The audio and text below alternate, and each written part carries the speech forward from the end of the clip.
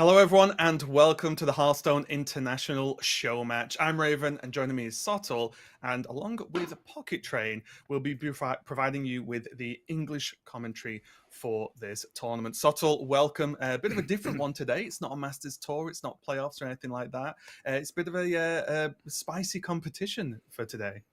It is, and I think this is a great addition. It's something you and I have talked about a lot in the past. I know it's a lot, something that the community has really called for, is bridging that gap between the China community and the English-speaking community. And I think this is a great opportunity to do that. It's also great nostalgia, because I think anyone that's been following competitive Hearthstone for a long time remembers these China versus show matches with great fondness. I think having the four of the best from Europe take on four of the best from China, with the dominance of those two regions over the last few years, is extremely exciting, and I am 100% here for it. Yeah, I can't wait to get started. But just to let all you lot know in chat, there will be some segments that we won't be actively covering because we can't translate it live. So that it is what it is. So we'll be dipping in and out. But all of the games we'll be covering today, we'll be going over the format shortly as well. But we just thought we'd just snip by and just let you know that this is going to be the source for all the English broadcast section of this tournament. And we are going to go to a break while the show kicks off over in China, but we'll be back as soon as the matches start. So don't go anywhere. We'll be back.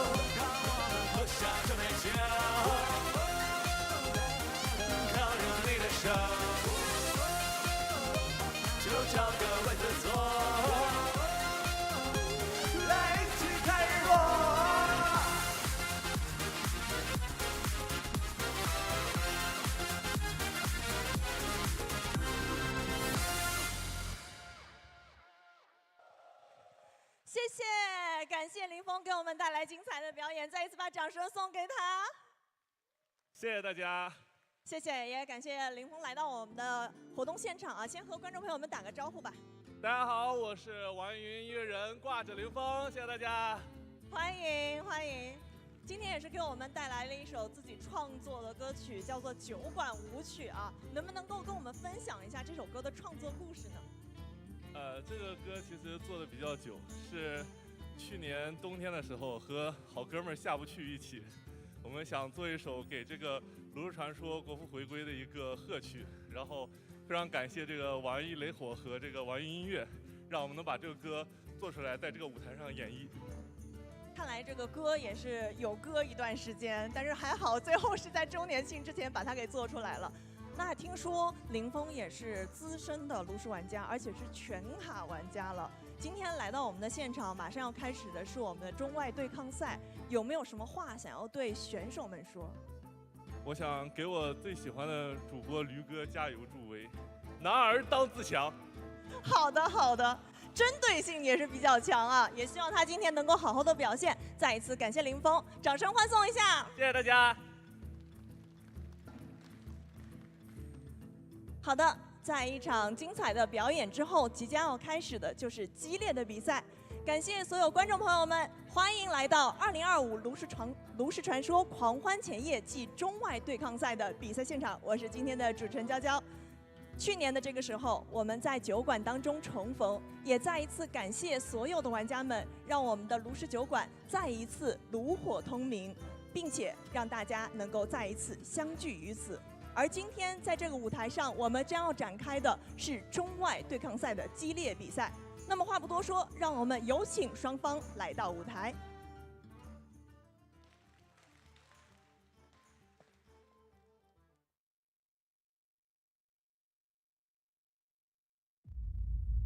Every competition is an opportunity for growth. I love the feeling of constant progress. 之前的比赛还不是我的极限，我不介意再多一个冠军。I really enjoy complicated formats, so I'm delighted to be able to compete in this tournament. 炉石这个游戏是实力与运气并存的，所以希望对手能有好运气。I'm so glad the chance for revenge has come so quickly. 等下不管对面打什么，对我来说都不是难题。像我们这种老资历，打对面这种副剑水平的人，那还不是手拿把掐。Even though I've done this many times, I still never get tired of it. I love being in China, and I will do what I can to win the championship.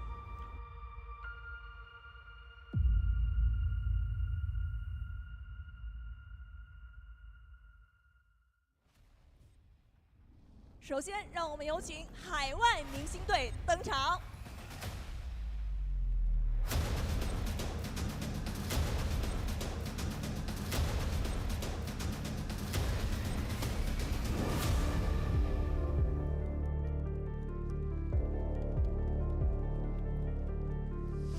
热情不减，炉火长青。他是永远的太子，用笑容与热爱定义炉石传说的真正精神。让我们欢迎太子。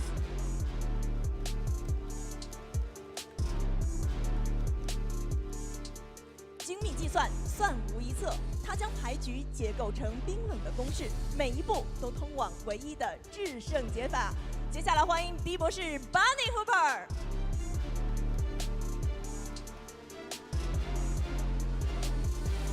狂怒追猎，不胜不休。他用最极致的进攻奏响对手的终章。欢迎 Fury Hunter。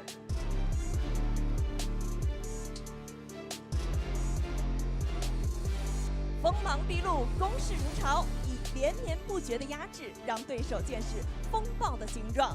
欢迎 Gabby。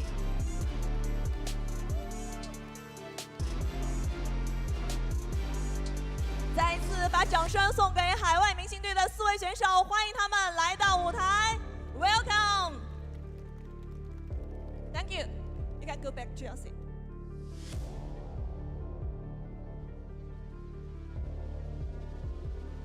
接下来，让我们欢迎他们的对手——中国明星队登场。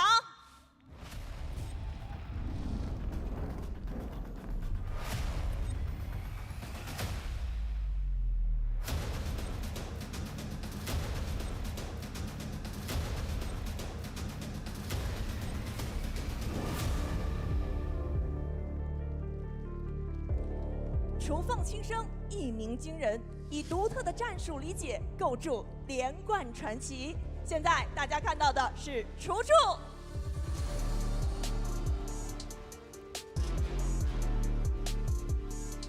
孤高剑客，末路独行。他于无声处等待时机，一剑既出，便定胜负乾坤。欢迎末路烟明。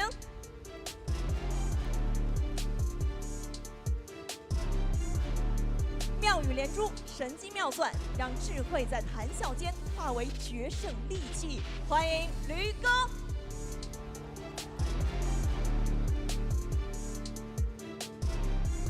绝望降临，胜负手执。当他踏上擂台，便是为对手谱写的战歌终曲。欢迎罗欧赛布。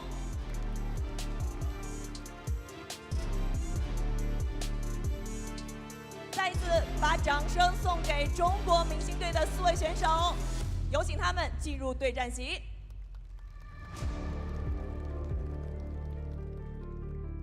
西湖月下，制定乾坤，钱塘潮涌，力争魁首，谁能夺冠？让我们拭目以待。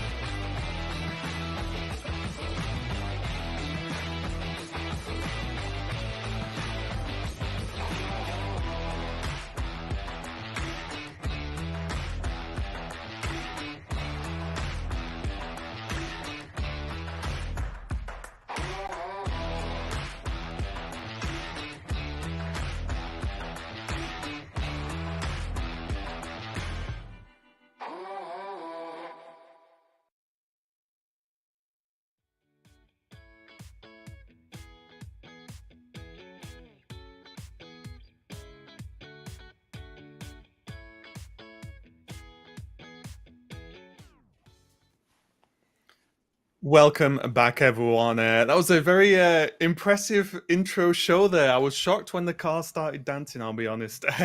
We are back, of course. Very energetic starting show there. Yeah, unfortunately, I don't think, well, I know I can't. I doubt Sottle can translate for you guys. So we'll just sit back and enjoy the show there.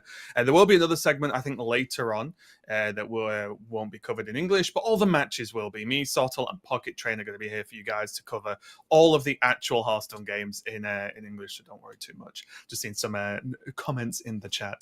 But anyway, regardless, it looks like we are getting ready to go, Sottle. Do you want to just break down? We did see the players that are going to be playing here. It is a 4 versus 4 sort of team format, but what is the format they're actually going to be playing? Sure. So bear with me. It's a little bit long form, and we're doing this without graphical support. You know, just follow along, take notes. So it's an 11-deck format. Every class is represented for each team. There is then a ban phase where 3 total decks are banned, with 1 deck being allowed to be protected by the team that brought it, which leaves us with 8 decks each. So far, so good, right? Everyone keeping up? So then it is essentially a 8-deck last hero standing. Each of the 4 players gets 2 decks each allocated to them. You queue the first match. Whoever wins stays on. The losing deck is eliminated. Whoever loses all 8 of their decks first loses, and GG. And there is an enormous amount of prize money on the line here as well. I think the total prize pool is around 400. It is 400,000 Chinese, about around 56,000 US dollars, with like 35,000 US going to the winning team. There is also, of course, in classic China versus tradition, that car on the line as well. Interesting wording. I believe a year's access to the car is the wording that is being used in the prize pool, which is interesting. Not sure what that means, but there you go. But yeah, these China events always go big. This one, absolutely no different. Yeah, someone will take you for a ride in the car whenever you want for up to a year.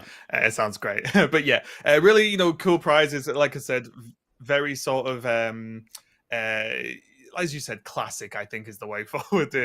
We are going to see the way the format works represented here, but basically, as you can see, yeah, it's banned 3, and then there's 8 left, as you broke down, Sottle. But also important that the order this goes in, you can see in the 3 boxes here, that both teams get to ban 1 class first, Yep. Then the teams can protect one class, so then it can't be banned.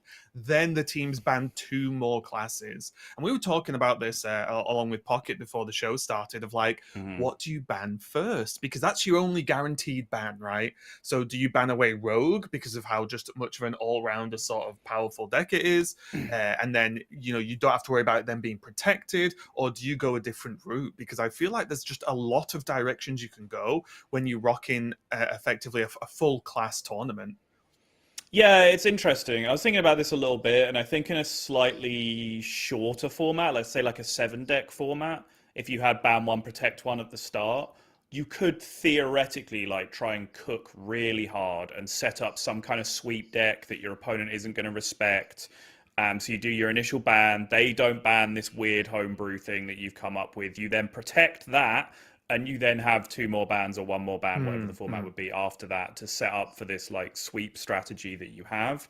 In an 11-deck format, going down to 8 with the bans, it's probably a little bit too long form to expect some like off-meta class just to be able to sweep, right? If it could sweep that much of the format, it wouldn't be an off-meta class. Right? Yeah, it would just be the best deck. People would play it. So we have seen a little bit of that in there. There are a couple of strange decks. There's a Beast Hunter on the Hunter side for Europe, as opposed to the more popular Discover Hunter, which is being played by China. There is a Mech Warrior and a Control Warrior being split on both sides as well. So there are a couple of decks in there that are potentially set up for some blowout sweeps if they can line them up correctly. But it's just classic last hero standing dynamics, really, right? Where it's been a little while. I feel like it's been almost a couple of years since we've got stuck into a last hero standing tournament. So different dynamic, different strategies. Obviously, the queue order actually now becomes a thing that we can talk about without me shaming everyone for bringing it up. So we can release the queue order discussion again. We just can. for a one-day only special event. We can talk about queue order. Also, as well, I'm not sure if we brought it up because I was just trying to look at the deck list then, but the players, I think we saw it on the graphic, the players are assigned specific classes beforehand as well. So all 3 players won't be playing at the same time. It's just, for example, Bunny Hopper could be on X amount of classes, right? And so on, so on. So they are locked into their classes beforehand. So we will see... So it does break down as 2 each. They allocate the classes after the bans happen. So they specifically is it after? get... Sorry, I misunderstood. Yeah, they specifically get 2 so they can all classes play each after the bans happen. So it's an even spread. Everyone will have two classes. So they can all play, right? All your classes get banned. It's like, well, day off for me. But, paycheck. Thank you. But yeah, I've lost my train of thought now. Oh yeah, so basically what I was really getting at was this isn't a team sort of fight in terms of it won't be 4 players sat around the PC playing, right? It is 1v1s with their defined classes after the bans. So we will still be seeing like the single players versus the other single players, and it'll be interesting because we get these things in Last Hero Standing, especially in these team formats. Like you said, we've not really been involved in for a long time. In that singular players can like hard carry the team potentially, right? Like the second you get 1 win, great, go to 2, go to 3. If you get like 2+ wins with just 1 deck as 1 player, you are quickly going to become the hero of the team. But it looks like, Saul, we're getting into the picks, well, not the picks, the bans and the shields. It does indeed, yeah. And I believe on that note, the player who sweeps the most, the player who picks up the most individual wins, eliminates the most decks from the opposing team, whichever way you want to look at it. They are then named at the end of the tournament MVP, and it is they who received that year's access to the Yang Wang U9, I believe is the name of the wonderful dancing car that we were treated to early on. We've already seen the bans different. DK going to be banned out on one side and Rogue on the other. So I was thinking it was going to be one of these classes was going to be banned, but I didn't know if we'd see the different bans because the lineups are so similar. I kind of had an expectation that they'd aim for the same sort of things. I think so. I'm not 100% clear which side this is representing. I'm going to assume that is Europe have banned Death Knight, Because if you look at the European lineup, there is just a little bit more aggro in there. There's the Beast Hunter on top of Yes. everything else, which I think gives them slightly better matchups against Rogue overall. So that way around would certainly make a little bit more sense to me if that's the case. No, yeah, I can definitely see that for sure. We do get to see now what class they're going to shield, which means it cannot be banned in the next two bans that you can see on screen there as well. So it's going to be pretty interesting because arguably the shield's more important than the bans here to an extent, right? Because unless you get 3 bans, but what deck do you 100% want to play? And basically, what deck do you have the most faith in, right? Oh, Warlock. Okay. So that's interesting. So if we've got the split right, that actually means the fact that let's say it's China have been offered the chance to protect Rogue and haven't. That means that both teams are essentially agreeing, right? They're just like, actually, our Rogue's not that good in this series. Which is an interesting thing because I think it depends how you want to approach this, and it is a bit different because it's so many decks and not just like a best of 5 sort of thing.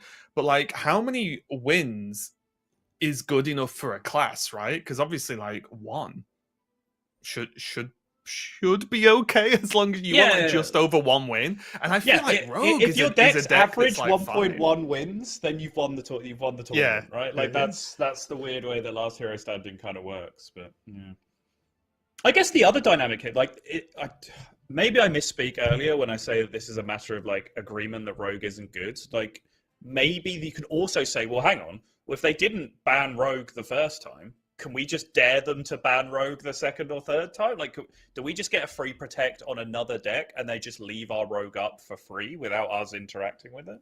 Yeah, true. Yeah, because this format isn't common, it does open up just so many options. I feel like the teams also just won't really have a super good grasp on what the other team's going to do anyway, because there are just a few different routes here. Sure. I'm actually honestly surprised that there's the double Warlock protect. Like, I did expect the double. I was expecting to see at least one Quest Warlock get the protection for sure. But okay. Okay. Important to note as well, just before we dive into the classes, those bans had to be made at the same time. So it was 2 bans and 2 bans. There wasn't players reacting. It wasn't like 1 ban, 1 ban, 1 ban. So the double ban happened without knowing any of the extra bans from the other team. Just to let you guys that are watching know just exactly how the rules work with those bans. But yeah, sort of a pretty wide spread of bans. It was, yeah. And you can see the way that's broken down is down to the differences that they have. The lineups are quite similar on both sides. But the warrior, for example, is a mech warrior on the Europe side, which I think has been given a great deal of respect from the China side. Again, if we've got this right, it's very possible that I'm talking about this entirely backwards, but it makes sense to me the way it's laid out on screen. Yes, the control warrior, the quest warrior, is being left up on the China side, but it's been banned out as a potential counter Q deck on the Europe side, right? Because that's a great Q snipe deck. If you know what matchup you're queuing Mech Warrior into, I think you can quite easily average above 1 win with it by just getting a really, really positive matchup for your Q. So that makes a lot of sense to me to be taken out.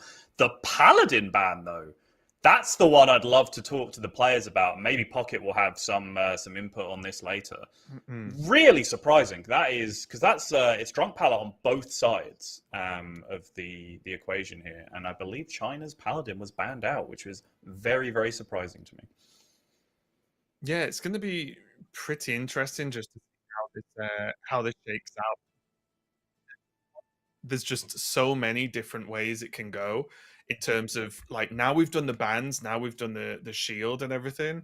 It's like, well, now Q order really does start to kick in, and we are allowed to talk about it. In that, like, well, it's a huge part of even just game 1 is going to be what the matchup is, right? Because if you get 1-0 up, like, you would argue that if everything goes perfectly, the team that wins the first game is like advantaged heavily to win the whole thing. If you go for a basic counter picks work, let's say, and you've got enough counter picks. But yeah, I think I'm excited to just go, honestly, and I'm sure the players are really scrambling now in the short time they've got to get ready to work out exactly right. What are we queuing? What do we need to hold back? What matchup do we need to get ready for? Who's sniping who with what? Because it's all sort of up in the air now, because you can prepare for everything except for the exact shield picks and bans from the players. And that's where you'd hope you have gained an advantage, right? Because that's the thing. You say, yeah, opening queue order is absolutely huge, particularly in short form last Hero Standing. Yeah, getting that first matchup is important. But in a long form like this, you would hope that, like, even if you get the bad matchup in game one, you've gained enough of an advantage incrementally over your lineup building and then the protect and ban phase that you have more breaks of serve throughout the rest of the series lined up, so you can actually take that victory back. That's really where the nuance of the ban phase comes into it. But yeah, I'm gonna be honest, Raven. I'm still just shook by the Paladin ban. I'll just never mentally recover from this. I'm sat here staring at 11 decks, and obviously we just did a Masters tour recently where Drunk Paladin was a one-off bring from one player who put in a very strong performance overall. But was a deck that I criticized quite heavily at the time. I think in this format, yeah, Drunk Paladin's going to be here, right? Because it's the best Paladin deck that's available at this level. And it's certainly a good enough deck, but in order to get the respect of a ban there is really blowing my mind. See the players now quickly running out of time, less than a minute to make these decisions.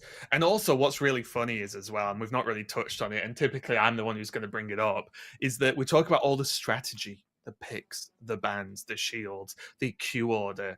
There's also just the fact that, hey, you could just win a bad matchup and then that can just shake the whole game, right? We've seen it in countless last hero standing, again, shorter form, like tournament form matchups in the past. But you win one bad matchup, if you beat your opponent's team's counter pick into your deck, you are suddenly loving life, because that can have such a big ripple effect that not only did you win an unfavored, but then, well, is their next best counter pick good enough? And if it's not, you can steamroll very quickly. And even just one of those games going like the other way, let's say, can really just make a whole team win off the back of it. Now, again, it is a longer form. The teams have more time to sort of come back into the fight. But just the fact of just winning an unfavored is something to look out for in this like big series we've got coming up, because the second one of the teams does that, they're in an amazing position. Yeah, and it's where some of the real nuance of Last Hero Standing comes into play, right? Particularly in a long format like this, because it's hard to do it with 8 decks still available. But say you get down to 5v5. I mean, maybe these players are geniuses and they can do this from 8 decks out. It's entirely possible. But if you get down to sort of 5v5, 4v4, you can sort of look at the way a series will break down and you'll be like, okay, I really, really, really need my my hunter to be able to queue into their rogue when they queue rogue, right? Like I need to have that matchup, because otherwise, as soon as they play rogue, if my hunter's gone, they sweep the rest of my decks. If you get into then a position where you beat their counter queue, like you were just talking about, well, suddenly in that instance that I've just made up, that puts pressure on them going, okay, well, now my best remaining matchup is that hunter, right? But can I possibly risk throwing that out and not hitting the rogue matchup with it and just losing the whole series based on not having that counter queue available? So those breaks of serve are absolutely massive in Last Hero Standing, not just because they're an extra free win that your deck wasn't suspected to get, but because of the trickle-down effects that they have on the matchup spread for the rest of the tournament as well. Yeah, because depending on how early that happens as well in the match, like you did with the rogue example, they could be like, okay, you've been forced with bringing the hunter out. They could just save their rogue for literally the last game, potentially, right? Like the which Sure. do you know what I mean? Though they've got at least an option to like hide the deck for potentially ages, right? If you look at the length of this match and how long it could be. That's such a Raven strat. So, well, they can't counter my best deck if I never play it. That's the best. Tell me I'm wrong. Tell me I'm wrong. I think that's genius as far as I'm concerned. Yeah, a factually accurate statement, but one that I don't think particularly helps you win the tournament. But hey, what do I know? Look, I'm just saying if relevant. Or what I was more meaning was the team has, if it happens earlier on in the match, the team has plenty of opportunities to throw other decks at that matchup first, right? Before they might have to be forced into playing the Rogue, for example. So we can see how the decks are split. Other than the players piloting them, the combos of decks do not have an impact here. It's not like they have to queue one deck after another or anything like that. I believe the players switch in and switch out at any given moment as long as they have a deck to play. So we can see there Gabby on Druid Warlock, Fury Hunter on the Paladin Demon Hunter, Tice on the Mage and Hunter, and Bunny Hopper on the Priest and Shaman. Fury's just got play minions go face. Get him. And you know what? It's so funny because we've seen Fury like execute on some very tricky and very high-end decks. And then it's like, Fury, go face. But we've also seen Fury Hunter, the Libram Paladin enjoyer. Do you remember that era of Fury Hunter? Like, True. He's my kind of player, right? He's not necessarily wedded to any particular style of deck. Cold, right? uncaring. Yeah, that's the one. Yeah. No, he plays what's good, and he gets extremely good at whatever's good, and just gains small margins against the opponents by being better at the best decks than they are. Like he's an extremely versatile player. You like that? Is it like the mage captain in Free Ren when he gets asked what his favorite spell is? He's like, I don't have one. Spells are just tools. It's exactly. That is 100% Sol right now. I mean, that just seems self-evidently true to me. Typical Sol response. It's like different. I know what you mean. I'm joking. There's a trend in modern football now with like systematic managers who come in and they're like, I play exactly this way, and the players have to fit into my system, and I'm not going to change. And I just think that's so entirely stupid. Like your job is to take the assets that are available to you and work out the best way to win, and that's kind of true in any competitive format. I don't think you can be wedded to like one particular idea or way of doing things. I just think Subtle would 100% be in Moneyball, right? It's just like, just look at the stats. Whatever's the best, let's do it. Done. I mean, that's not what Moneyball's about. But it's fine. I digress. That is exactly what happened. Tell me I'm wrong. You are wrong. What? They do it by the stats and they do well. I'm pretty sure that's exactly what happens. Yeah. Anyway, the concept of Moneyball, Raven, is about finding things that are undervalued in markets, not just stats telling you what's good. It's a very different thing, okay? We watched two different films. Okay, it looks like we are getting the first matchup, and it is going to be the Warlock versus Shaman here. And interestingly, starting with a shielded class, right? This was the Warlock. Both teams chose to defend at all costs, and they are going to be starting with it here. Oh, sorry, no, these are looking at player decks. Apologies. Sorry, I thought that was a matchup. Yeah. Apologies. I'm not, this is the first time I'm seeing these graphics, everyone. So I'm just keeping up with them as much as you guys are. I know we're getting a horrifying window into what it's like to just be a co-streamer and not be coddled by all of our fabulous production teams who make our jobs easier. We just have to go with the flow.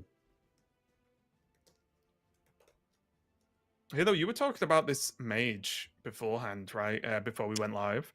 Yeah. And, so, if you had more chance to think about it after talking with Pocket, because I know you're asking him about the list and like how what it's aiming for in this kind of format.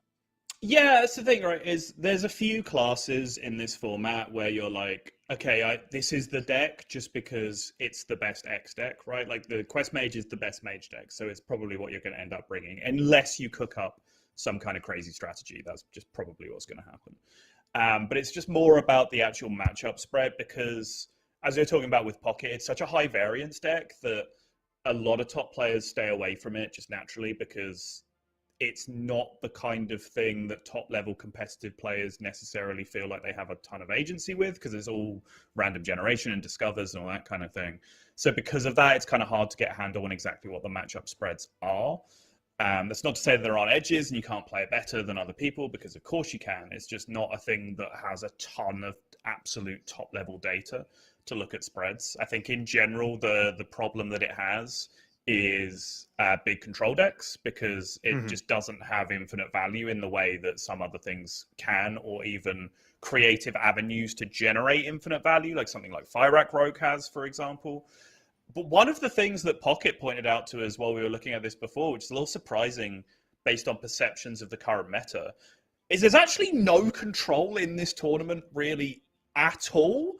Like, so there's the control DKs in heavily inverted commas, but they're both the weapon giant version, which is, you know, relatively aggressive. They're not kind of infinite value decks built up either. Outside of that, there's the one quest warrior that China has. Europe chose to bring mech warrior, and it was banned out anyway. And then there's just no real control anywhere else in the tournament. So maybe Spell Mage, Quest Mage just has a much better matchup spread in this format than anyone is really giving it credit for. Well, than I'm giving it credit for. The players clearly gave it credit because they've all brought it. Which no one at all was giving it credit for. No one in the entire world. Yeah, it's definitely an interesting one. It's funny for me because the deck looks like it has infinite value, and it just doesn't, right? Like, that's the strange one. It has so much generation, but then when you play it against these control decks, you sort of hit fatigue and go, oh, oops. Like, I've got nothing else to win the game with.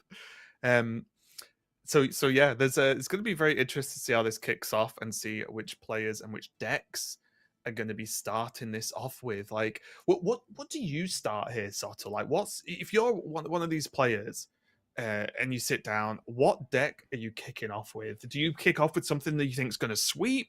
Do you think you kick off with something that's got an all-round sort of approach? Do you kick something off that just has no good matchups or something and just say, well, if it gets a win, cool?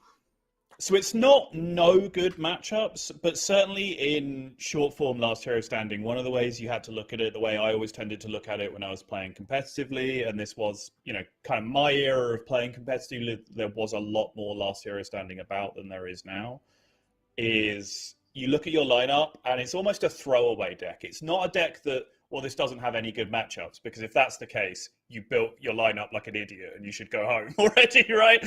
But it's a deck where you look at the breakdown of the series and you go, I don't need this deck. There's no situation where I go, okay, I have to have this as my counter cue for when they play their Warlock or whatever. That's usually the lead out. So in this, I'm looking at decks like the Spell Mage. I'm looking at, I would have said Drunk Paladin, but with the treatment that was given in the pick and ban phase, maybe I'm wrong on that one. Maybe a Nebula Shaman as well as the other one that comes to mind for me out of what I'm looking at. Also, as well, yeah, the Shaman does have that all-rounder feel. But yeah, it looks like as we get into it, we've got Choo Choo versus Tice. Choo Choo going to be on the Warlock. And starting off with that protected class. So maybe thinking, you know what, Warlock's good enough to carry. So we'll start with that, whereas Tice is jumping onto that mage. It's a lovely quest tracker as well. Yes, indeed. You can see as well the players in the background all just sat on their own, as Raven was pointing out earlier. It is a 1v1 format. It's not a true team format where you have, you know, comms and you're conferring on decisions.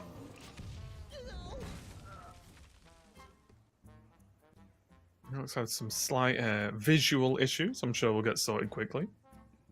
That's not just on my end, is it, Sol? I am seeing it as well, yeah. I'm not sure okay, if it's going out on stream or whether it's just our feed. Yeah, we'll work on it. Yeah, we'll look at getting this try and sorted. I think this is just the feed that we're getting, so we'll see if it can smoothen out shortly. It does look like, though, it's going to be starting off with a pretty good Warlock start opening here, just getting this quest done very quickly indeed. Yeah, brutal opening, Solarium into the location and a Wisp. Turbo quest completion, very much on the cards here. Don't worry, everyone. Frame by frame, we will cast this. Well, I mean, it's a good deck to start with, at least, because so much of your time is spent discovering cards that you don't actually need motion to understand what's going on a lot of the time. Yeah, to be fair, like, other than it looking fancy, you could just play Hearthstone frame by frame, right? Like, because the way the game works, it could work like that. It wouldn't be that big a deal. Yeah, pretty good discover there, getting Mukla on board. Ty's putting on a good amount of pressure because Choo Choo does have the good opening, I would say, with this Warlock, right? Location, check. We've got Solarium in hand, check. We've got more Discover options of temp cards, check. And the Tide Pupil as well. Yeah, Typal Pupil being picked up in incredibly timely fashion. I think this is, if you're having this faster start, this is one of the ideal turns to pick it up. Not necessarily one of the matchups where you're going for double Rift all of the time. But nice to have for options anyway. Also very interesting, by the way, to see Tice picking up the Customs Enforcer there, which you would consider at first to be a strange pick for the deck that randomly generates basically all of the cards that they play throughout the game. But you can see, just on the other side, immediate respect given to it, and just said, nope, I would like my things to be cheap, please, with that location on board. So using the Conflagrate to clear up the Customs Enforcer, leaving Mukla in play even as a much bigger minion. Worked out pretty well as a choice for Tice. Yeah, Huddle Up going to be pretty good here, just putting on a ton of pressure because there aren't that many ways to AoE in this deck, right, for the Warlock. No. There is, of course, well, I'm going to triple check before I just assume stuff off the top of my head, but there should be the Hellfires. But outside of Hellfire, there's no real reliable mass AoE. So even these smaller Naga are still going to be a bit, and they still have to be dealt with, right? Still going to be a little bit annoying. There's going to be plenty of pressure putting on for Tice. Not the best summons overall, but still. Yeah, a little bit below average, not far below average. There's a lot of small Naga that you can get, but none of the bonus effects additions, which are usually the best choices. And I think the fact that Tice's board was so vulnerable to Hellfire because of hitting 4 small Naga here, he gave up 5 damage just to take the 3/3 off the board, so that, you know, Trade and Hellfire just wasn't quite as disgusting as it could have been the other way around. But here's Underfell Rift. The game begins now for Choo-Choo on the top. Okay, one of those shots going face is pretty unlucky for Choo-Choo.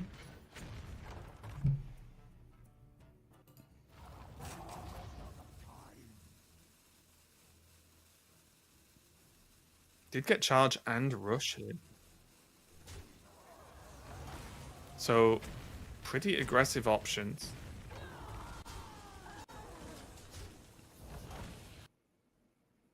So we're going to trade away a good chunk of the board. Hope that Horizon's Edge just clears up enough. Which it looked like it did ping the Mukla. Yeah, this is looking quite good. Yeah, really nicely done. Good breakpoints there from Choo-Choo. A round of applause from the team in the background as well for a nicely navigated turn. Getting all the breakpoints down to 1 HP using the multiple pings of Horizon's Edge. Used an entire Horizon's Edge pretty much in one turn there as well, just to clear up that board. And that was the big push from Tice, and it's probably going to be difficult to rebuild from here.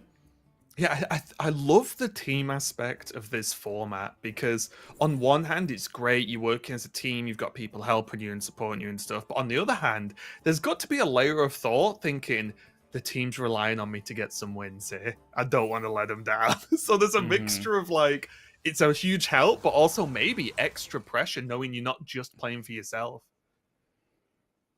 Yeah, it's interesting, right? How much ego comes into it as well. Where, you know, obviously these people are teammates right now, but they're also people that have historic rivalries against each other, right? They're all long-time competitive Hearthstone players that will have run into each other in high-level tournaments. So you do often have to wonder how much, you know, ego comes into it of wanting to be the MVP in the sense of, yes, not wanting to let your team down. That's the positive way of looking at it.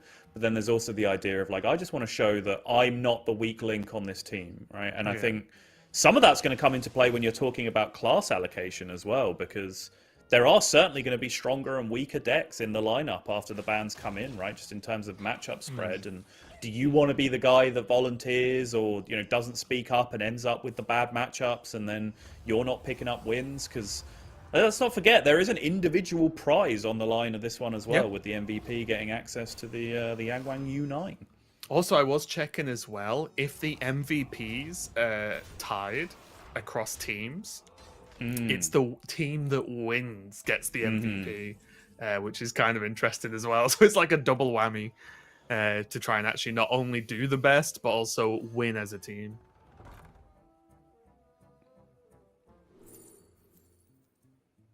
Here though, double fell is active for Choo Choo, so the basically maximum amount of pressure available, and also to an extent maximum amount of removal as well. Because although this is just a lot of board presence, this makes up for the fact there isn't much AOE in the deck, right, and much removal at all. Is the fact that you have endless minions. 2 out of the 3 you summon each turn have the ability to trade with your opponent.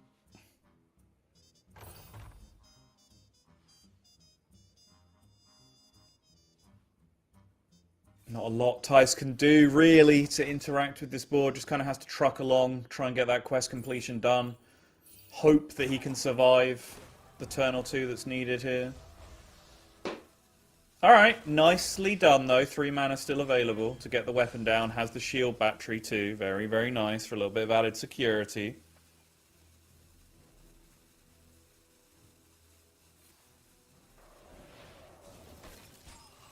We're gonna have to hold off with the weapon for now.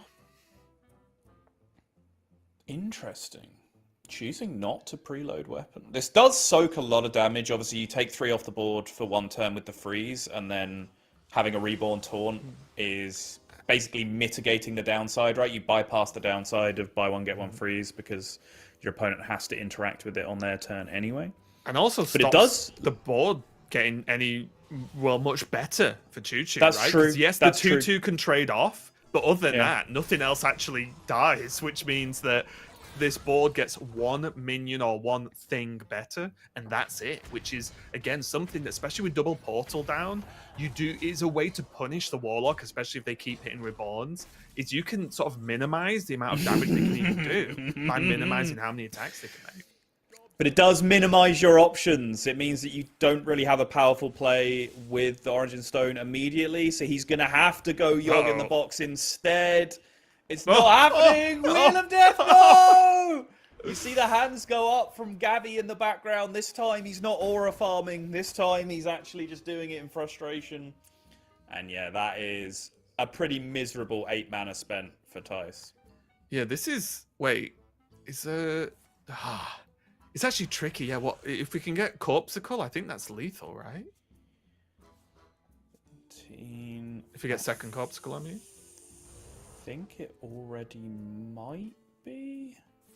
Well, it is now, surely. 14. Oh, with Hellfire?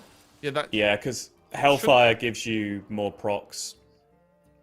Yeah, you can Hellfire, and then if you get Charge, and you get Horizon's Edge, right? And you get Horizon's Edge back up, yeah. Yeah, if it's not exact or 100%, it's close to... Oh, there's also the fatigue damage.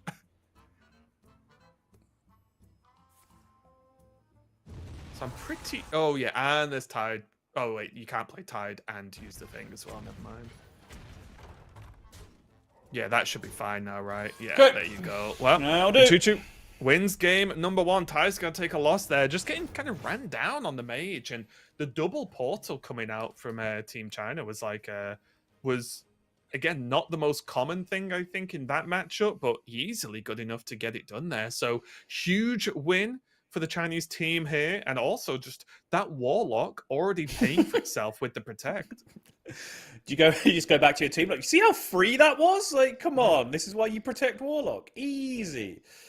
Look like Fury might have been pointing that he's going up next there, just reading the gestures. But yeah, it was an incredibly fast quest completion from the Warlock, which when you get early Solarium and it hits Wisp location, you have then the freedom basically to do whatever you want, right? You're so far ahead, you have so much time that, yeah, you can totally go double portal, double rift, even though it's a little bit slow to set up initially, just because of how fast you got there in the first place. You know what I would have done if I was on one of these teams? I would have brought pillows. And if I won game 1, I would have gave pillows to the rest of my team and say, get comfortable, guys, don't worry. And just made sure the other team saw it and be like, that's how confident I am. And you've got to play these mind games in this sort of scenario. Got to do the fun stuff, I think. Yeah, Raven and Gabby would just have the aura farming contest. I think you lose that quite comfortably, to be fair. No. I think I'd win easily. As long as it's not any kind of strength contest, I think I'd beat him. I'm just saying. Okay. In what other categories would you beat Gabby? Let's dig into it. who's the oldest? Sure, yeah, one. no, good, yeah, yeah, age good, contest. good, Yeah. good. Casting experience. Yeah, sure, yeah, good. And that's all we really need, isn't it? Right. So anyway, moving on. Right. I like that you phrased that as experience, so that it became an objective statement that could. You didn't Yes, say I'm who's too the better smart. caster. Yeah, Yep, yeah. I'm way too. I was ready for you. So I was ready for what I knew the response would have been from you. Yeah. So as we can see here, of course, Tice and Team Europe going to be losing that mage, going 1-0 down, of course. And yeah, still everything left. However, this is LHS, right? So it does mean that the Warlock will be, back again, sort of thing. That the players don't have a choice to like mix it up and change decks. It is deck stays on, right? So Choo will be back on that Warlock in game 2. And I do agree, from at least what we saw, it looks like Fury was getting ready to go on.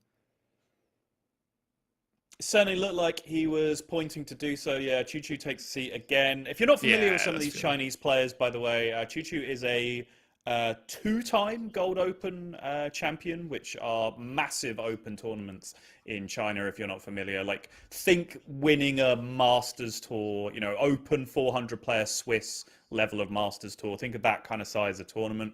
So winning 2 of those is a very, very big deal indeed. And he is off to a great start here with the Warlock. Yeah, and again, just, Gabby's done a couple of things. If you're not familiar with him either, done a couple of things in Hearthstone, I guess. Just won a couple of tournaments, not too bad. Yeah, two-time Masters Tour champion, Orgrimmar and Alterac Valley, I believe.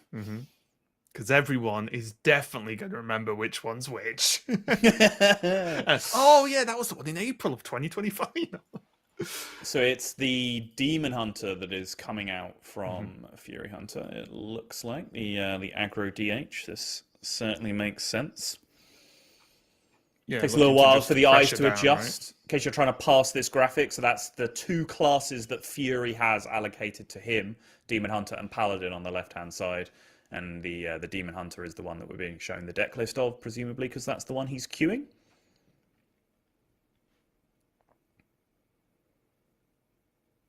Yeah, already plenty of game to go. However, getting off to not the best start for Europe here, and the pressure will be feeling already, right? Because there is that inherent sense of worry of, okay, Warlock won game 1, sure, someone has to win game 1. But then you think, if it wins game 2, start to slide a little bit. Because any further games that Choo wins with this Warlock get, like, better and better and better with each potential win, right? Because the sort of outcome becomes so much more, and it really starts to compound on itself. So we'll see how this one goes. Getting into game number 2. Fury Hunter on that Demon Hunter. Gonna try and be piling a ton of pressure on this Warlock right now. And I think you see here why this is built as the Quest Warlock counter queue specifically. Customs Enforcer being the addition makes a lot of sense. You saw Tice picking that up previously off the Discover, off the Spot the Difference in the last game, and how Choo had to respect it immediately, kill it out. Like, so many of the cards in the Warlock deck are temporary copies, or they're discovered from the location, or frost spells that are generated randomly. So it can slow down the quest completion so heavily if you get that Customs Enforcer. Fury Hunter actually decided that he couldn't keep it, probably because he didn't have a 1-drop or any kind of aggressive curve to put pressure on. Mulled everything away, full sent for an aggressive curve, and hit basically nothing in response. And just because I've seen some stuff in the chat, just a reminder for everyone, if you've joined us recently, this is a last hero standing tournament with every class in the game, minus the ones that have been banned by each player, each team, sorry. So it does mean it's effectively winner stays on. So Choo won game 1 with the Warlock. He will stay on with this Warlock until he gets beat, is how it works. It's like reverse conquest if you're a little bit newer to competitive Hearthstone. This used to more or less be the old format we used to play many moons ago. I know, it makes you feel old, doesn't it? It's like having to explain to the younger generation that you used to be given codes to make MIDI ringtones on your mobile phone. Or just simply explaining what a cassette was. Yeah, true. Making your own playlists off the radio. in that old record. Raven, that's piracy. How dare you? You wouldn't steal a car or whatever the thing is. Yeah.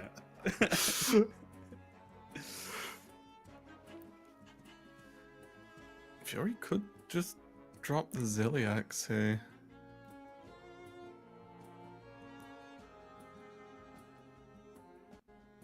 But we'll probably want, now with that pickup of the 1-drop here, might just be a little bit better to follow up with weapon 1-drop. I feel like Ziliax can just solo. Well, yeah. Like I said, it's just it just depends on where you feel the game is at any given moment here. I think I would have ended up just saying, let's just go all in. It's early enough, right? To just say, let's just try and go. But yeah, it's actually going to go double minion here, not go for the weapon. Yeah, I think this makes more sense than 1-drop weapon. Just because you have to slow down that quest completion to an extent. Ooh. Nice and cheap. Can play 2 of those, including the discount that you have. Doesn't really help deal with the customs enforcer too much, though. I imagine you do want to get Horizon's Edge down, just because you don't really have access to any other clear right now. And this customs enforcer is going to become a huge problem over time. Yeah, it's frustrating, isn't it? Because like Horizon's Edge would be really good to get down because you don't have any removal, but it's horrible against the minions that are down, right? Just because they're both relatively high health, so they're going to soak potentially so many shots. So what was that, 2 to face? Yeah, 2 to face. 2 to face, freeze face. I love the freeze face decision. Something that has been extremely powerful against Demon Hunter. People have had to figure out over quite some time that quite a lot of the time, even when you can see minions, it's better to freeze the Demon Hunter's face against most varieties of Demon Hunter. Although after seeing the Glacial Shard, there is now the Ziliax from Fury Hunter, which at least, well, it's unlikely to be frozen out. Yep. The Shard gets the huge threat down now. And the good thing here for Fury is that even if, like, we can say, let's just say this was silenced, well, okay, it's still a 5/6, right? It's still a reasonable minion to be on board. And if it's not silenced, well, even better.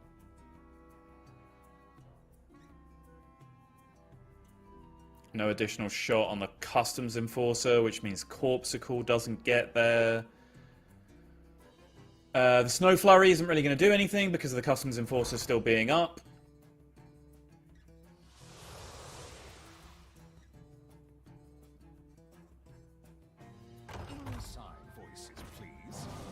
Yep, does just have to go to the Librarian. Come closer. Yep, can stance out the Customs Enforcer there. Just got a little bit of heal. Now might be relying on these generated frost spells to get something done here, because that is a ton of damage. It really is. It goes to show what a powerful tech inclusion this is, though, the Customs Enforcer, right? Like, just 10 damage left up on board with the Royal Librarian, just having to deal with the Customs Enforcer. Yeah. A little bit of bad RNG with the shots from the Horizon's Edge, not getting enough pings on the Customs Enforcer to be able to take it out with the Corpsicle. But even then, having to commit 2 mana this turn with the Corpsicle to kill the Customs Enforcer still would have let the Ziliax run wild with the doubling damage.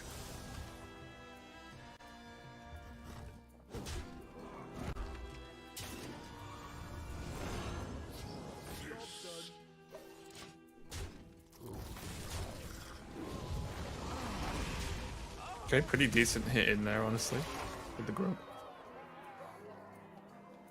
Ziliax looking pretty good right now. Pretty much a nothing draw here for Choo-Choo on the top.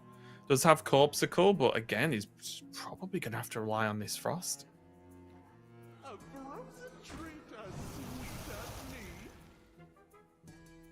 Yeah, buy one, get one free is available. There it is. Ooh. Okay. That's the big hit for sure.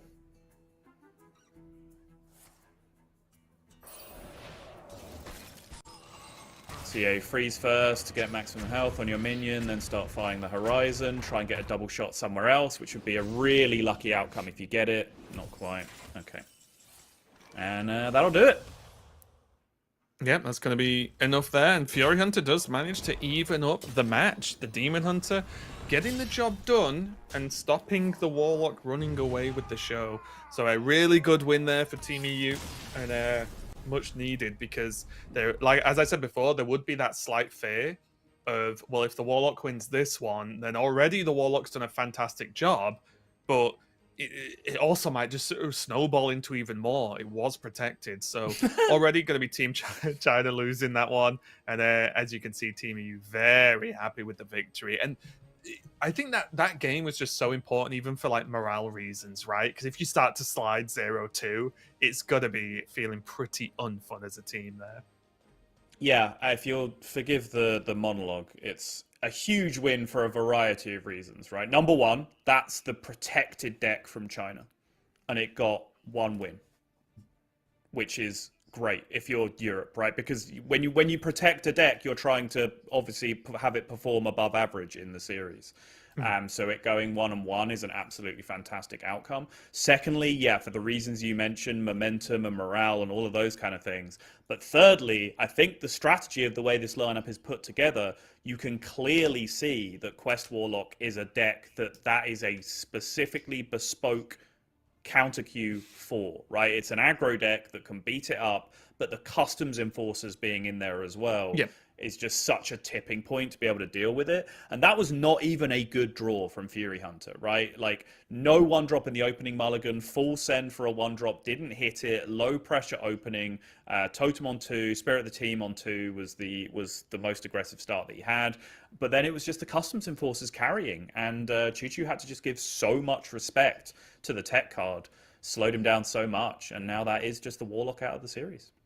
Yeah, and I think you could tell that by how quickly Team EU sort of looked like they decided Fury was going in, right? They basically by the made those time Tice was walking back, Fury was already Yeah. pointing that he was going next, And that's a nice feeling, right? Like, that just shows good planning on their side. And it might not sound like rocket science. Oh, this deck does well against Warlock. We queue it against Warlock. But as you mentioned a bit earlier when we were talking about this format overall, you do need to long-term plan. You can't just throw a deck away to win one game and then it gets stomped and then you're in more trouble later on. So it just shows, good team planning. Like, we're prepared for this. Fury, get in there, get it done. And now Fury's going to be sitting back down again, once again, with that Demon Hunter, of course, to go up against whatever the Chinese team decide to throw at it. Are you expecting anything specific here? So there's a couple of options for sure. They do have the Control Warrior available, which is that kind of additional control deck that we talked about. So that is a choice. Otherwise, go on. This is Lotheb, right? So like, this is Peddler, Demon Hunter, or Quest Spell Mage, I think. Okay, interesting. Not perhaps the options I would have expected if you've got that right, but we can wait and see. You are spot on.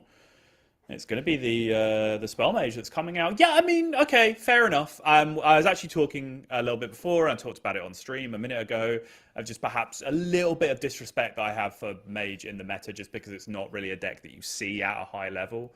But certainly breaking it down, the tools that it does have, good armor gain, Seabreeze Chalice available, of course, if you land a Tide Pools. You can generate some extra removal as well. Double Rising Waves thrown in there as well. It's actually a fairly effective anti-aggro deck at being able to take care of these things. Yeah, and also has those few games where you actually end up like up on tempo against some of these decks, right? There are certain draws that can actually make you fairly aggressive, and then you force like the Demon Hunter to sort of defend, which is not really what the Demon Hunter really wants to do at any given time. So yeah, we'll have to see if this pays off. This might be again, maybe I've been tainted by your thoughts on Mage a little bit, but maybe this is one of those like gamble attempts on saying that like, we'll put the Mage out there. It should be okay. If it wins, great. But if it loses, we've not really lost anything vital. Mm-hmm. You know who Fury Hunter would have liked to have seen come sit down for the counter queue though? Go on. Yang Ming. Do you remember why?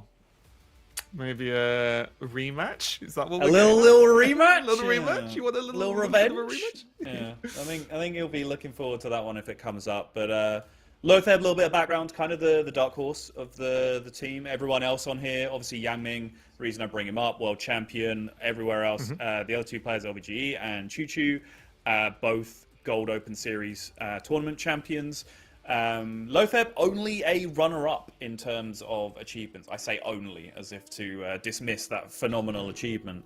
But an up-and-comer in the community that is getting a lot of buzz, a lot of attention, looking to make a big impact by taking on some of Europe's best here, and now has the opportunity to do just that with one of Europe's best players over the last 3 or 4 years, with Fury Hunter on the other side.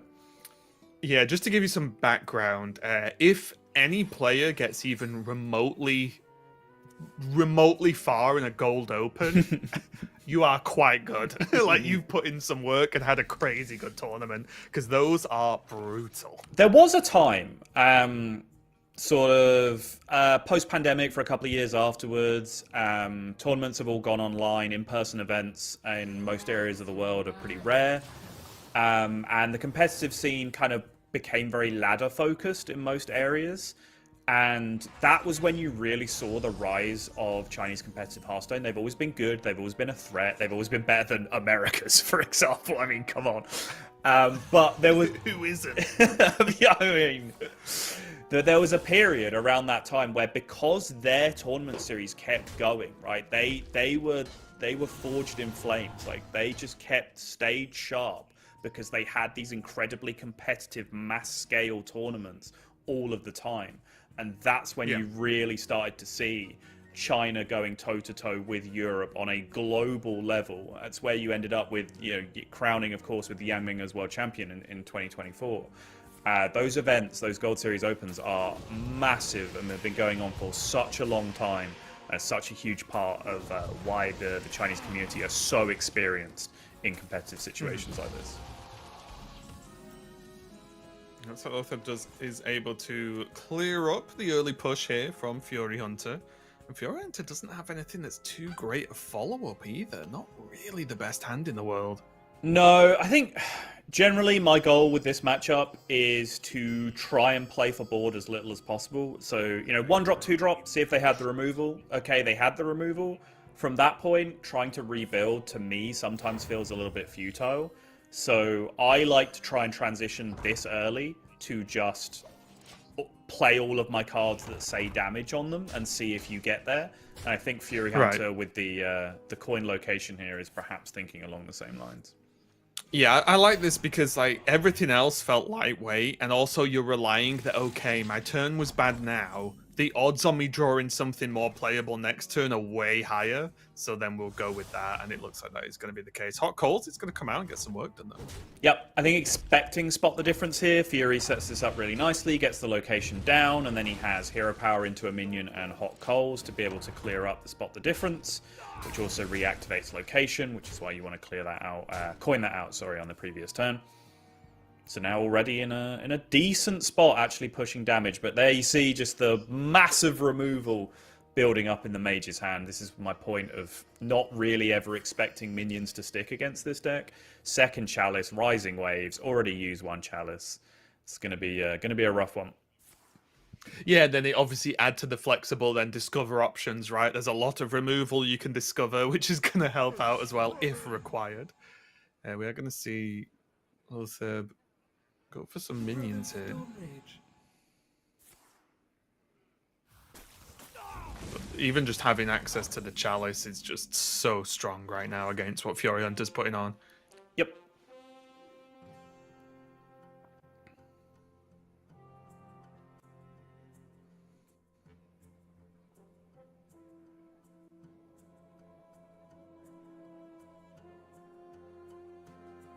Thing is, again, you can't always judge this against Mage, but only 4 cards in hand, nothing too crazy on board right now. There is still validity to the just keep hitting face and just hope you can get there, right? It works sometimes, because I don't think there's another sort of solid long-term plan here for Fury. No, and that's the thing. I mentioned all of the removal. Yes, there is some armor gain in the deck. But it's not like people are playing the Sleep Skater version. Even if they were, you don't really have large minions in the deck unless you jam your Celiacs against a Sleep Skater. So there is a little bit of armor gain, but not too much, like a manageable amount of armor gain that you think you can deal with. And sometimes you can just race them, particularly because they do commit to full anti-aggro. It's not like they're going to just completely blow you out with board and pressure because they throw away the quest, right? To be able to get as much anti-aggro together as possible, which gives you a little bit more time to ignore their boards and hit face.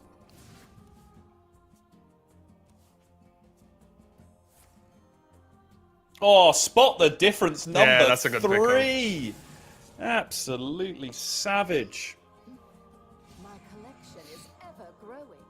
Oh. Yeah, decent amount of health on those minions as well to be able to try and fight back. Not too bad at all. Does get the draw. Minions stay up though. Yeah, this is the sort of thing Fury needs, right? Just, okay, I can push some more damage this turn and just keep on going and hope for the best. So it does have the option to activate Hot Coals and clear once again. Push all this damage. Little bit mana inefficient. Don't necessarily want to use the Spirit to do that because it wastes a lot of attack damage. You can do it and just get Living Flame down, I suppose, but that's not really doing an awful lot for you.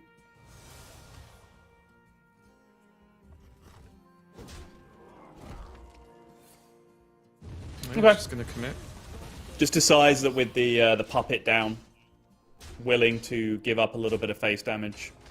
Yeah, you sort of make back up for it, right, with that down, and it's not too bad. Clear the board, retain as many minions as possible as well, which is important, because you take the idea, right? If Lotheb couldn't clear the minions last turn, it's unlikely they can clear them again. Oh! Okay. Oh, heal 10. Oh, no! Noises! Oh, no! What? Oh! Another Wheel of Death! I think that's probably 5. Yes. Oh, wow. Fury's face. Yeah. I mean, you just sort of give a smile and a nod of like, yeah, I guess. Back Gets to the 30, trade. giant board, no cards in deck. Fury Hunter now just has the simple task of working out how to fatigue from here. Yeah. How to deal... Well, and also not die. Yeah, I think it's also a bit of the problem as well, right? That is part of the working out how to fatigue from here equation, yes. Yes. Because, okay, yeah, I was going to say, he's got Stinger for the 8-1, and then there's just a casual 12 attack left on board.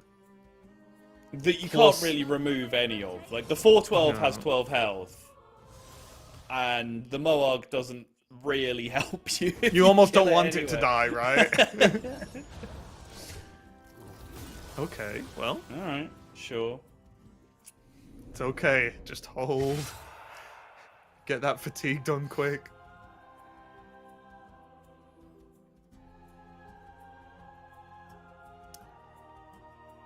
And these are the sorts of games that can really shake this matchup, right? And I'm not on about the Mage versus Demon Hunter, but just the whole match in itself. Because when you can just... I'm not saying one player was, massively winning or losing this specific game, but when these things happen and you can just sort of grab a victory almost out of nowhere, like, that is such a big win.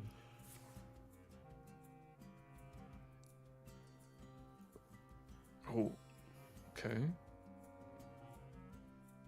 Malfunction and Fireball, both pretty attractive there. Firelands Portal is great.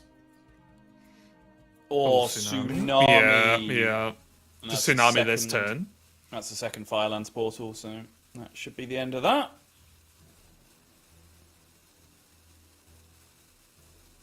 And you just rip Tsunami, right?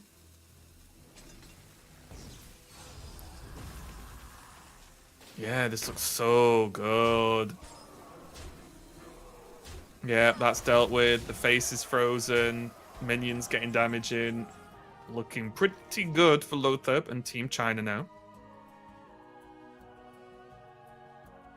It looks very much like And there lethal you to go. me. Yeah. China are going to go 2-1 up. Lotheb gets the win over Fury Hunter.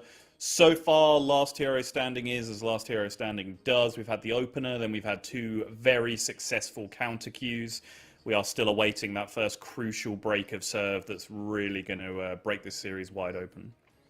Yeah, I was talking to you about this before we started the show, where historically, and again, these are normally in smaller sample sizes because we play best of 5 normally, is that last hero standing games or matches felt very much like big blowout sweeps, Yep. or very I win, then you win, then I win, then you win, then like that sort of thing, because of the nature of being able to like counter queue your opponent, right? Because you know what they're going to queue, and then you can choose your preferred matchup potentially. So yeah, so far we are on the let's take it in turns to get a win kind of scenario right now. But you are completely right that as soon as one team manages to get like, okay, they win 2, maybe 3 in a row, that's when things are going to start to just spiral out of control. If that happens, now it might not happen, but it's something to keep an eye out for, because again, if this mage can just steal a win in the next game, then suddenly things are going to go, I think, very, very wrong for Team EU. Yeah, it's a thing I first said a long time ago, based purely on vibes that I then went back and looked at and generated a sample of. Where I just said offhand, like, last hero standing overwhelmingly finishes either 3-0 or 3-2. You see those results disproportionately a lot more than you should see 3-1 with the proper weighting. And yeah, that is true. And that's exactly what Raven is talking about, where, either all of the counter queues go successfully, and therefore it's just 3-2, quite often decided by, who wins in the opener, or you get a successful counter queue. You counter queue and then you hold, or you win the opener and then you beat the counter queue and then you sweep. That just breaks the whole series open completely. Obviously, this is a longer format, so there is more opportunity for back and forth tug of war kind of deal. But still, the ideas of breaks of serve in a last hero standing format are so massive. It's the defining thing of the tournament format. Like in the way that Conquest, where you go into a series and you break down like what the difficult deck to win with is, and then that win in the series is almost worth double, right? If your Right. opponent is Yeah, yeah, yeah. targeting your Paladin and then you win with Paladin, that's the crux of the series, right? That's what you really want to look at. Whereas in Last Hero Standing, it's those 2 wins in a row that you really want to look for. That opportunity for a counter queue to fail. That's where your big win percentages come from. And yeah, early days yet. We're only 3 games in, but yet to see any breaks of serve so far. Just successful counter queuing going both ways. Yeah, it's important to note as well, though, that China have lost their shielded class, which was the Warlock, and Team EU still have their Warlock, which they also chose to protect and shield. So that there's arguably like a certain amount of gain, I guess, assuming that both teams know what they're doing right with the Warlock shield. China only got the 1 win out of it, whereas EU, maybe that Warlock comes back a bit later, maybe holding on to it is going to pay off, and that can be the deck that can grab a few wins if they have enough faith to shield that over every other class in the game. There's got to be a reason, right, Sol? Yeah, no, there absolutely has, and of course that deck is still available for Europe as well. Just looking at my notes, it is Gabby that is queued up on the Warlock. I mean, note like Gabby has absolutely called shotgun on it. Like Gabby on Druid and Warlock. It's Warlock and Druid, isn't it? Yeah, I was going to say.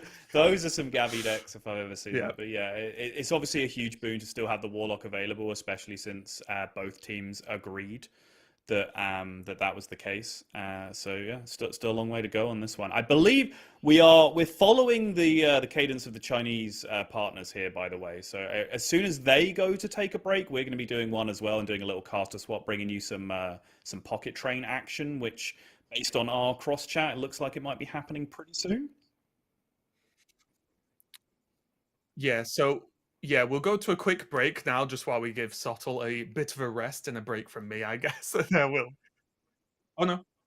Oh no, never mind. We're not going to a break. Never mind. We're going to swap Pocket in whenever we're going to swap him in. I guess he'll just appear and Sottle will disappear. Fair enough. I thought we were going to step away for a second.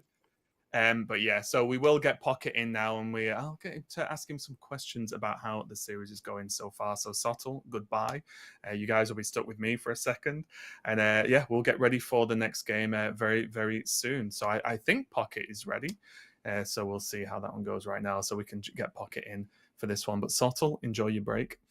But yeah, we are going to get Pocket in. It is going to be me, Pocket Train, and Soto bringing you all the coverage. We are using the Chinese broadcast, of course. So I do understand that there is some, obviously, some small tech issues, visual stuff that's causing some problems here. But we are working with it to get it smoothed out. So we do apologize for that. We are doing our best. We did just want to bring you some, English commentary and coverage of such a cool tournament that's happening over in China.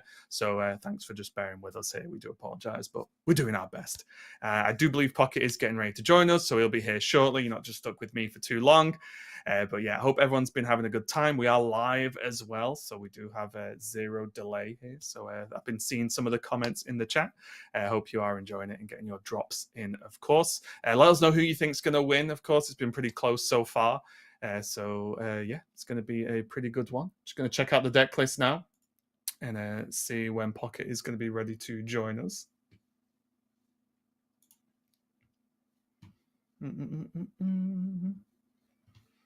But yeah, it looks like I am going to be interested to see if the Quest Warlock is going to be clutch for Team EU. Because otherwise it's going to be a tricky one here, because they did choose to shield it. Both teams did decide to actually shield the Warlock and try and keep hold of it here. So with China already being down 1, it's going to be a bit of a problem if that Warlock doesn't pay off. I think Pocket is here now. He decided to actually join the call, so I could speak to him. We'll see. Oh, I can hear Pocket, so we'll probably get Pocket up very, very soon on screen for you guys. You don't have to just stare at me alone. Pocket, welcome. Have you been enjoying the matches so far? Yep, sorry about that. I was under the impression there would be a little break before I was coming on, but no. Well, I'll give chat the funny version. Is Pocket was ready to go, all good, but the only thing was missing was him joining the call with me, so I could actually hear him. But we're good to go now. It's fine. Yep. But yeah, Pocket already Team EU just a little bit behind off the back of that mage now. But just want to get your thoughts straight away. What do you think about the Warlock shields? I think that makes a lot of sense. I think Rogue or DK, I was expecting like a Rogue ban probably straight away, but from both teams. But it makes a lot of sense with EU's lineup leaving up the DK first. I think they did end up banning the Rogue anyway, but the matchup spread is slightly more teched for that if they were preparing for a potential Rogue shield. But Warlock is just like that deck that it's not truly counterable, really, unless you are playing, for instance, the Warrior that Europe have brought. And yeah, so it has massively high sweep potential compared to the other decks. So I think the shield makes a lot of sense. Mm-hmm. So do you think like Team EU now, although they're technically losing for now, has a pretty good sort of ace up the sleeve, because they've still got their Warlock left, and obviously China. I don't know if you deem it as I don't want to call it a loss, but China got 1 win with the Warlock, and then it lost. So for something you're going to shield, you would really want more than 1 win, right? So do you think Team EU are going to be able to leverage that Warlock later on? Yeah, I think EU will be feeling very confident with their position here, despite being 2-1 down, because looking at the Chinese lineup, there are no clear counter cues left for that Warlock on Europe's side. Like, I think the Aulonius Druid is perhaps their best matchup into it, and even that, I remember there being a bit of a debate last Masters Tour about who's favored in that matchup. I would favor the Druid, personally, but it is definitely a close one that could go either way. Other than that, I feel like the Chinese lineup could potentially struggle a fair bit against the Warlock. Yeah, it's going to be an interesting one. It's just how early we are still potentially, right? Because this match could go a few different directions in terms of length, right? There's also there's the extremes, right? It could be 8-0, which obviously already isn't, but it could go pretty long, very back and forth. But it does just take, like me and Sol were just talking about, it takes like one deck to break the mold a little bit, right? If one deck gets a couple of wins, then suddenly that has a huge ripple effect onto the rest of the series. But what have you made so far of, as one of the best players in the world, what have you made so far with like the lineups from both teams here, and like the decisions of bans? Obviously we talked on the shield of the Warlock, but is there anything that surprised you, anything that stood out, something that you didn't think of? Yeah, I think there's been a bit of a contrasting approach from both of the teams. I think Europe have gone a little bit more counter queue focused, whereas China have gone a little bit more sweep potential focused. When you're looking at the likes of Peddler DH from the Chinese team rather than the aggro DH from Europe, I think aggro DH has more counter queue potential, and Peddler DH they've just brought as a solid deck that could potentially be anything. And the same thing with the difference in the warriors from the two sides. And I think that's the key difference, because other than that, it's generally just they've all got the best deck from each class. Oh, well, that makes a lot of sense. I did just get word that they have just taken a break before they get into the next game. So we are going to join them and also go into a short break. We're going to go to a break just to see how long it takes them to get ready for the next game. Don't go anywhere, and we'll be right back.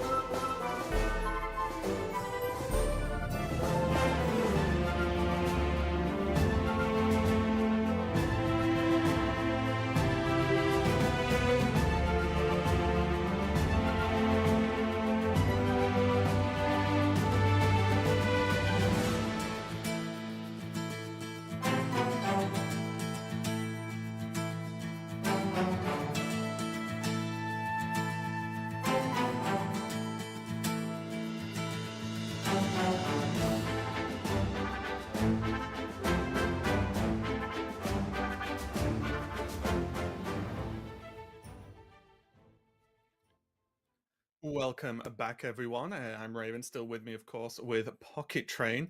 And we'll be bringing you the continuation of the next few games, at least, of this matchup. It's a pretty cool format overall.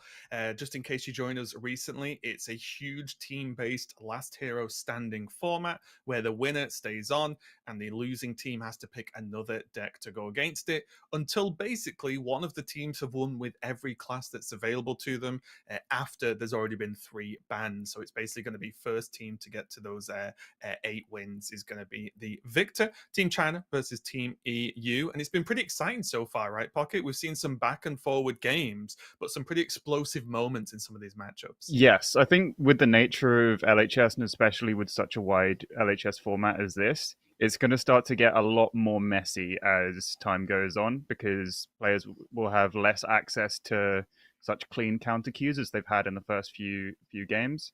So we could start getting decks slipping through the counter cues a lot more often quite soon, I think.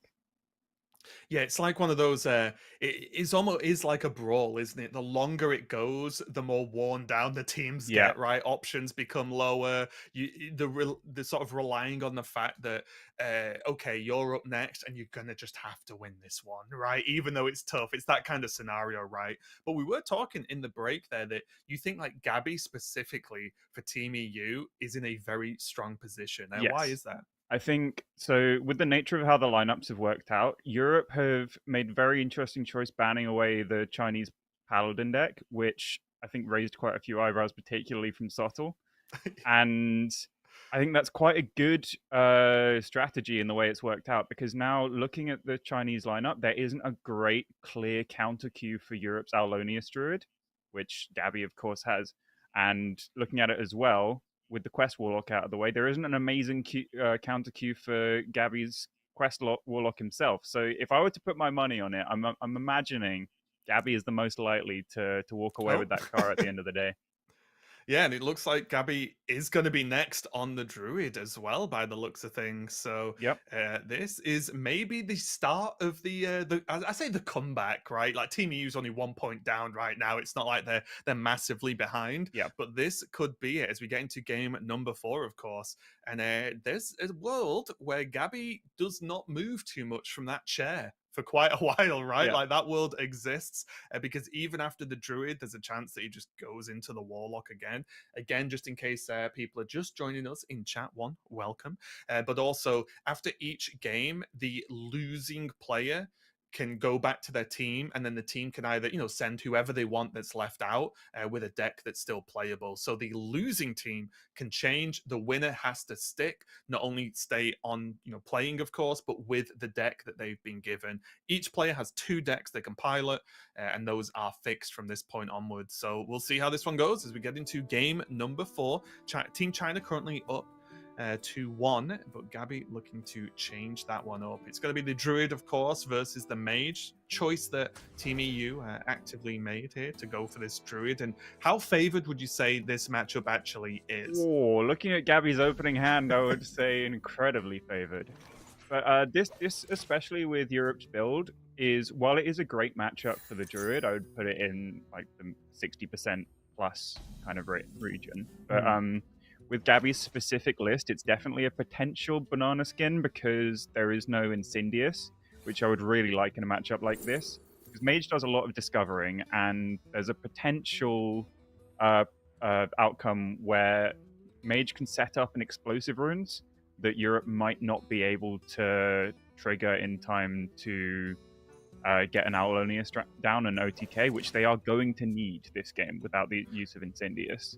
So yeah, you don't have any like sacrifices for that explosive runes, or you don't have many, let's say. Yeah, but go on. Especially because your minions are so expensive, so you can never really realistically get minion plus owl down at the same time. So so I think China will definitely be looking to, if they can, set up multiple waves of secrets to try and disrupt the owl OTK. Yeah, we did see at the start though, Gabby with the sort of fist pump, and Tice, you could just see him over the shoulder in the background rubbing his hands together because of this opening hand, right? Ramp into tree, and then especially now there's progression plans here for Gabby. So at least with this opening, everything's looking quite good so far. Yeah, it's a fantastic opening. Any Ooh. opening hand with a Madrasil, you're pretty happy to see, especially when you've got multiple forms of ramp to get it down even earlier. The Chinese start is not bad though. That's exactly what you want. Because Druid doesn't really want to spend their early turns against Mage, spending mana on clearing minions, and they can't even if they wanted to here. So the Explodineer is going to do a lot of work getting bombs into the deck. On top of that, the Amalgam is an absolute disaster outcome from the Amirdrasil, because it not only adds a dead card to your deck, it also means your Story of Barnabas is more likely to brick on giving you 5 armor. True, yeah. But I will say it is something that's playable into the secret, right? Like that is an option, I guess. Like it's a one drop you can throw away into it. But I think these bombs are rough, right? Yes. No way to deal with them, and they're just gonna keep making it worse. And I feel like this mage deck, whilst good, is always just, oh, I just need a bit of damage. I just need a bit more damage, right? And guess what? Shuffling 2, 3, maybe 4 bombs into the opponent's deck that wants to draw a lot of cards. Well, that kind of is a bit more damage, right? Yep. I've seen this a lot from Gabby in the past as well. He really prioritizes getting Mr. Vista down in a lot of matchups. I think we saw at the Masters Tour, he kept it in a bit of an unusual situation. Didn't quite pay off then. But here he's really prioritizing getting it down to get probably that extra copy of New Heights in, where I think some people might have considered playing an Ancient of Yore, but I do quite like getting the active 5/5 on board, potentially to trade down, force the mage to spend some mana clearing this minion, which unfortunately for Gabby he doesn't have to with the double deal 3, I can't remember the full name, storage thingy. Yep, that's the name. Yep, that's what we do casting. We make up names for cards, 100%. It's fun. But yeah, I think this is just Mr. Vista down to just max value all the time, right? I think that's Gabby's approach. Is just it can do so much, so just get it down. Yeah. Here though, pan on a good Lotheb here. Pan on a good amount of pressure still, and these bombs are still getting shuffled. Pocket, like what is that? 4 or 5 now? 4? I think it's 3 of them in deck, right? Was it only 3? So he coined it out on 3, so it'd been 3, 4, 5, end of turn. Yeah, so it should be 3 of them in deck. 15 damage potentially. But without much burn in the mage deck, a lot of the time, even 15 damage, even if it does, even if all the bombs do get drawn, the mage usually doesn't quite get there. Although he does have those 2 copies of Frostbolt in hand that Gabby might not be able to get out of range of. Yeah, and also the Primordial as well, right? Like that's another option of potentially finding some more burn damage. Gabby's got a decision here to play the Ancient of Yore just to spend mana and progress his game plan, or rip the Story of Barnabas, and he could have maybe drawn an Elise to play here and now, or backup plan of Swipe, which I don't mind at all.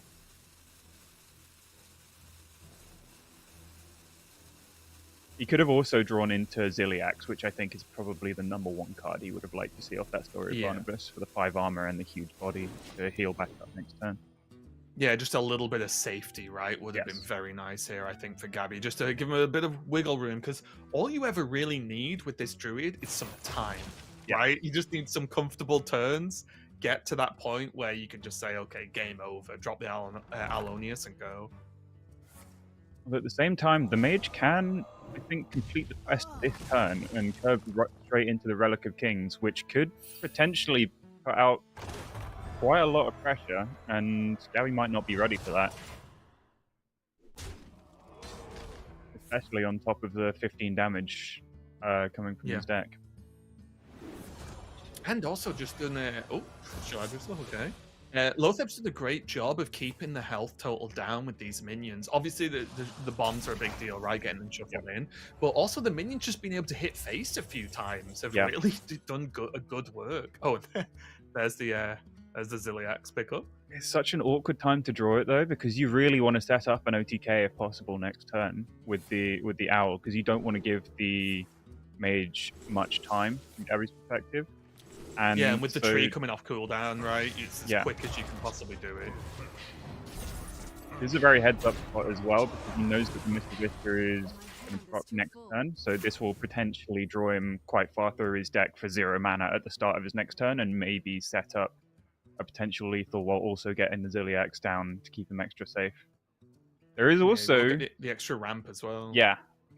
There is also the Relic of Kings could hit Twisting Nether, which would destroy both of the locations on board, which could be quite a disaster for Gabby if that is ripped this turn.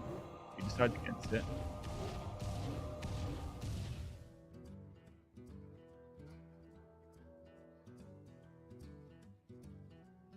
Well, there's explosive ruins on offer. Yeah, the amalgam's not looking quite so bad now. Yeah, what if the amalgam was just the clutch outcome all along? Yeah, Of with just this saying, oh, pan now out. I have this sacrificial lamb for this secret. Yeah. With this exact pan out, the amalgam was actually the opposite of a disaster from that first image still hit, and it might just been the game-saving moment. Okay, well. Mr. Vista's spells all coming in to play. Armor double refresh. Armor refresh. Almost the worst possible outcome. But it is a mage, and mage is very unlikely to kill you next turn. He does still have the 15 damage in deck that he can't forget. But with that Elise location, yeah. If Gabby survives this turn, and there's no Twisting Nether from Lotheb to destroy all these locations, then Gabby's probably pretty confident in hitting the lethal next. Yeah, okay, the bottomless. Yeah, as long as he hits just a bit of card draw. Yes. Right, obviously he has but as long as he hits just a few of the right cards, this is looking exceptional next turn. So much spell damage available. He just needs... unless something goes very, very wrong. Yeah, he just needs 2 damage spells, and that's just lethal through even Story of Amara, for instance. I'd imagine Gabby just has lethal almost all of the time through a counterspell and explosive runes as well. Yeah, there's just going to be so much available, right? There is a very small chance that he doesn't hit lethal, which he might just take the calculated risk of going for it and saying he probably wins, or he could say I'm far enough ahead to just wait another turn, which both lines would be very reasonable. Yeah, definitely. Yeah, it's going to really end up on how this turn finishes here for Lotheb and what it looks like. Yes. In terms of damage, because there is, a bit of armor that Gabby gained, and again, there's a world where you can get something a little bit more. There is still that bob in hand if there's some kind of, minion-based stall he wants with the freeze on offer as well. Oh, Doomsayer. Yeah, I'm not seeing a lot of damage coming out from the mage side at the moment. No. And we can see there the counter spell is active for Lotheb. Yes. The other secret's less important, to be honest. Oh yeah, not even explosive runes, which is actually... It's actually quite annoying for Gabby, because he doesn't have space to copy the owl now. Yeah, but he couldn't not play into it, right? No, he couldn't not. It's like a weird problem. Yeah. So maybe... Oh, he is going to proc at least one, okay. Okay, the file might actually save him, because he can shoot his own amalgam. So if he hits another damage spell here, and he can shoot off his own amalgam, then owl, then copy it, and should be file living root for lethal, I believe.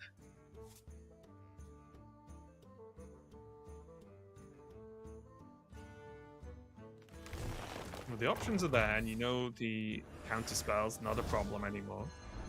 Yeah, there's the file. Time waits for no one. And everything looks like it's lining up. Yep. If he's locking it in, I assume, headphones off, it's all done, yeah. I mean, I definitely trusted you with this one, Pocket, but as soon as the Aulonius goes down, it's like, yeah, okay, game. Yeah. Because I very much doubt anyone's going to make a mistake like that. So Gabby straight up to celebrate, is going to get that win on the Druid and even things up. But I will say, even things up with the score, but based on what you were saying earlier, arguably puts Europe ahead, right? Just based on what classes are left. Yeah, I'm really curious what the Chinese team do to try and counter this Druid, because, as I said before, I'm not seeing any decks that are in their lineup that I'm particularly confident queuing into this Druid. Maybe if because I don't have a lot of experience with the Peddler DH or their slightly different build of Discover Hunter, which is a lot more aggro focused with the Creatures of Madness and the Dragon package, which is quite different to the one that I brought to the MT with the Biopods and Starship OTK. So potentially that Discover Hunter is a lot better into the Druid than I'm giving it credit for. And they might also be quite confident on the Peddler DH into the Druid. So I'm expecting to probably see one of those two decks out of the Chinese team next. Yeah, that's it, isn't it? Because they're not going into this, and me and Sol sort of discussed it a little bit earlier on of like when you are queuing these decks, especially in the early game, because what decks are like affordable to lose, for example? Is that a way you want to go when you start off with like the first queue? Yeah. But it's not like any of these players are shocked to, oh, Apollonius Druid, I didn't see this one coming, right? Yeah. Because it's pretty much the Druid deck you're expecting people to submit. Definitely. Again, if you had joined us recently, the teams had to submit a deck for every single class. Then they went through a sort of ban into guard into 2-ban phase, and then obviously they've got to play what's left. So I think Apollonius Druid was 100% always going to be the deck for both teams. So yeah, they do need some kind of answer.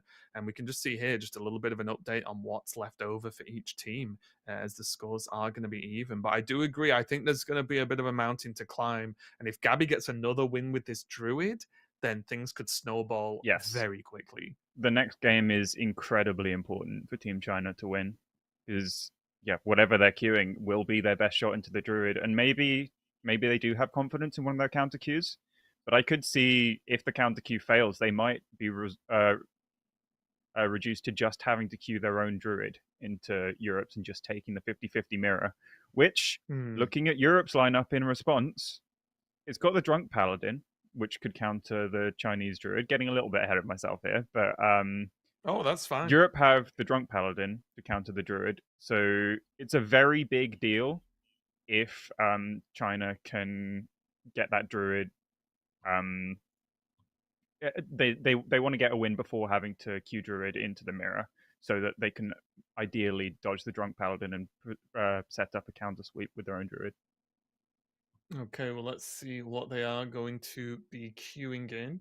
I've completely lost track of where I had each player's lineups. Yanming's on his own Owl Druid or Discover Hunter, so I'm assuming it's the Discover Hunter, because they're slightly unusual build. I'm assuming they brought because they think it's better into Druid, which I can definitely get behind. Either that, or something's gone horribly wrong and they're already having to counter Q Druid with it's the mirror. Just raw confidence. Yeah. And Yaming's just like, let me solo him. Yep. Right? And it's just, I'll rock up with the Druid as well and just say go. It would be a good mind game play to just be like, yeah, I'm fine. Let's just cue the mirror match. There is a lot of that energy going off the Chinese team with Choo Choo queuing up the Quest Warlock, just the protected deck.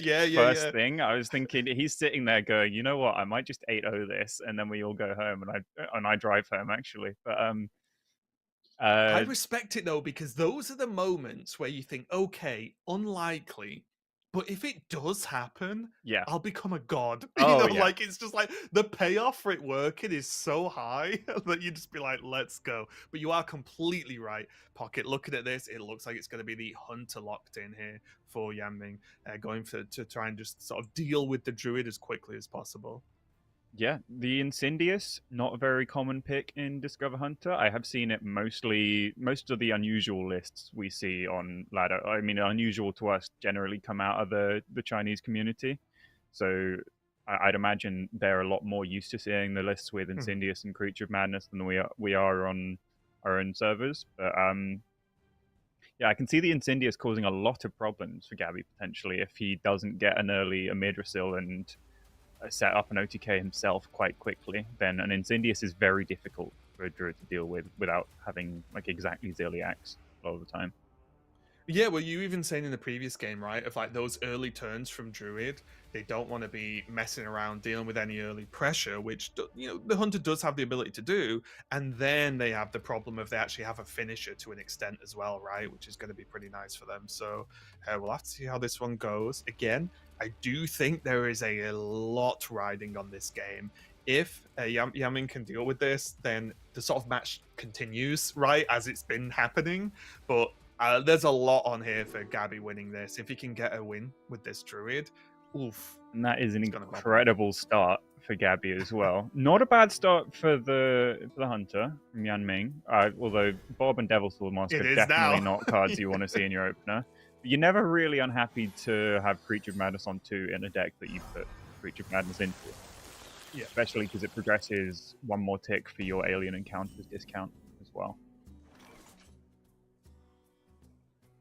Yeah, not looking too bad at all here for Gabby. Yan Ming then drawing another high-costed card, maybe not the best for the near future, because this is the sort of opening from Yan Ming that can give the Druid time. Yes. Right? That's the problem, is give them the easy first, 5 turns of the game, and then things snowball pretty hard. So this could be a little bit dicey, but the Creature Madness could save him. Yeah, could get a good minion here. Cold Light Seer, not ideal, but is the most stats immediately. Although the Crimson Commander with the 2/2 copy actually represents very similar stats immediately on board. So I'm a bit interested as to why he didn't pick that instead.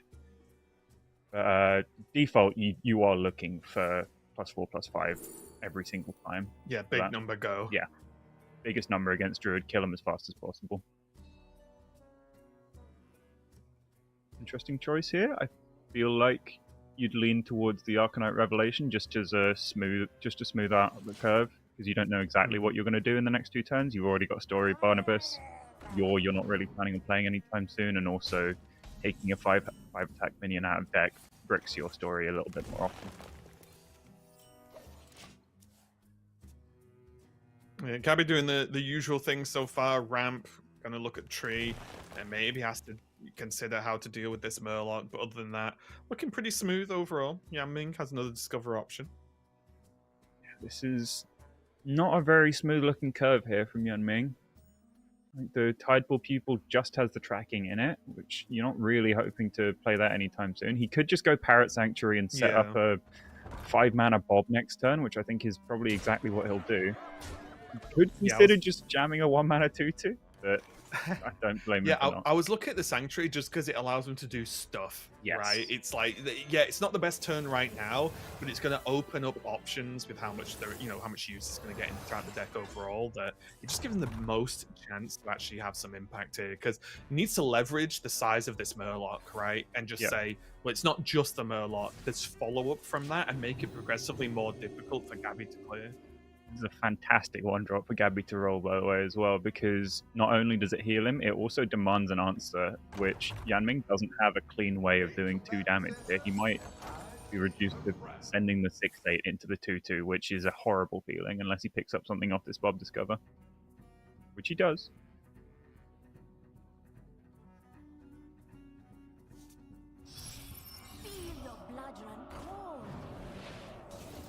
Okay. I was looking at potentially picking the Escape Pod to immediately kill the 2/2 and deny the healing, but he's probably saying that Gabby's likely to trade this 2/2 anyway, which, is probably going to be the case, so you don't actually have to trade into it. Yeah, and has the benefit of like the freeze not really having an impact, right? Because you skip that attack, which means it was only going to be low attack anyway, so already ready to go next turn for Yan Ming.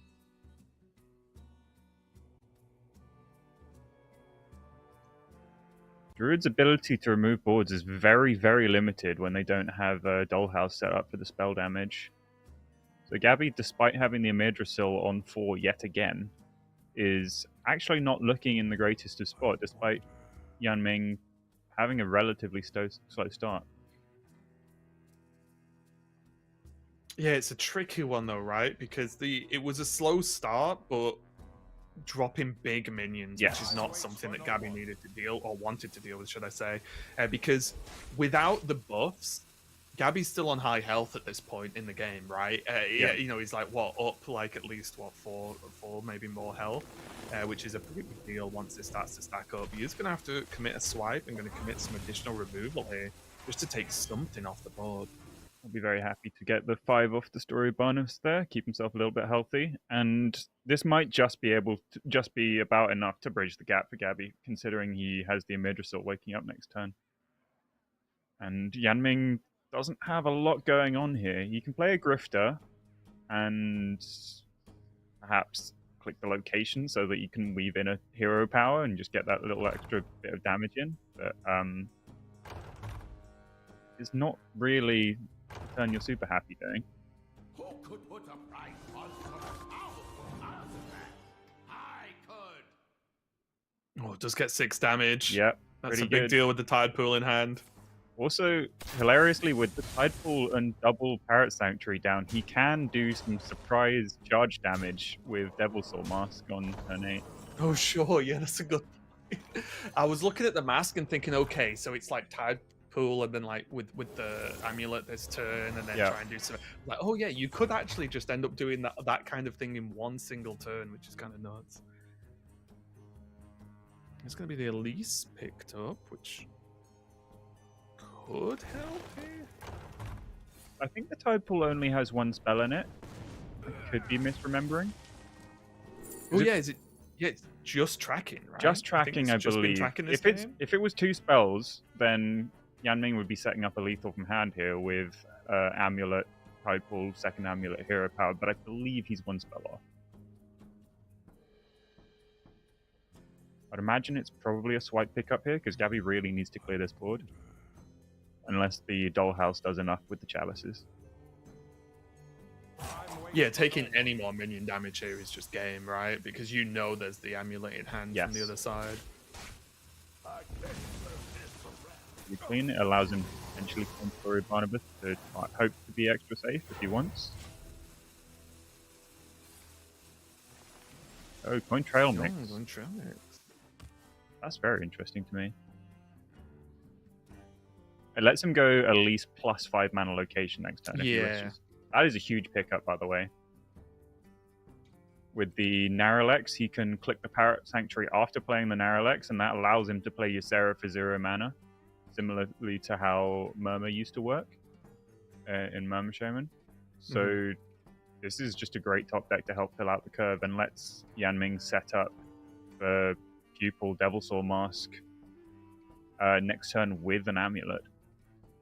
It should be quite hard for Gabby to stop.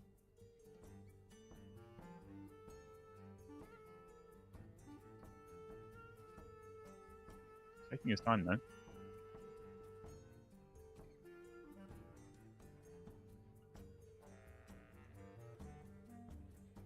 I just realized, Raven, this is the first time they've ever let us cast together. There's never been a... Oh yeah, we dodged, right? Yeah. And also as well, I think you did the theory casting when I couldn't do it, right? Best cast, easy. So Yanming's got the read that Gabby might have Ziliax here, because Gabby prioritized playing out the trail mix, which would have let him set up for a Ziliax on the board here. So Yanming with a very heads-up play of just not playing any minions makes a lot of sense. And it also sets up this lethal... Oh no, actually he doesn't have another spell. So it does not set up lethal now from Yanming's side, unless he top decks a second spell.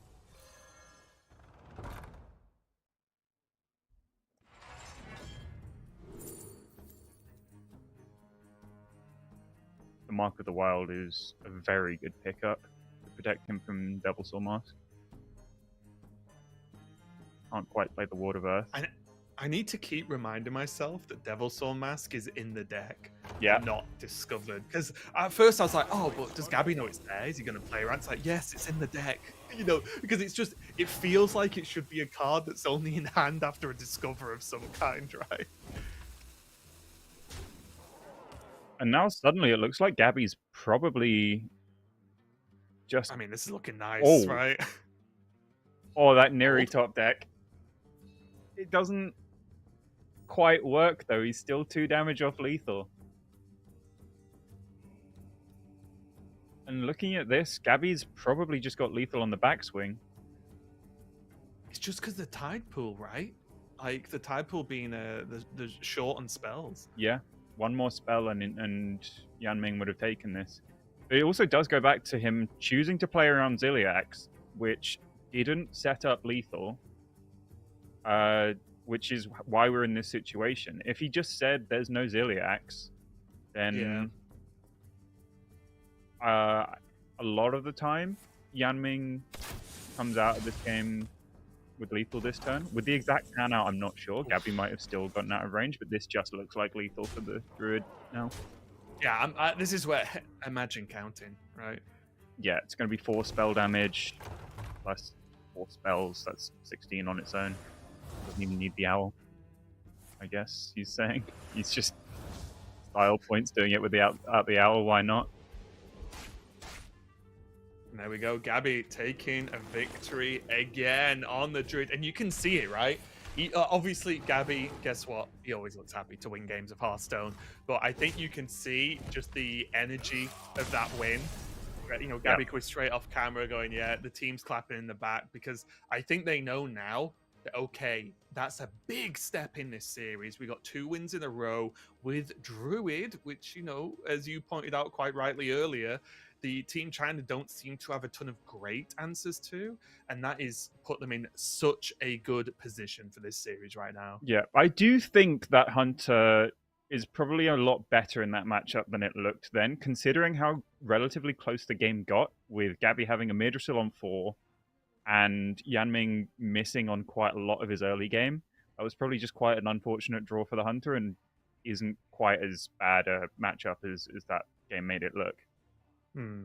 Yeah, well, that's the thing, right? And like me and Sol were talking about at the start of the show of, oh, you know, these matchups, these counter cues, and so on. It's long format, all the classes in the game. But at the end of the day, it's Hearthstone, right? Yes. Things can go wrong, things can go right, as I'm sure you know more than most. Oh yeah. Right. So you know, we can do all the numbers in the world, but when it's coming down to singular games of Hearthstone, things can go wrong, right? You can win bad matchups, you can lose good matchups, and that's just the way the game works sometimes. And that's what, with this sort of tournament format here with these 2 teams, that can have huge impacts, as we've seen already with Gabby now. 2-0 with the Druid. The second this becomes 3-0 with the Druid, China's hopes of winning this are just going to slip away so fast. Like, what do they even...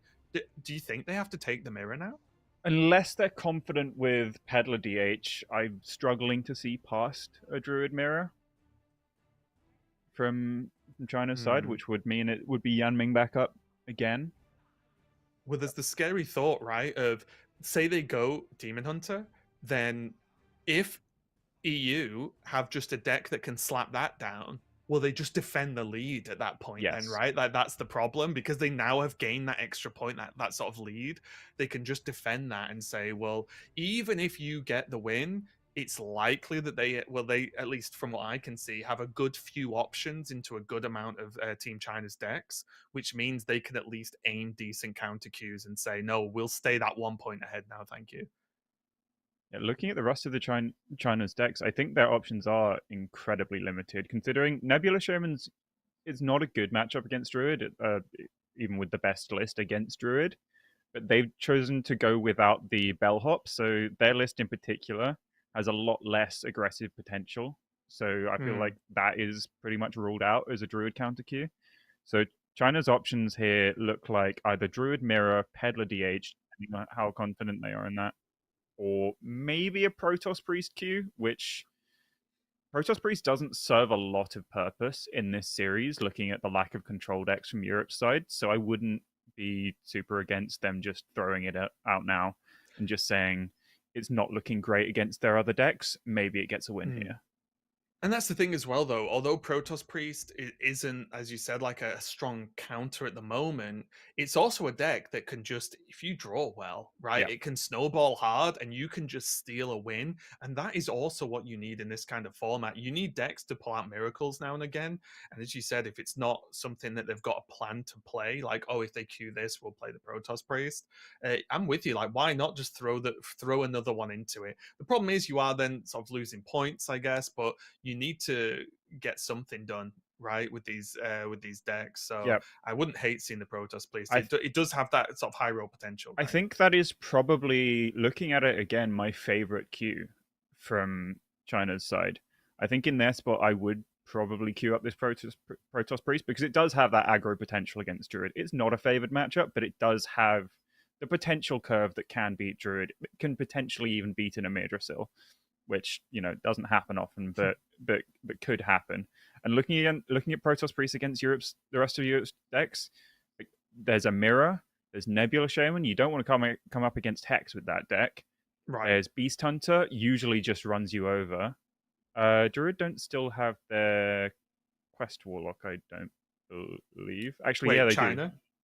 do. Or Yeah. EU? So looking at China's Protoss Priest matchups into Europe is what I'm talking about. Yeah, Europe still have Warlock. Yeah. Yeah, so they're looking bad into Warlock, bad into Hunter. There's a mirror, and then bad into Nebula Shaman. I'm pretty sure they would be bad into Drunk Paladin as well. So I think so it's just bad.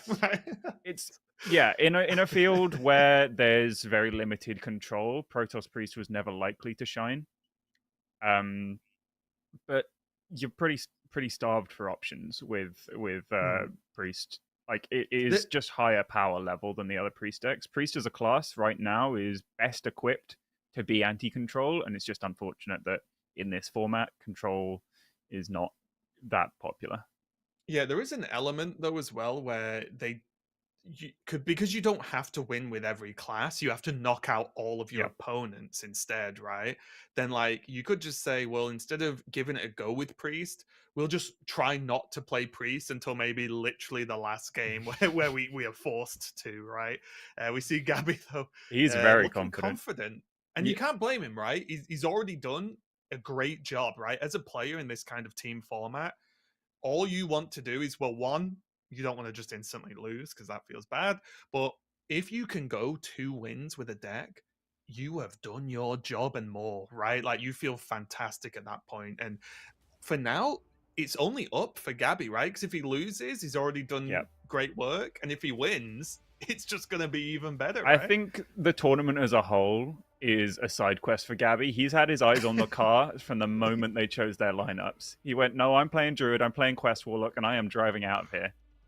And he's looking very, very confident to be doing that. And China, as expected, are just reduced to having to queue the Druid mirror, which definitely isn't a situation they would have liked to find themselves in, but it's a 50-50. You can come out of this and then suddenly you've got the Druid and the other team don't. Yeah, it's one of those things where you say, right, like, sometimes you have to go into a game like this and say, I'm just going to win this game. That's just how it is, right? We already can see, of course, that, Yambing is back in the hot seat. He didn't have to come back again just because this format's a little bit different. Each round, the losing team can choose who they want to send out with the decks they have left available, of course.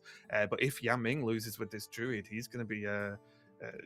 pulled back onto just bench warming duty for the rest of the match, right? Because both his decks will be gone. He'll be there as just team support. He'll have to be walking for the next year. No driving for him. No.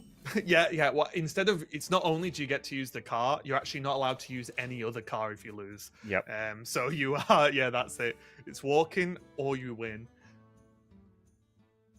This is not a spectacular start from either side. Pretty even looking hands, both with the New Heights and Story of Barnabas starts.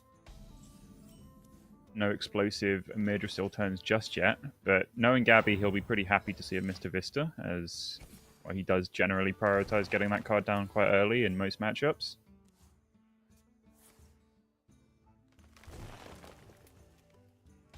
I remember this place well. Oh, speak of the Amidrosil. Okay. Yeah, not bad timing. Yep. That was summon a copy on offer as well there for Gabby. Works out very smoothly with the Amidrosil click and then just fit in the 1-mana location next turn. Just showing Yan Ming how dead he is.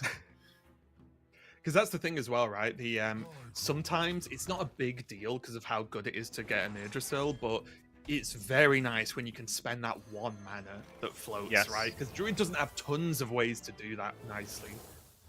Yeah, playing a Amidrosil Like, it feels good, but it always has that little tinge of Yeah. I can't spend this 1 mana. I feel a bit yucky. But yeah, Gabby's probably very, very happy with this. Oh yeah. And the second you've seen the Noah Midrisil on the other side, you're just thinking, well, this is it. There is crucially currently no owl in Gabby's hand, while there is one for Yanming. So Yanming does have potential to set up an OTK with his own owl if he can survive these Imidrisil clicks, but he is mostly hoping that Gabby can't draw into his own owl anytime soon. Yeah, and just because I'm seeing some people asking in the chat as well, basically Tice, Fury, and Gabby have played so far. It looks like they're keeping. It's just Bunny Hopper is not played. Yeah, right? at this rate, he That's might right, not isn't it? play Yeah. at all. Yeah, Bunny Hopper just gonna chill. Just gonna watch some games. Just a free trip to China, watch some Hearthstone games, walk Easy home, money. walk home with a payday. Yep. You take those. Gabby's sort of spoilt for choice now. He does like a Mr. Vista, but with this hand, he might be planning on killing Yanming just too fast to get the Vista down. But Gabby, as usual. I kind of like this because it's just raw tempo as Yeah. well. Like obviously, like it looks weird getting a copy of an Elise, but Gabby's just doing that because you've got the time to spend that resource, right? The location's coming off cooldown. You just have an extra 1/1, right? Fine. Yes. But I like this because it's just, well, I'll do all this minion pressure whilst actually having a Madrasil on the board as well. So he's doing the double whammy of setting up for late game and for late game, so to speak, and winning, whilst also making it as awkward as possible for Yanming to deal with the board, because this now isn't super easy to be like, oh, well, just swipe it. Well, if you swipe it, then that's a huge chunk of mana. You have to do a trade as well somewhere, and things are just not looking so good. It is going to be an Elise, though, for Yanming. Yeah. Being able to maybe set up himself if he can get a copy and maybe have some glimmer of hope. Does get a copy. Yeah, it was a very good point because Yanming was already uncomfortable with his lack of a Madrasil and lack of Dollhouse set up already. So Gabby was just like forcing home the advantage by maybe causing Yanming to have to spend his turns dealing with the board rather than spending his own mana. Oh, and now Well, noises. This is very interesting because there is no immediate lethal. It would be 8 spell damage if he copied this owl. He would have to trade off a minion. So that would be 20 from hand with the double living roots. And he would only gain 2 mana. So it does limit his lethal potential, which means Gabby's probably not able to go for the owl this turn. But he can set it up now with the toy chest into Sparkling File is probably the best outcome here. And Gabby's fine with this. Gabby can take a turn here anyway, or take some time, because he isn't fearing that much from Yanming with Noah Midrisil, right? Like, how much time do you think Gabby thinks he has to actually he needs to win this game? Yeah, so he doesn't have to rush. He just needs to make sure he's killing Yanming 1 turn before it's possible for him to die, basically. Right. Because he's so far ahead. At this point from Gabby, though, you do need to start thinking about those really, really fringe scenarios where you do just die to the perfect hand with a least copy from Yanming.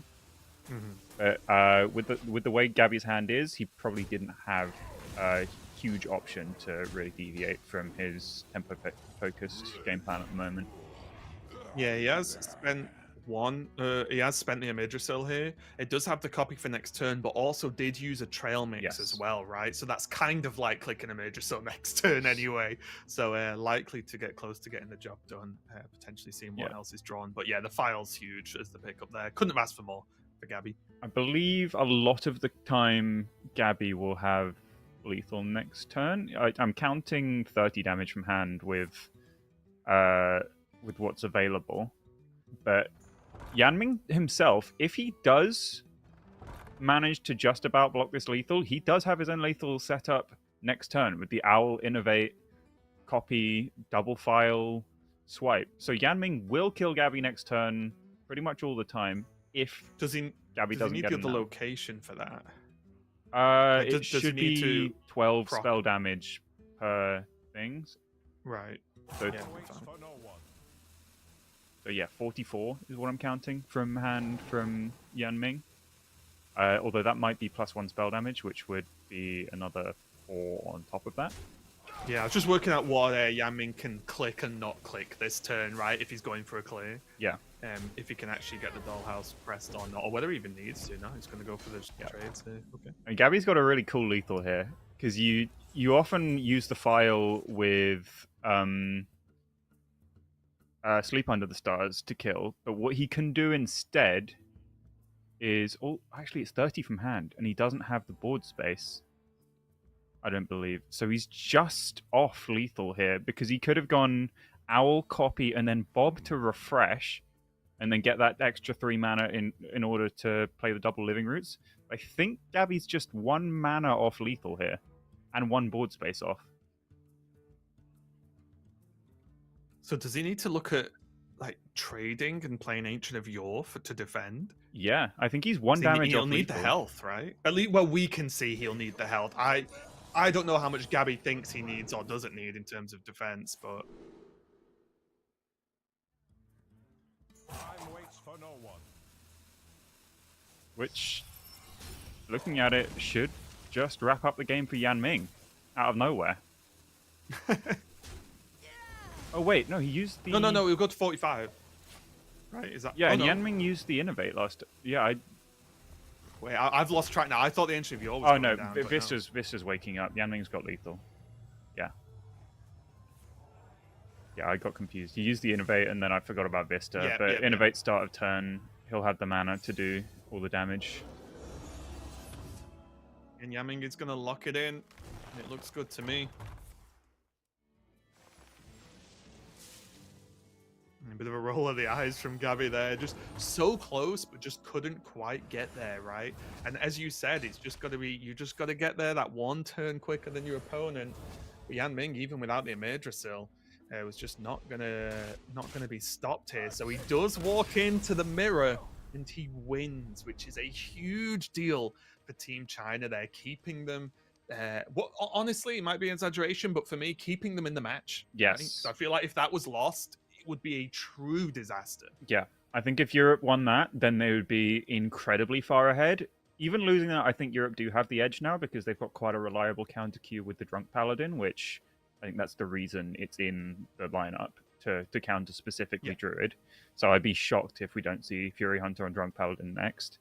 But after that, the series does get very even. You just start trading off decks again because there is no Druid to just sweep your entire lineup from China's point of view. So yeah, they won't be feeling too bad, although Europe, I would say, do have a slight edge now still. Yeah, and Team Europe still have that Warlock, right? That's still just been kept hold of. Both teams, right at the start of the show, decided to shield their Warlocks, which meant they couldn't be banned after the first ban round. So both teams putting a lot of respect on that deck. Team China losing the Warlock fairly early on in the match, so that's already done. Whereas Team EU still has that Warlock left over to pull it out of the bag when needed. So yeah, definitely still a lot on the line. I think Team China must be really happy with Yanming right now because that win was absolutely vital here. So we'll see if the Paladin's good enough. Do you have the same resentment for Paladin that Soto does, Pocket? I mean, I banned it in the Masters Tour final, so I mean, the deck is fine. It's playable. It's not amazing, but in a format like this, like if it made a Masters Tour final in a format where you have to play everything, then it's probably going to be one of the better decks if you use that logic. But yeah, Paladin's looking fine here. Its main weakness is control, and as we've said before, there's severe lack of control in this tournament. China do have a good counter queue for it if it does get through with the Quest Warrior. But aside from that, Paladin's looking pretty fine into the overall field. Yeah, and I think that's the thing. Paladin's one of those decks in this format where if it goes in and gets a win, great, right? It's done its job. It's a point on the board sort of thing. You get the win done, fantastic. Because if it does anything more than that, obviously there'll be a party, right? But I think as long as it can just get the single win and do its job, that's fine. Because I just don't think you're going into this expecting Paladin to like sweep or to have a chance at sweeping, right? It's just extremely unlikely. It's not like Druid, it's not like Warlock, and maybe a couple of other like Rogue, for example. which we've still not seen actually. One of the there is one rogue still knocking about. No, they did ban it actually after the shields. There's only one rogue. Oh no, sorry, it no, did get banned got in the end. afterwards. Yeah, it just right? wasn't sorry, the first sorry. ban. Yeah. They were Europe went difficult if to they keep track of all shield it, these. then whatever, we can account for it. But then it got Yeah. down to it, and they went, you know what, let's just ban Rogue anyway. Yeah, so there was it was DK Rogue for the first bans, right? And then it went the Rogue from the other side got banned afterwards. Yes, after the Warlock Never shield. mind. Yeah, of course. So yeah, there is no rogues available. It did get picked up. So I was going to say, we were talking about this before the match started, of like Rogue is one of those decks where it can lose, but it could also, you could see it sweeping like pretty easily at certain times, or at least getting a few wins. So yeah, none of the players having to deal with that, and we still have 2 players, one on each team, that actually haven't even played yet, right? Like Bunny Hopper, as we mentioned, has sort of been just on the back seat for now. Yep, and I LVG. believe LVG, right? Like, hasn't played yet either. So both teams having I wonder if they're like, oh, can I play yet? Maybe they'll get to the point where it's let me in. But I do think more sensible heads will work, and it's just no, we'll queue the good decks. Yeah, I'm pretty sure Bunny's comfy sitting where he is, I'd imagine. How would you feel in this scenario if you were one of these players going, not so much where the match is right now, but just going into it? Would you be like, yes, get me in first? Would you be, no, I'll sit at, I'm happy to just sit back and I'll just jump in whenever needed? Like, how would you feel going into this as a player? It depends on your role within the team with your decks, I think, particularly. Like for Gabby's situation, they've given him the 2 best decks, and because Gabby is the type of player to go in and want to be the main character. So I think they've just mostly assigned roles to what decks people are comfortable with, and just what suits their play style quite a lot. So I think everyone's going to be fairly comfortable with their situation. I think Tice knows that he was just going to get thrown out with the mage and see what happens. And then he's got the Beast Hunter as well. It's just like 2 solid decks that don't have clear counter queue potential, but like solid decks. He'll play them reasonably well, and then he could be anything, but also he's not expecting huge results from that. And Fury in particular on the Drunk Paladin, he's very, very confident with this deck. He brought it to the first Masters Tour, made top 4, made Worlds, and he did a lot of testing on that. I think he qualified for that Masters Tour, basically spamming Drunk Paladin on ladder as well. So if I'd back anyone with that, it would be Fury and aggro DH. I think Fury brought a full aggro lineup to Worlds last time, and beat a bunch of the Chinese players apart from Yan Ming, even though he had unfavored matchups pretty much across the board every time. So never bet against Fury on aggro. And then Bunny, Protoss Priest, Nebula Shaman seems very Bunny Hopper. Just he'll more likely than the others get into long drawn out value games. And who do you want on those decks other than Bunny Hopper? Yeah, and also as well, I feel like because I've cast a ton of Bunny Hopper, as you can imagine, of course, and it definitely feels like a player. Although, whilst every player no doubt can get frustrated here and there, it does feel like just calm enough to be like, okay, we're gonna sit here, even if there's a lot of pressure on. If they end up throwing to Bunny towards the end of a match, I think he's one of the players who you just sit back and rely on and be like, no, he'll be fine, right? Like pretty cool head to just say, even with maybe, oh, this match you need to win this game, or this is for the tournament win, right? And it's like, just put Bunny out there, he'll be okay. It will be interesting to see how those decks go, though. Yeah, you can throw in Bunny at the end of the day, and he can just play a 1 hour control mirror while not having played any other games the entire day, and he'll be fresh the entire time. It's like Bunny's the player that you throw in at the end to torture the opposition, if anything, because he'll be fine. He'll be fine. But if he can trap someone else in a long game with him, then they are going to suffer. Yeah, that could be definitely an option. It's funny when you start thinking of like the strategies outside of the base Hearthstone strategies, right? Of it's like, can we send someone out to annoy the opponent, right? Or is there any way we can throw them off the game? And it's a unique thing, right? Where this tournament, because as you obviously have seen, it is in person. So the teams are there together. The players are playing. I've not seen exactly how the setup is, but the players are playing at least close to each other, right?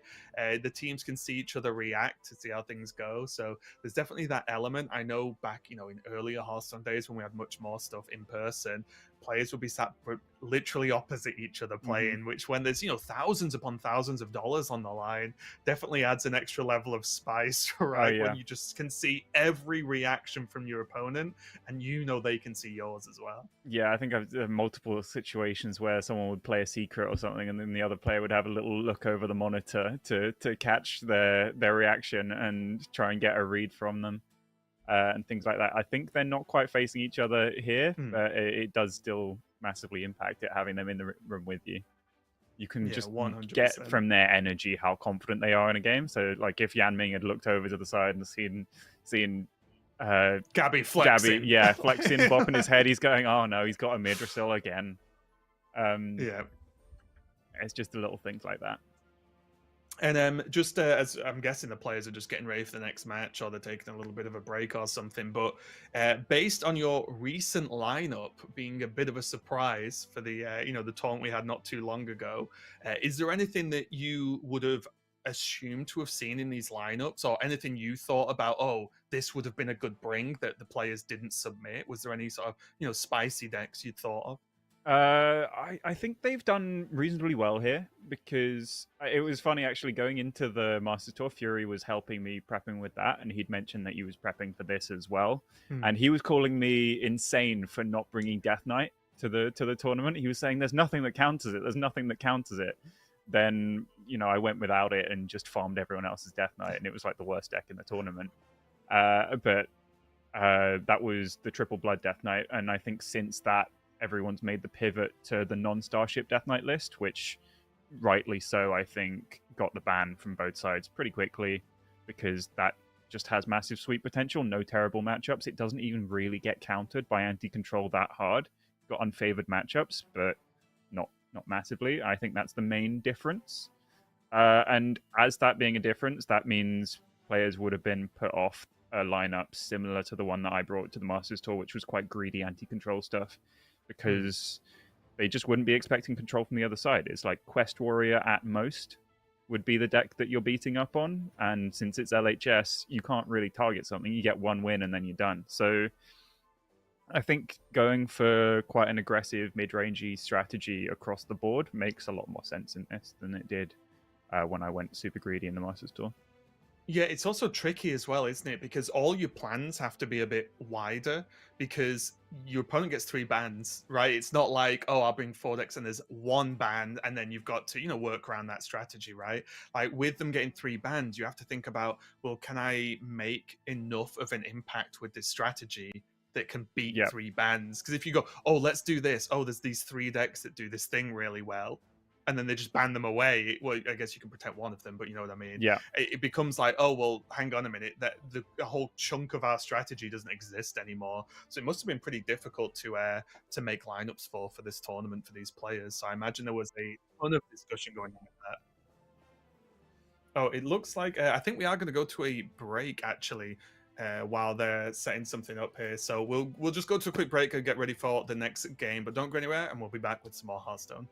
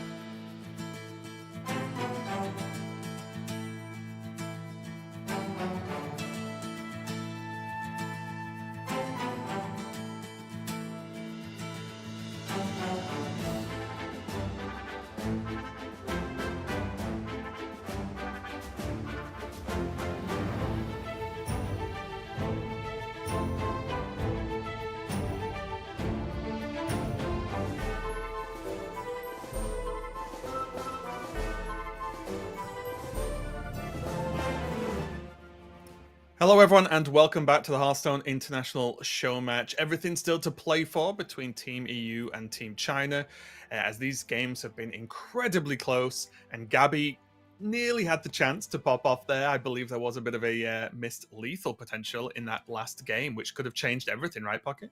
Yeah, I didn't spot it at the time. I got it wrong. I thought he needed one extra board space, but he did have quite an interesting, unconventional lethal with Bob to refresh and shoot for exact lethal with double living roots and the 2 minions on board. So yeah, Yanming was at 33. Gabby could go Owl copy, shoot him for 10 with a file, then play Bob to refresh 3 mana, and then double living roots for another 20, and then hit base for 3 with the minions on board, which was a tough one to spot.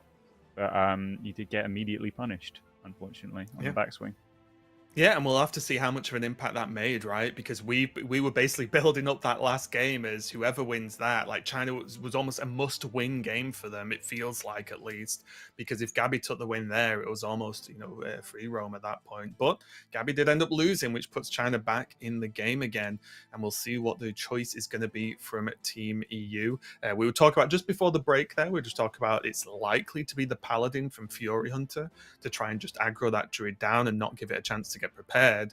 And I think, as you said, right, if the Paladin gets that win, even if it loses the game after that, it's kind of fine, right? Because then Team Europe have enough to sort of flex from that. Yeah, Paladin's one of those decks you bring. It has solid matchups against a lot of things, but you know that it will have polarizing matchups against some things that will be brought. So you're playing it, you're expecting a win against the Druid, and then you're expecting to get steamrolled by Quest Warrior right after, probably.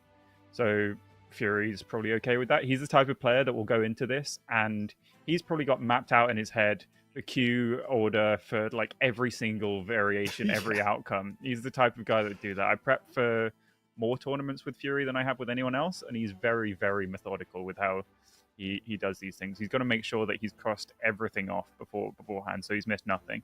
So yeah, I can't see past a Paladin queue, and then Fury will expect to win that, and if he does, then he'll have no complaints if he does lose to probably Quest Warrior afterwards. Is the expected order of things, but anything could happen. Yeah, I think that's come across in a lot of interviews I've done with Fury and just talking to him over the years. That as soon as he starts talking, it's like, oh yeah, it's like he's prepped for everything. You ask him. Like, I've done it before. I'll ask him like, oh, so what do you think about this lineup? He's like, yeah, so this lineup, and then he'll just break down every single thing. And don't get me wrong, I'm sure all top level Hearthstone players do a ton of prep, but Fury especially, it comes across like he's extremely locked in when he's entering any tournament for anything even remotely serious. Yeah, I've prepped with a lot of different people, but yeah, no one does it quite to the extent that Fury does. He's got to make sure that he's getting every single thing right. Every outcome, like if it goes wrong for him, then it's not going to be an outcome that he wasn't expecting to be a possibility. Yeah, it's just a giant flow chart, right? Yeah. Of like, oh, well, we went down this path this time, and this went down that path, sort of thing. And we do see the players getting ready, and Fury is sat there, which means he is on the Paladin because he's already lost one of his decks so far. So yeah, he will be on that Paladin, going up against, of course, the Druid that the Team China has to stick on. So yeah, this is the expected matchup. It's the expected choice. Not that I thought it was going to be anything different, especially when we have Pocket informing us what the good decisions are, of course. Yeah, we are going to see this Paladin. Now, what has to happen for Yaming to get the win with this Druid? Like, what does that game look Yeah, it's like? a bit awkward because most of the time that I've looked at this, much to Sottle's dismay, I'm going to say that Incendius is usually quite important in this matchup because a lot of the time as Druid, your plan is to drop an early Incendius and hope that that passively clears boards so that you can get there through resistance auras. But China don't have that Incendius. So they're going to be hoping for no super early pressure with like Sea Shanties and Giants and Linessa, and hope that they can obviously get an Amirdrasil down and bridge the gap to the late game to do a bit more of a clunky OTK when so that they can play through Resistance Aura, because early Resistance Aura plus some pressure will probably just lock out the game from Paladin's side, considering there is no Incendius doing passive AoE damage to the board at any point. Yeah, it is going to be definitely going to be an uphill climb, but anything can happen in the game, of course, as we do get into it. Again, just a reminder, this is all even. Team China and Team EU both on 3 wins right now. Still got plenty more games to go to be able to take this special matchup we have here. Fury Hunter on the bottom on that Paladin, and of course Yaming on the Druid once again. Not the worst start for Yaming, actually. No, not bad at all. Interestingly, he kept Story of Barnabas, which I would personally much more aggressively mulligan for like ramp plus Amirdrasil, but it's just a solid play on 2. A lot of the time you are just passing on turn 2 if you're Druid, so I don't mind the keep. It makes sense. Like if you don't draw a 2, then you just hero powering anyway, and it does cycle through your deck. But Fury keeping the Aegis of Light, not keeping the buffs to go along with it, which is fairly interesting. A lot of the time you don't really want to coin it out anyway, because like Paladin loves having coins with Linessa, but he is faced with a difficult decision here because he could coin that out and then set up for the Dragon Scale armaments just on turn 2 with the Imbue hero power. Yeah, true. Definitely a few options. He's going to take it a little bit slower, though. Maybe worried that the coin's a bit too much of an investment if it doesn't pay off early. Yeah, it's so huge with Linessa that you don't really want to play risky in this matchup. You just want to go, if I get Linessa with this hand, I'm winning the game, which he probably is, considering he's got Resistance Aura and he's got card draw, which is perfect. You can just do with a No Manager to just cheat a little bit more mana, and then Fury will be in Dreamland if this Libram of Clarity pulls out Linessa. Hello, there's some defense available for Yaming. He's going to go Barnabas, though, and just start drawing. He's going to get hold of the Elise, has the Living Roots to clear off this as well, to dodge any buffs. So all looking pretty good for Yanming, at least so far. One of the rare situations where hitting a low attack minion off Story Barnabas is actually the high roll here. That's the only sub 5 attack minion in his deck, I believe, but it's probably the one he wanted the most. The one you want, right? Yeah. Yeah, he might. Yeah, because being able to play Elise down is huge right now to set up. Is he going for 5? Yes, he is, which I like a lot. In most matchups, you just take the 1 and you're playing for an OTK, but in this matchup, you need to just not die, because Paladin can lock you out through OTK setups with Resistance Aura. So I really like this a lot. Probably prioritizing finding the Raptors, but misses it off the first choice. So his Taunt, it's quite a difficult choice here, because the Elise probably won't die, so 5/5 copy is always solid here, as well as armor. Just generically good to survive against an aggro deck, but the +2 would have paired really well if you'd found Raptors here. But he didn't take +2 and also doesn't hit Raptors, so that's paid off. Yeah, it's kind of a rough location. I think I would have gone the 5/5 minion. or the copy, should I say? Just because I always like to, against these decks, I like to just say, well, actually, I've got the board presence, and then you have to deal with this. Because although armor's good, it feels like more of a stopping gap as opposed to actually, winning you the game. We'll see what they pick, though. I can't quite see. I'm guessing it was 5/5 plus. I can't remember the third option. One of them was 2 attack. One of them was the death spell rattle. damage. Oh, spell damage. Oh, that's like the 3 worst options off the second hit. I'm pretty sure one was the spell damage. Yeah, it would have been spell damage, 2 attack, and death rattle were the 3 options, which are definitely the 3 you don't want to hit. But I'm guessing with that, then you just go for spell damage because it does actually at least synergize with your deck a bit. Because plus 2 attack doesn't really do a whole lot for you. You can do some face attacks, but most of the time, Paladin's boards are just too big, and you won't have minions of your own to trade in with. Awkward situation for Fury because you don't really want to play the Resistance Aura without Lunessa, but he does go for the 5 damage AoE, which I mean he's got the location down early enough that this might come into effect here.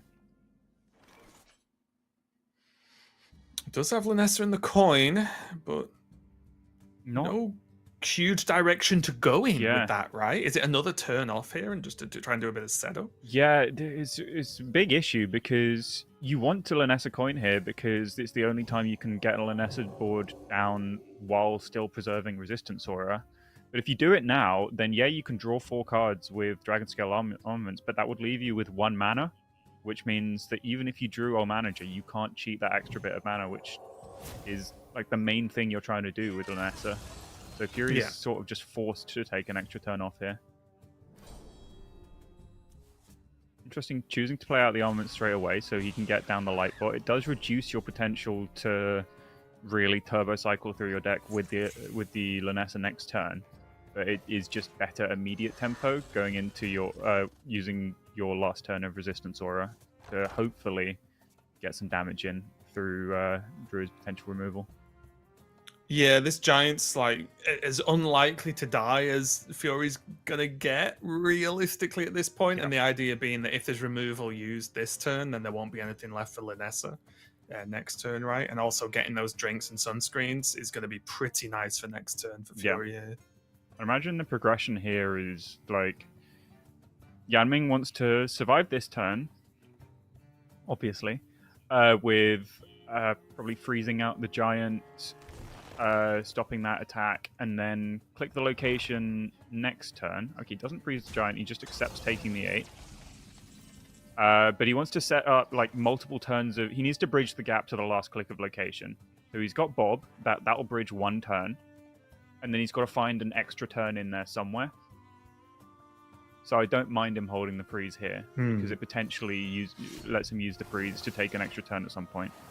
Yeah, because the board's only going to get bigger generally, right? So like, just this is as small amount of damage as you're ever realistically going to take in this game at this point. Another light bot picked up, not bad at all. Now Fury gets to do this without doing Lunessa, which is the middle ground, right? It's like, well, if if you're leaving this up, then I'm not going to add my other key pieces back to the board for you to like deal with in an AoE fashion, right? And it's very awkward for Yanming because he knows that Lunessa is in hand because 2 Librams have been played. So that's all the minions drawn from the deck. Yeah, and that's everything. And I believe there is double Story of Barnabas in the Paladin list. So, Story of Galvadon, sorry. So Fury could just hit him with a massive Wind Fury Giant next turn if this entire board isn't frozen. So that's going to potentially not allow Yanming to do the ideal play of Ancient of Yore plus freeze and force him to go for Bob. But if he goes for Bob, he might just die the turn after.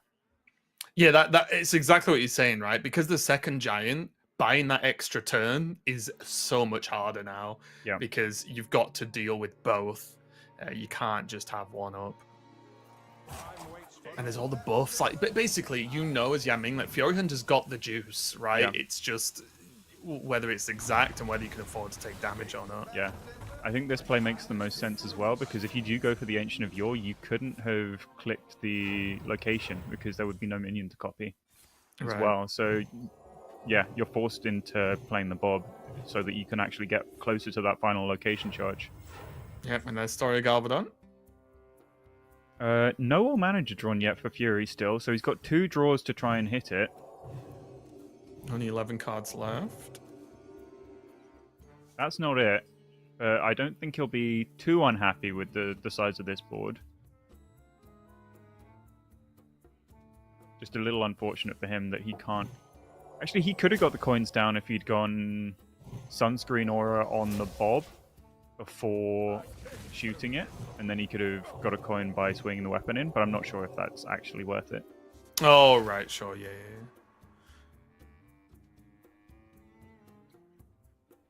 Fury not too happy. Yeah, this also isn't... there's still the other resistance aura, right? There is another resistance aura in deck. He could have got the hit on that would have been huge. Yes, but Druid can't really kill this Linessa while also preserving its own game. I mean, he could have done actually if he just had Ziliax, which I think is why Fury was shaking his head. It's easy to forget that Ziliax is a huge threat from the Druid side here, especially since Yanming played Story of Barnabas last turn. So from Fury's perspective, there could very easily have just been 2 6/10s with Lifesteal Horn facing up this board, which would bridge the gap to Aulonius OTK the turn after. But Yanming does not have access to Ziliax. Yeah, I think as soon as Ziliax didn't get slammed, Fury's probably like, okay, right, we can play the game again, we're good.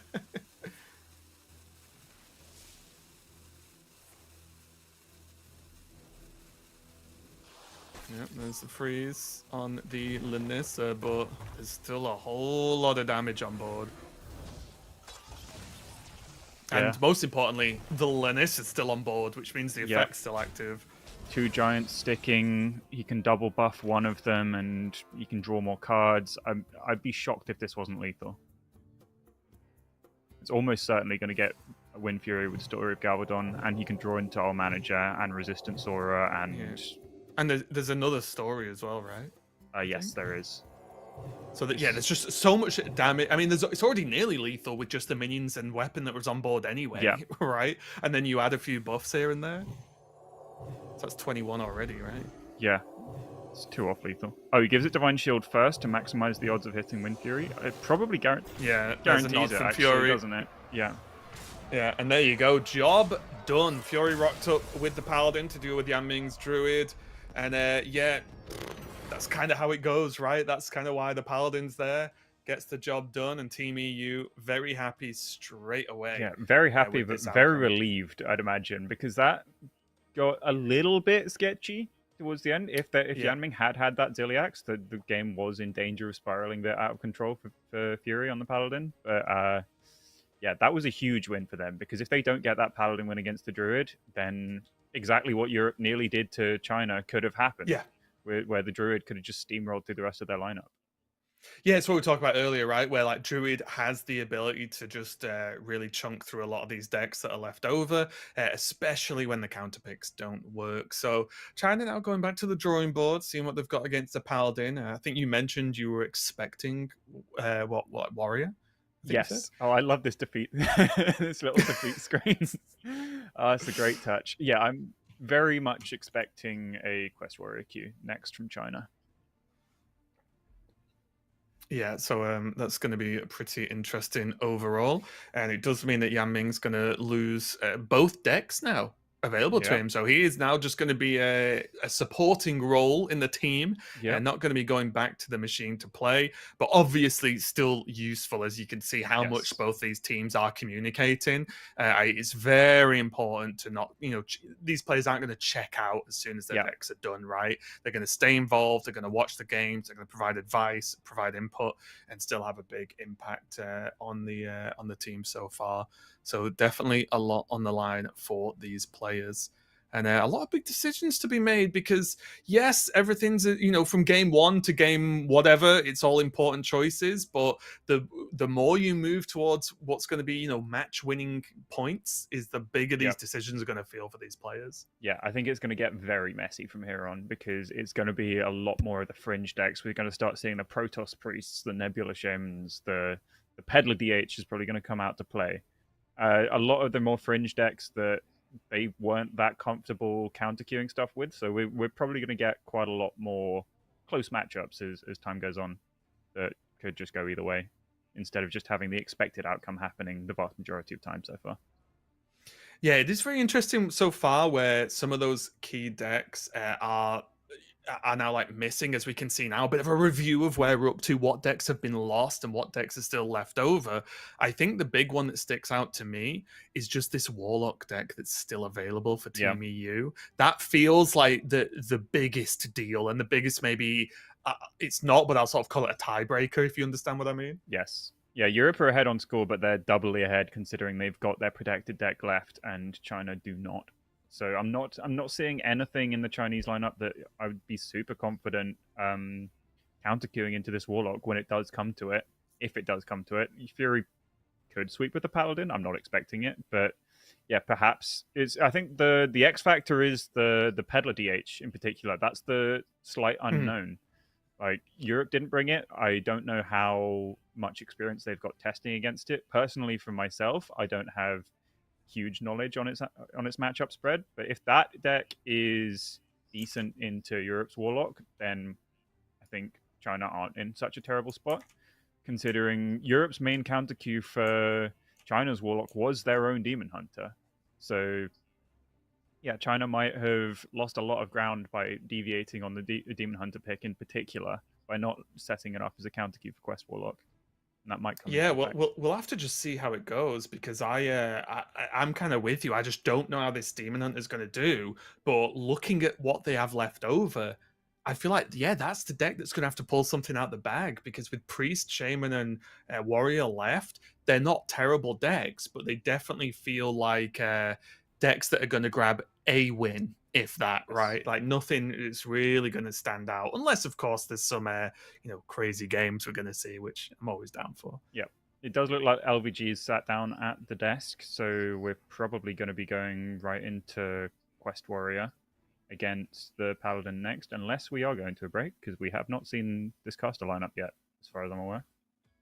Yeah, so basically, just in case anyone hasn't realized yet, we are basically covering the China broadcast. We're sort of piggybacking on that. So the way their show goes, we're sort of moving with as well. So if they have a break for whatever reason, or if they have some promo stuff, then we're gonna dip, obviously, and we're just really here to just try and cover the matches for you guys, so you can have an English broadcast.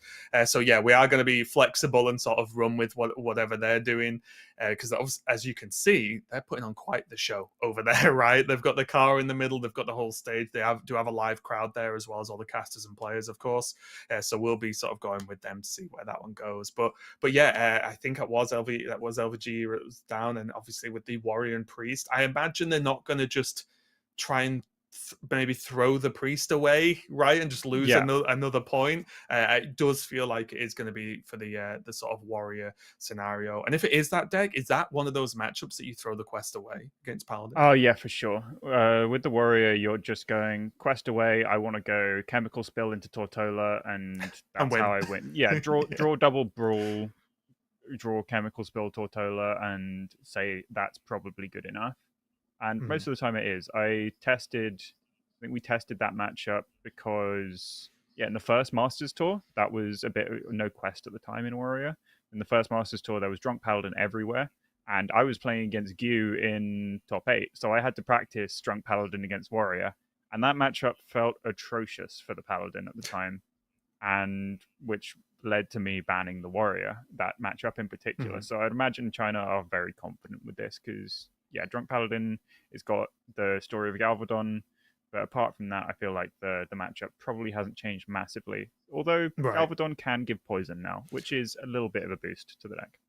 Yeah, I think that's the X Factor card in the deck now, because obviously, there's Linus, the light bots, all the buffs, but I feel like Galvadon's the thing that just grabs wins one way or the other, right? As we just saw, right? There was the Wind Fury from Fury, but then we have the likes of Poison, and just having the ability to put, even Divine Shield on something, like to defend something for Paladin can be a big impact when you need something to live for just one more turn to push that extra damage. So assuming we have Warrior, and assuming, let's just say the Warrior wins if the matchup goes well for LVGE, out of the decks that are left, so the Hunter, the Warlock, the Shaman, and the Priest, are we maybe going to see Bunny Hopper rock up on this Priest? Is that something that could happen? Yeah, if the Warrior wins, we're seeing Bunny Hopper. with whether it's priest or shaman, I'm not 100% on, but I would Hmm. probably guess that it would be the priest, considering priest isn't looking so great into the other decks available.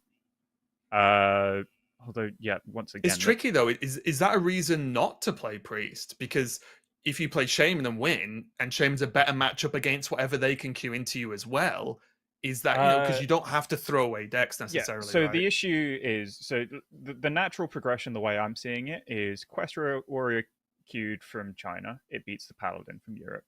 And then Europe counter queue, probably with Protoss Priest, and then they get countered by Nebula Shaman.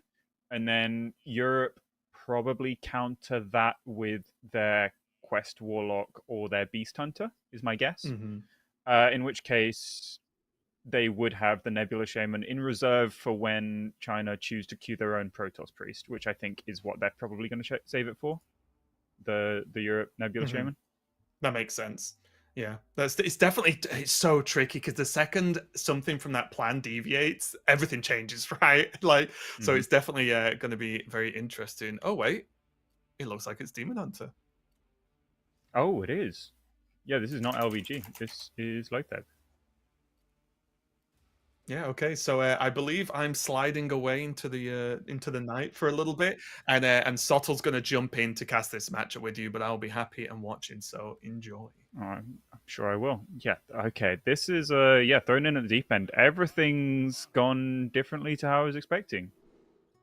I don't know quite so much about this Demon Hunter, but I'd imagine that China have a bit more of a plan for that Quest Warrior. They're probably keeping it in reserve now for Europe's Quest Warlock, saying that matchup is maybe slightly Warrior favored, or maybe just not as bad as their other decks into Quest Warlock, which is very, very likely their mindset going into this. Hello. I was wondering when you'd hop in. It's going well. I'm enjoying this a lot. You ready to cast some cards, DH?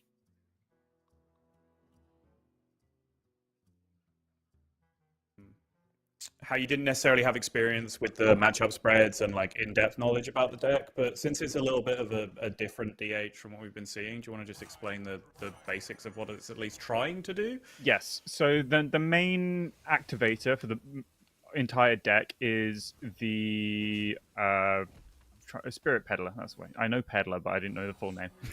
So yeah, 6 mana, 6/6 with Rush that discounts a minion in your hand by 6 mana. And they also utilize Return Policy and Umbra to trigger more copies of Death Rattle and then just cheat out as many big minions as possible. Like you've got Farak, you've got Ziliax, and then it's just and Illidari Inquisitor, and then it's just kill your opponent by cheating mana and just doing generic good plays after that point. Whoa, sorry. Can I just clarify? You're saying that a deck in 2025 Hearthstone is built around cheating out really powerful neutral cards for not very much mana? That's crazy to me. Indeed. Okay. This is an interesting one because I mean the Fell Screamer also is a new addition, relatively new addition to the deck. Because I tested this deck a little bit, a different list for it for the Masters Tour because Maxi sort of invented it and said try this, and I went okay, actually it's not really. And you like a fool listened to that advice. I tested it and then said it's probably not good enough. I played like 10 games. Okay. But it is just a decently strong deck. It does decent things all round, which is I think why China brought it to this tournament because they can just queue it into anything and feel okay with it. I was a little bit surprised they didn't just throw it out first instead of their Quest Warlock, but they are probably a lot more experienced and confident in the matchups than I am. And just last point of order before we get into the actual gameplay. I think you were explaining this as we did the swap over, but obviously this was not the expected queue, I would say, and I don't think it was from what you were talking about either. So do you have any last-minute theories on why this happened? Yeah, so I've come to the conclusion that they're saving Quest Warrior to counter queue Europe's Quest Warlock. Okay. Because we saw Phil Field do that with decent success, I think, in the Masters Tour. That's right. Yeah, good point. He was playing the Terran list of Warrior, so it was slightly different. I'm not sure how the matchup deviates, but I can only imagine that that'll be the mentality. I do know that Fury has a lot of experience playing against various Demon Hunter decks with Drunk Paladin, so and absolutely destroying them in the past. So he'll usually feel quite confident here, although the Demon Hunter from China's side has got off to a very, very strong start. Yeah, this is a huge Lanessa turn from Fury, though. Hitting the O managers this time, which heard you talking about were a big miss in the last game, even though he did get there with the story of Galvadon in the end. But obviously this double coin, double O manager, double coin on a Lanessa turn is just absolutely disgusting amounts of power. Yeah, I can only imagine this is going to be like a Divine Shield story of Galvadon here. Maybe not to give it. I was thinking about maybe giving it Rush and sending it into the Peddler, but he might be a bit cheeky and give the Peddler Divine Shield so that he can't trade it off. I think he's just going as wide as possible. Saving the story of Galvadon. Yeah. I guess if you don't hit elusive, you can just, and you load up all your power into one guy, you can just get blown out by red card. So I think making as many threats as possible makes a lot of sense. How many keywords are there? Because I feel like there are 7. If there are 7, then it was guaranteed to hit all of them. If you go Divine Shield first, yeah. That's how he lethaled last game, by hitting the Divine Shield first, and then so he could have maybe hit elusive and Rush, killed the 6/5, and then played around red card as well. But he's just chosen to go max stats, which I'm sure Fury has a plan for that I'm not seeing. Well, you know the rules, Pocket. Fury did it, so it's right. That's how it works. Yeah, although he told me to bring Death Knight to the last Masters Tour, and he told me I was a fool for not doing so. So I don't know. Well, you would have just won quicker if you did that. That doesn't mean anything. Maybe. The Mohawk Forge Fiend, pretty good pickup to stave off this pressure. Awkwardly, even though he can do 6 damage to the Lanessa, he can't actually finish it off with the hand he's got, so he might be forced to red card it. Choosing not to. This is looking like a rope out to me.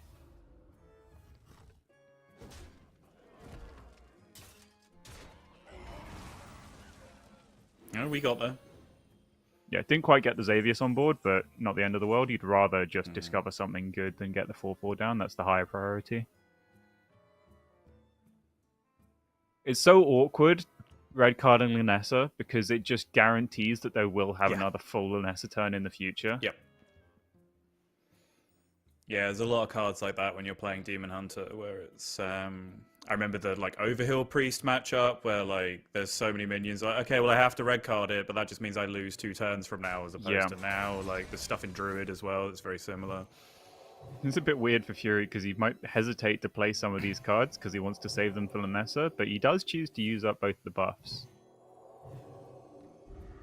just to try and make a sturdy board so that he can lethal on 7 mana.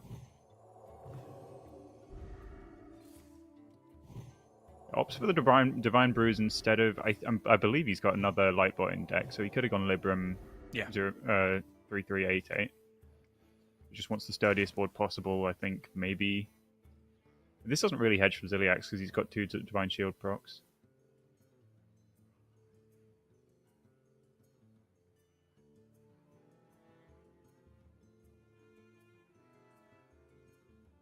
It's not been a brilliant showing for the DH so far. No, even though he discovered a Peddler. Ooh. Don't really like to see that. You need... I don't know what Dark Gift saves him here, unless... Oh, he could have got... No, he couldn't even kill off both Peddlers, even if he got the 2/2 copy, because none of Fury's minions have 6 attack. Lifesteal may just about keep him alive here. Yeah, Rushed Lifesteal is a decent outcome there at the very least, but now here is that Lanessa turn. I'm counting 36 damage from Fury, as it stands. Damn, you did that quick.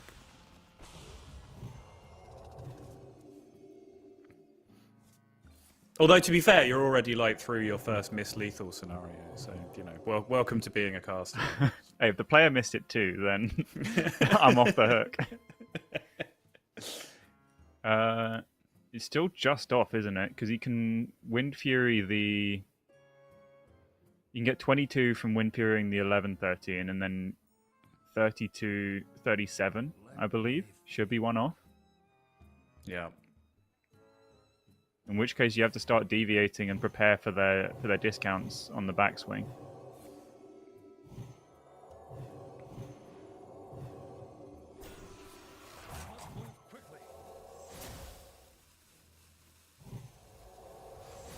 And this is what, one less doing it this way, but you're better on board? Yes. Sure, yeah. They can't red card this minion. There's no real way that Demon Hunter can deal with this. Like, Ziliax doesn't do anything. Yep, this all makes sense. It's looking very much like we might be seeing the first 2-game lead. Although, does Dangerous Cliffside change things? So you shoot the... Well, for Divine Shield pocket. Yeah, Divine Shield proc, and then you can exactly kill it. You heal for 12. Then I think you would die to Fury's exact hand, but I do think it keeps you alive on board. You can kill off this minion.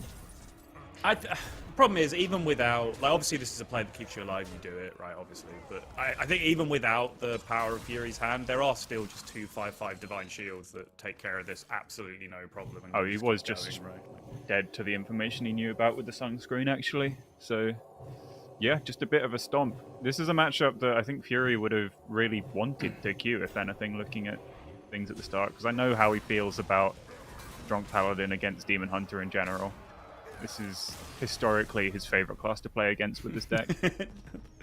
Yeah, and it's, you know, something Fury has been well known for over time is he's a great combo player, but he's also just a great board-based aggro player, right? And I was talking about this at the start of the show, that he's never really allowed himself to get pigeonholed into one style of deck. There's very rare that there's a meta where it's like, well, Fury sucks in this meta because it's just not a Fury meta, right? Like, there's always something that he can find and excel at, and I think that's part of his longevity in Hearthstone so far. But yeah, great performance. 5-3 now. Europe open up the first 2-game gap in proceedings, beating the proposed counter queue, although I don't know how much of a counter queue that ends up being. Yeah. And just looking at these remaining deck list, Pocket, I think China are in a real spot of bother from here. Yeah, so they're going to have to fall back to what I thought was going to be plan A, which is almost certainly just bite the bullet and queue the Quest Warrior into this. They might stick to their plan and go, no, we need Quest Warrior for Quest Warlock. But I don't think that matchup is, even if it is favored, that good that you can sacrifice your other matchups that much. They could. I mean, yeah, I think if they queue Protoss Priest, they probably lose. If they queue Nebula Shaman, they almost certainly lose. And then it's if like... they queue Warrior, they lose slower. Yeah. So do that. So I'm expecting LVG to sit down at the desk next, and we'll probably see the Warrior, and then they just got to hope that they win an unfavorable against Quest Warlock at the end to have a chance to win this match. But it could be the Protoss Priest due to its poor matchups against the other possible decks from Europe. Yeah, just a soul read based on the reactions of the European players there, but I feel like Fury might have just got fed again, because Fury rubbed his hands together and then Gabby threw his hands up in the air like, oh my god, you're getting all the easy matchups. My car is driving away from me as we speak. So yeah, I'm wondering if it's not going to be the Warrior. Yeah, but it might just be a straight shootout between Fury and Gabby for the car now. Yeah. So I believe, if I've been keeping track of this properly, so I think that's Lothar now eliminated as well. I think he's lost on both the DH and the Mage, right? Yeah, I think he got one win.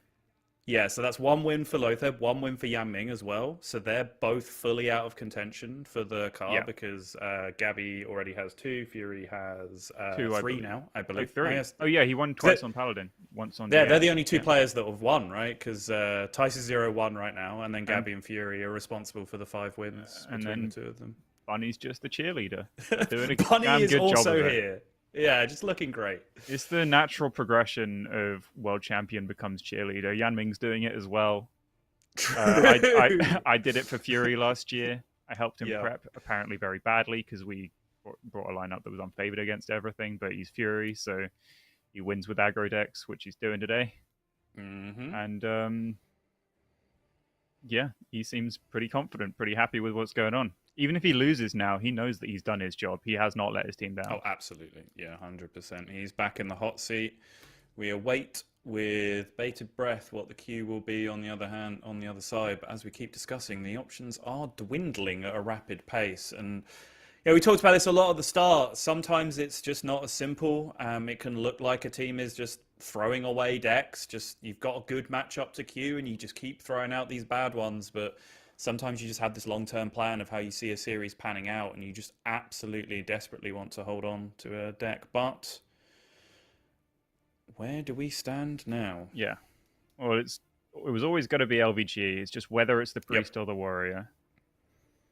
And I love these, by the way. I love these defeat screens are excellent. Not only because it's just it's a great visual touch, it's a great production element, but also you now have to picture on the media day during the photo shoot where they go, okay, just do a normal pose, like make a hand gesture or something, normal gamer pose for the thing. Right now, act like you just got absolutely bodied and look completely miserable. Wait, what? The thing that I'm annoyed about is that we might not see Gabby's defeat pose, right? Yeah. Which I feel like they will end up throwing the warrior into fury and beating him, and then we'll get to see what they made him do, because I know that he's not one that he can't really force a sad look. You see him authentic rage when he loses in a Masters tour, but I can't really picture him standing there in front of a camera and just looking sad.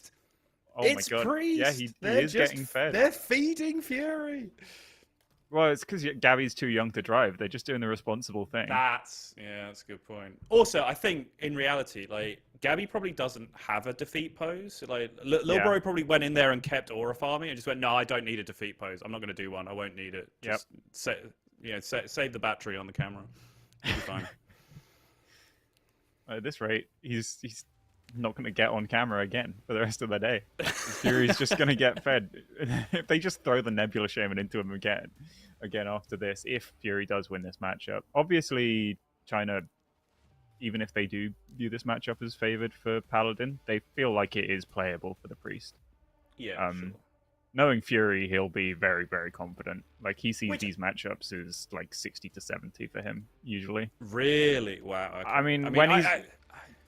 Go on. Yeah, I mean, he was 90% against Demon Hunter on ladder over a solid sample size with Drunk Paladin back in the days that was the queue on ladder. Okay.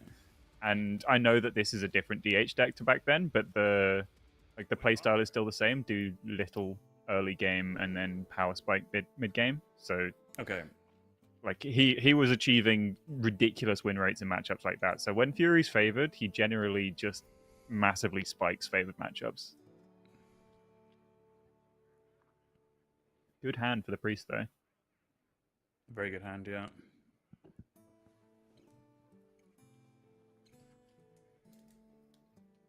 They're going to need it. They're going to need a pretty serious break of serve here, or Europe are just going to run away with it. Already a 5-3 advantage to Europe. It's first to 8, essentially, if you are joining. This is an 11-deck format.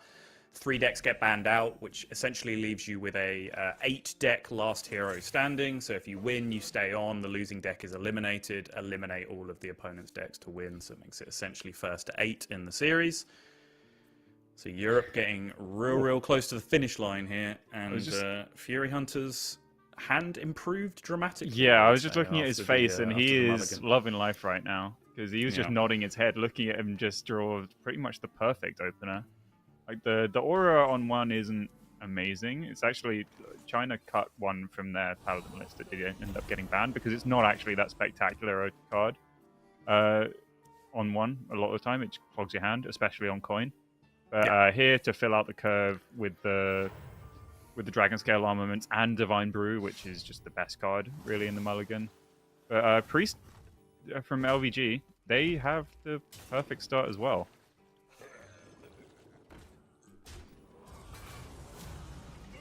Yeah, hit second fish off the fishing rod, which is pretty much ideal there. Prevents any buffs coming down on the other side.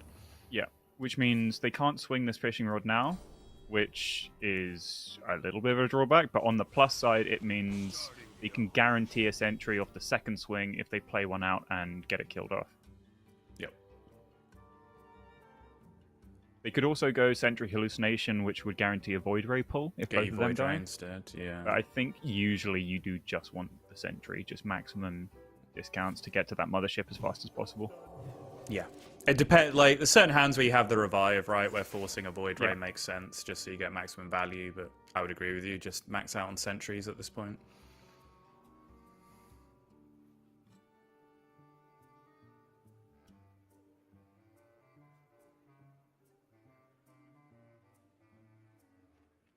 It is a bit awkward here, because if you don't swing, and you do play catch of the day, you are leaving a minion on board for Fury, which you don't really want to do against Paladin with so many buffs in their deck, but I feel like LVG might have no choice with the way his hand has panned out.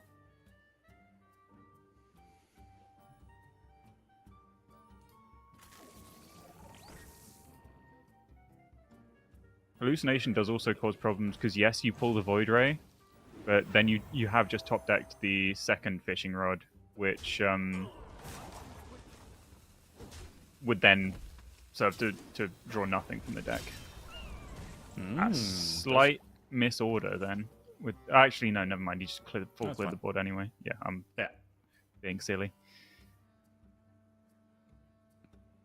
Yeah, I think this is a nod to the second Fishing Rod draw. He's just saying, I can use this swing because I'm just going to equip and swing the second one next turn anyway, and the Sentry will probably die. If it doesn't die, he's just got Xavius for quite a clean curve anyway.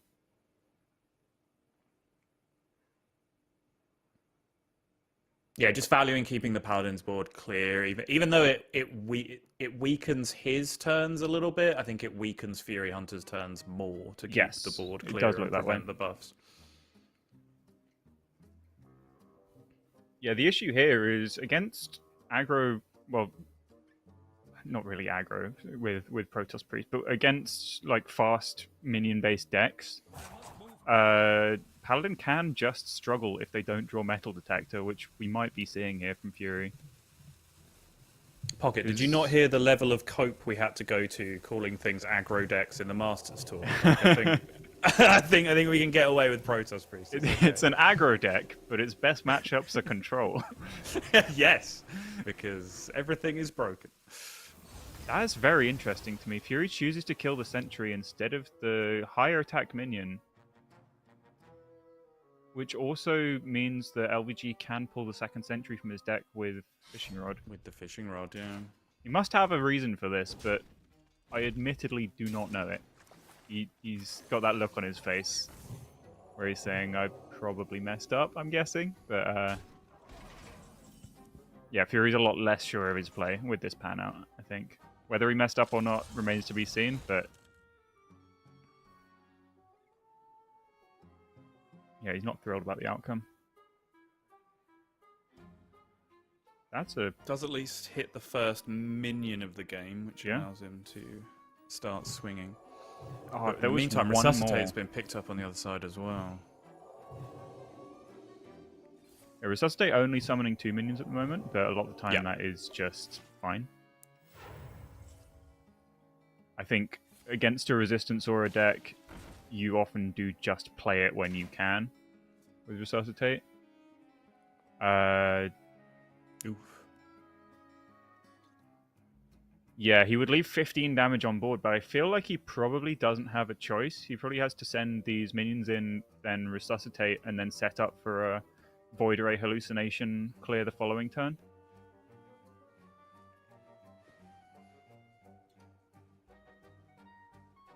The alternative is not seeing an alternative line, right? He can summon another Void Ray as well. He can. With his Fishing Rod after he makes the trade, which means he could deviate to more of an immediate clear turn now and get the Void Ray in the Resuscitate pool. But Reborn and Divine Shield mean he would get quite limited rush damage from that. I think I'm a big fan of just jamming the Resuscitate now.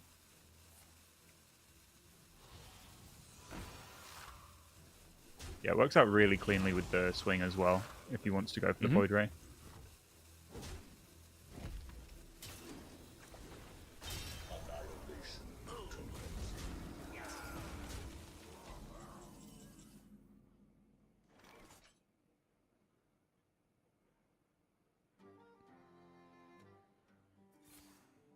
The Libram of Clarity top deck's pretty huge, because now that Fury can load up with another wave of tempo, which I think he desperately needed, considering there's the second Resuscitate in hand.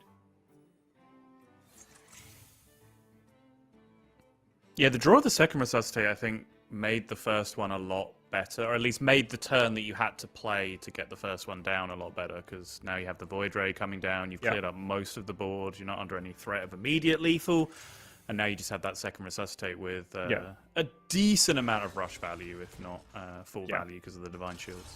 It's definitely awkward because of no hallucination available, so he is limited with what he can clear on board. Yeah. But I would imagine this is probably just about enough. Although, if anything at all sticks, Linessa Story of Galvadon could just end the game. Yeah, I think the Resistance Aura might have just been super clutch here because of that limiting factor on the hallucination, like you said. Is there any Soothsayer outs? I don't think so, right? No. I'm seeing... Well, yeah, he can do 10 damage of removal and heal his face if he goes Void Ray Hallucination. He'd probably want to play a 4-drop there. And that would leave probably too much on board. And I think this probably does leave a bit too much on board. And assuming the Story of Galvadon hits Wind Fury... Yeah, no Divine Brew in hand as of right now to set it up. Okay, no, Wind Fury's not lethal now since he cleared off the 5. So... LVG just about surviving this game by the skin of his teeth. And if he does survive the next couple of turns, he does have that slight passive healing with the lifesteal from the sentries. Yeah, sure. Flash of Light for a double draw. Oh, it doesn't actually go Linessa first. Okay, fine. Yeah, the I issue guess is... it's only 7 mana. Yeah, there's no much bonus. Fine. So yeah, Wind Fury here was just lethal if Fury hit it. With 3 and 7, I believe. Didn't quite manage to, so he's now having to do another board push, which seems very difficult for LVG to deal with.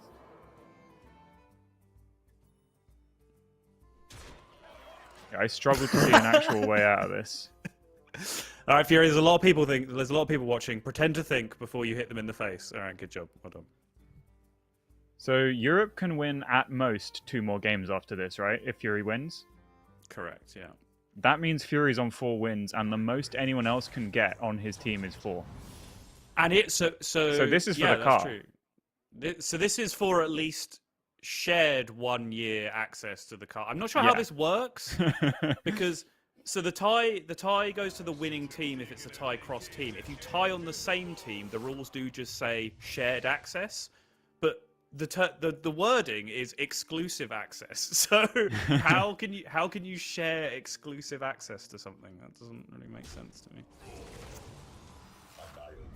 Yeah, it'd be a bit of a nightmare, I think, taking it across the border each time they want to use it. But it does look like the Vol'jin. The car is not coming Fury's way just yet. 10 damage so far for Fury. But again, it's the same situation where if you lead Linessa here, you're just removing your outs, right? Yeah, you don't have. I think he doesn't have any immediate lethal outs, and shockingly, it does look like the priest is just about going to get over the line. No sea shanty left. Maybe the huckster is what he needs there. At this point, it might actually just be pray for a ridiculous random card now, because I don't think Fury's deck has enough value.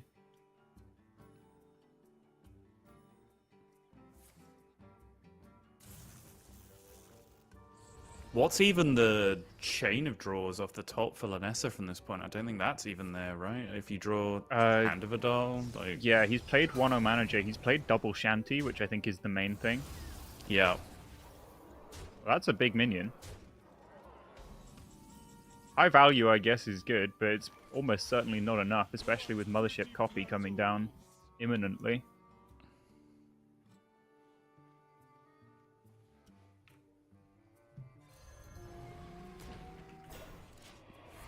Okay, what's the random taunt minion?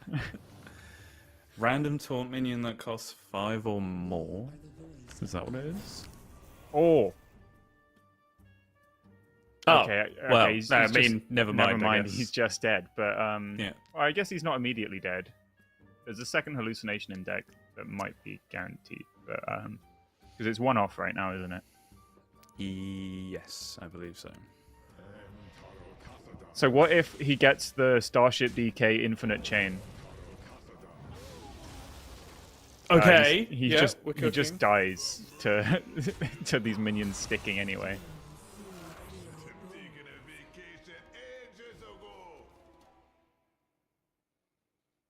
You just play the Thrive because it could be immediate lethal. I'm pretty sure he hasn't played Hallucination already. I could be being very silly, but... Is that the same hallucination from like all the way back on turn 3 when we were talking about it? Yeah, okay, fine. Okay. So, Fury out at 3 wins. The car is very much still up for grabs. It is, yeah. And it does mean that we possibly get to see our first European defeat screen as well. Oh yeah, that's what we're here for. That is what we're here for, yeah. You can see how much that means to the China team. They needed that victory.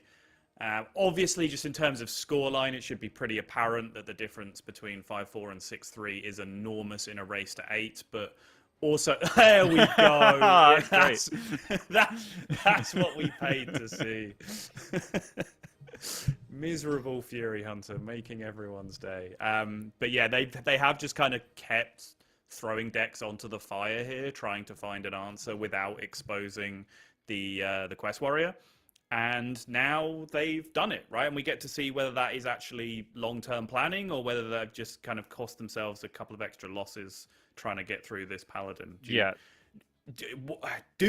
What do you think the chances are if now that warrior does the job that it's supposed to for the remainder of the series?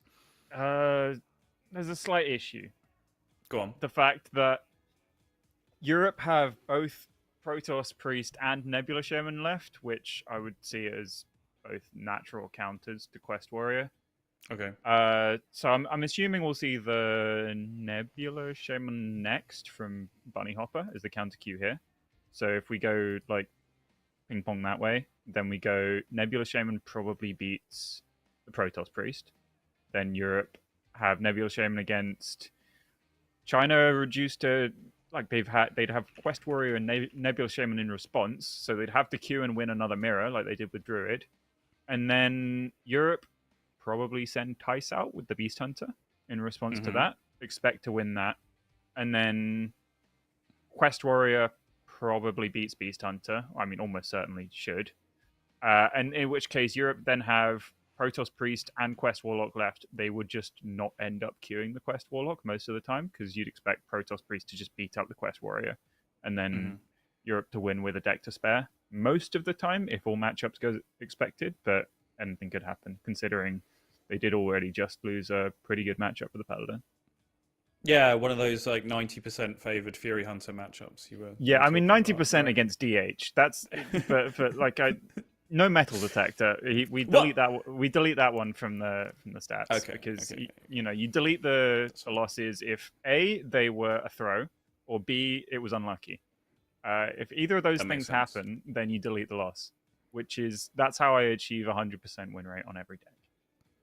Also, while we're doing clarifications and corrections on narratives and agenda, this Sottle hates Insidious thing, that was Cycle Rogue. That was always Cycle Rogue. That was all it was ever about. It's never been a Druid thing. I'm a big fan of Insidious in Druid.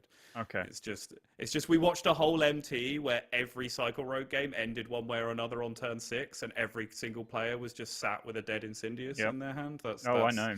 That's where it came from. Yeah. My Cycle Rogue went 0-5 that MT. It was not a great time. But I believe, again, as Raven mentioned before, we are kind of at the mercy of the China production here. They're running the show. They're running a fantastic show, of course. Their Hearthstone events have always been the envy of the world. but we are at their mercy. We were kind of expecting an extended break to go before the previous game, which is why there was a little bit of a confusion there with the caster swap over. We are also expecting there to be another break now, but we are just hanging on. We don't want to go to a break unless they're going to a break. So you're just gonna have to sit with me and Pocket yapping for a second. Indeed. So I just want to follow up with your breakdown there, which kind of ended with Europe winning without having to queue the Warlock. In which case, Yes. like, if you're doing that with your protected deck, is that just a testament to like superior lineup building? Like, have you just come out that far ahead in matchups that you didn't even have to play the deck you deemed most important? I would say they're not as far ahead. It's put them far ahead because China, fed Fury a couple of wins without counter queuing his Drunk Paladin right away with the Warrior, because they've saved that for the Warlock. So it's sort of, this could look a lot closer than it is. They could, because like China could have taken a very likely 8-7 loss. Now they've got a less likely loss, but most of the time it still comes out 8-6, I would say. But so it looks more dominant than it is, considering they were sort of forced to queue suboptimal decks into the Drunk Paladin then, because they were saving their Warrior for the eventuality of Warlock. It would look a lot better if they just won the first unfavorable with the DH. Yeah, no, sure, that makes sense. I just have had word in my ear that they are going to a break, so we will do the very same. We will take a short little break. It will be me and Pocket Train right back again after this.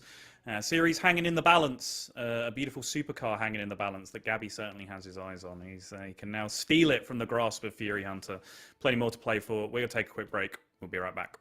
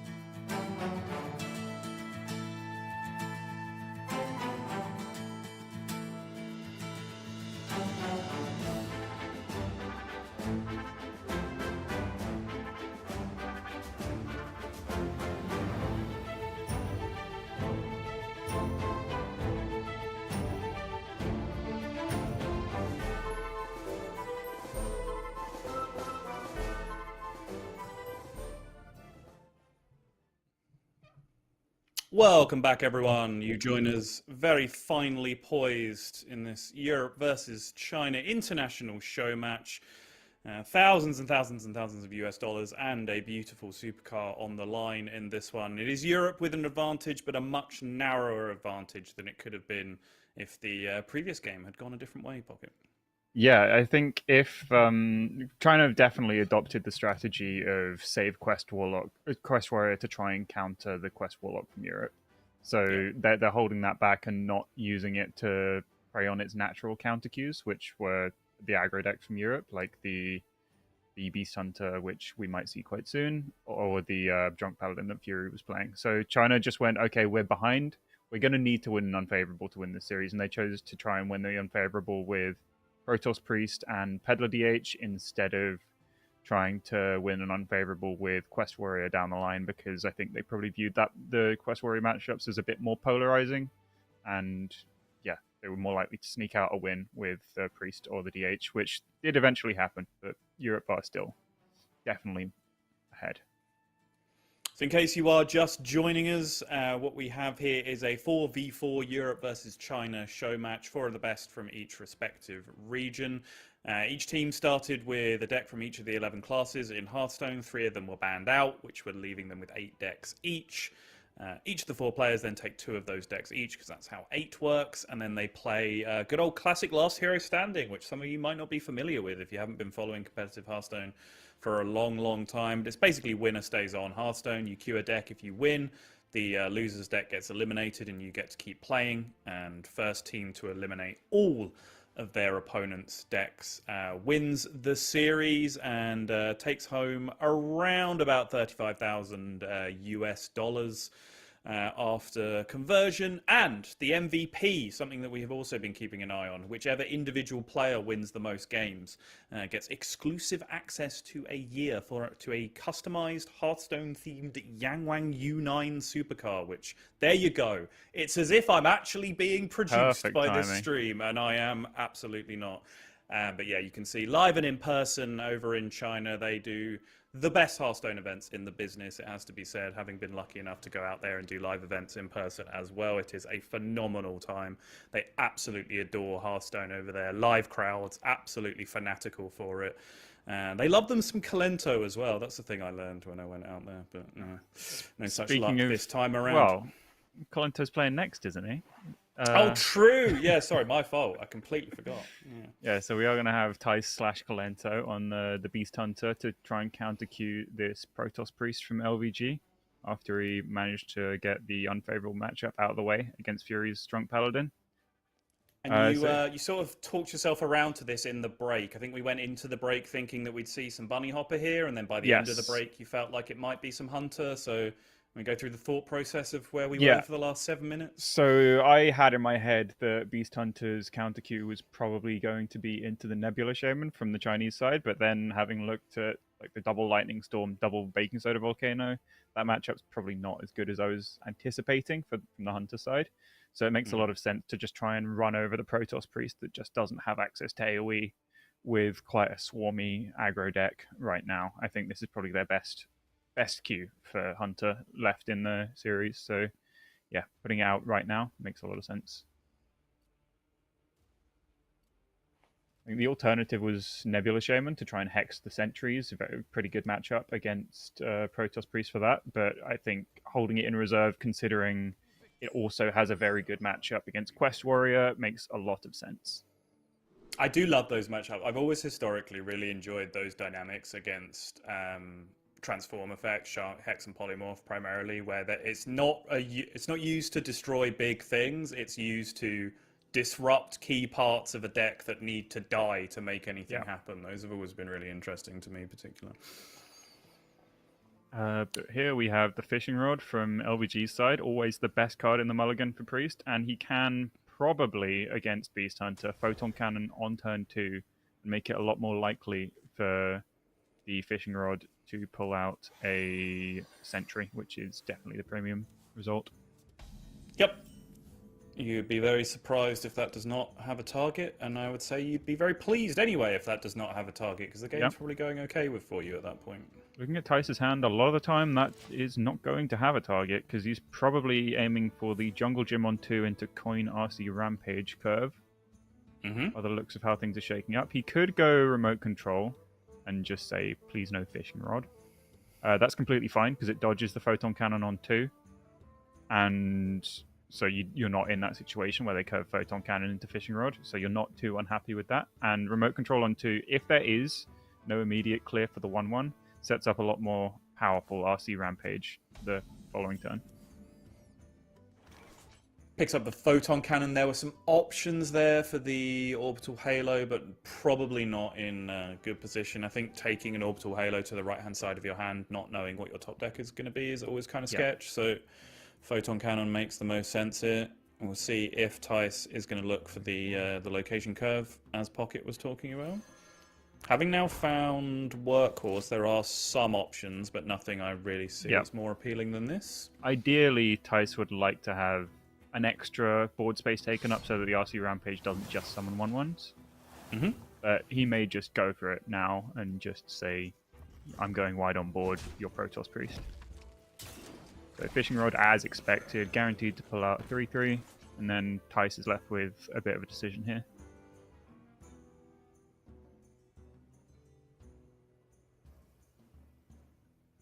Could go wide with Mother Duck and Cower in Fear. I think it's Cower in Fear. Cower in something. Yes, there we go. First time. Shouldn't have doubted myself. Or just go for the Workhorse, preserve the coin. Very solid. Yeah, I think it gives you best chance of sticking at least one thing to the board, right? To make that RC Rampage just more powerful on the following turn. With LVG's hand, this will quite comfortably be full cleared with the double photon cannon and swing. Yep. Importantly, swing before playing the second photon cannon to maximize odds of pulling sentry. It was a 2 in 3 with another catch of the day in deck. If he'd gone photon cannon there, it would have reduced the sentry odds to 0%, because they would cost 0 in deck. But it might have pulled a Void Ray instead of catch of the day.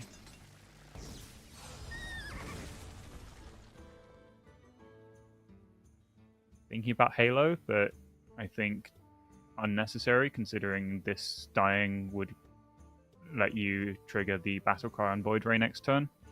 So you're not too unhappy if the sentry dies, and your Halo will get more targets. Okay, it does choose to preserve the minion. Yeah, interesting. I kind of agreed with you, especially because it didn't look like the Halo was ever going to get stranded in hand, right? You had the super cheap Void Ray that you're going to play. Even if you didn't want to play it on that turn for some reason, you're just right next to a Powered Shield, which is super cheap to dump as well. It's an interesting decision for Tice, because he has now seen the fishing rod used and double photon cannon, so that is a lot of the efficient removal gone from LVG's side. So he could have just thrown out an RC Rampage instead of an LVG Rampage, and instead just goes for the Mother Duck, still prioritizing trying to get that buff onto the RC Rampage, which he can guarantee even if all these minions get cleared with the remote control next turn. Yes. Yeah.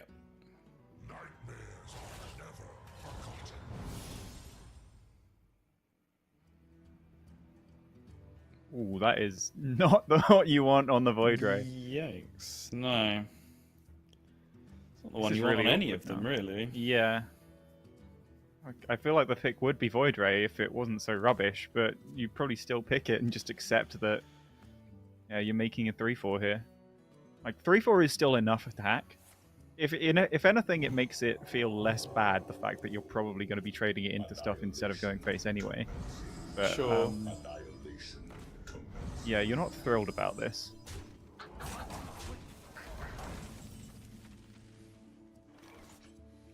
Especially considering the hand is quite empty now. It is. Very little gas. Just trying to stay ahead on tempo where possible. There was the opportunity just to go for Soothsayer, just so that, as pseudo card draw, just to make sure you had resources. Then he could have pivoted to Hallucination to clear the same amount of minions.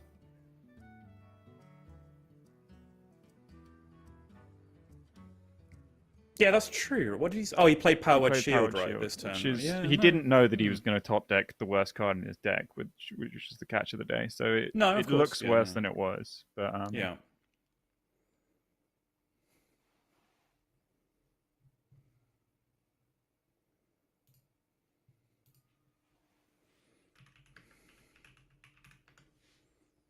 Is the feed also frozen for you? It is, yeah. I'm not sure if this is coming through on stream as well, but we are momentarily having some issues with the feed. As mentioned, we are just receiving a feed from China directly and rebroadcasting, so we have had one or two little spotty moments. I apologise for that. Hopefully we can get our feedback. Hopefully you're still seeing the game, so you can at least still see what's going on. Yeah. Okay. Yeah, we've still not quite got the feed. What are you guessing the turn is going to be from Tice? Can you imagine? Yeah, what a fun game that is. I mean, the RC Rampage, it's kind of interesting whether or not he would go for... Okay, I think the stream has the game now. Annihilation commencing. We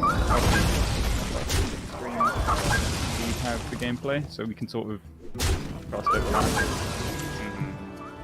Yeah, Tice did go for the RC Rampage. There's still a pretty empty hand from LVG.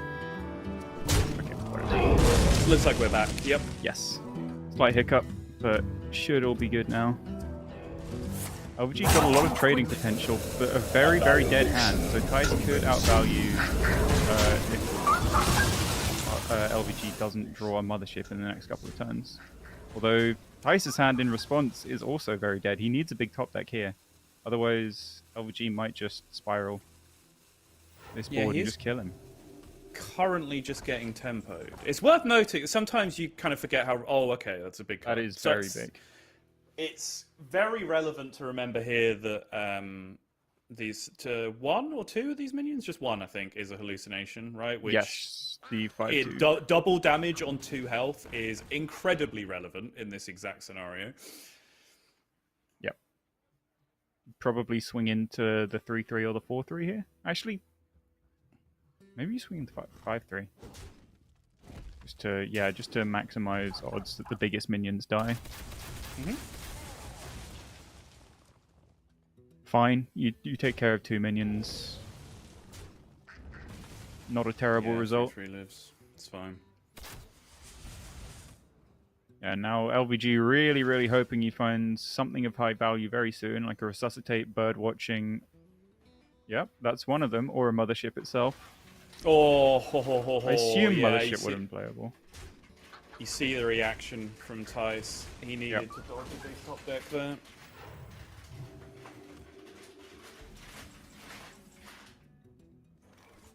That is not looking good enough to get back on board.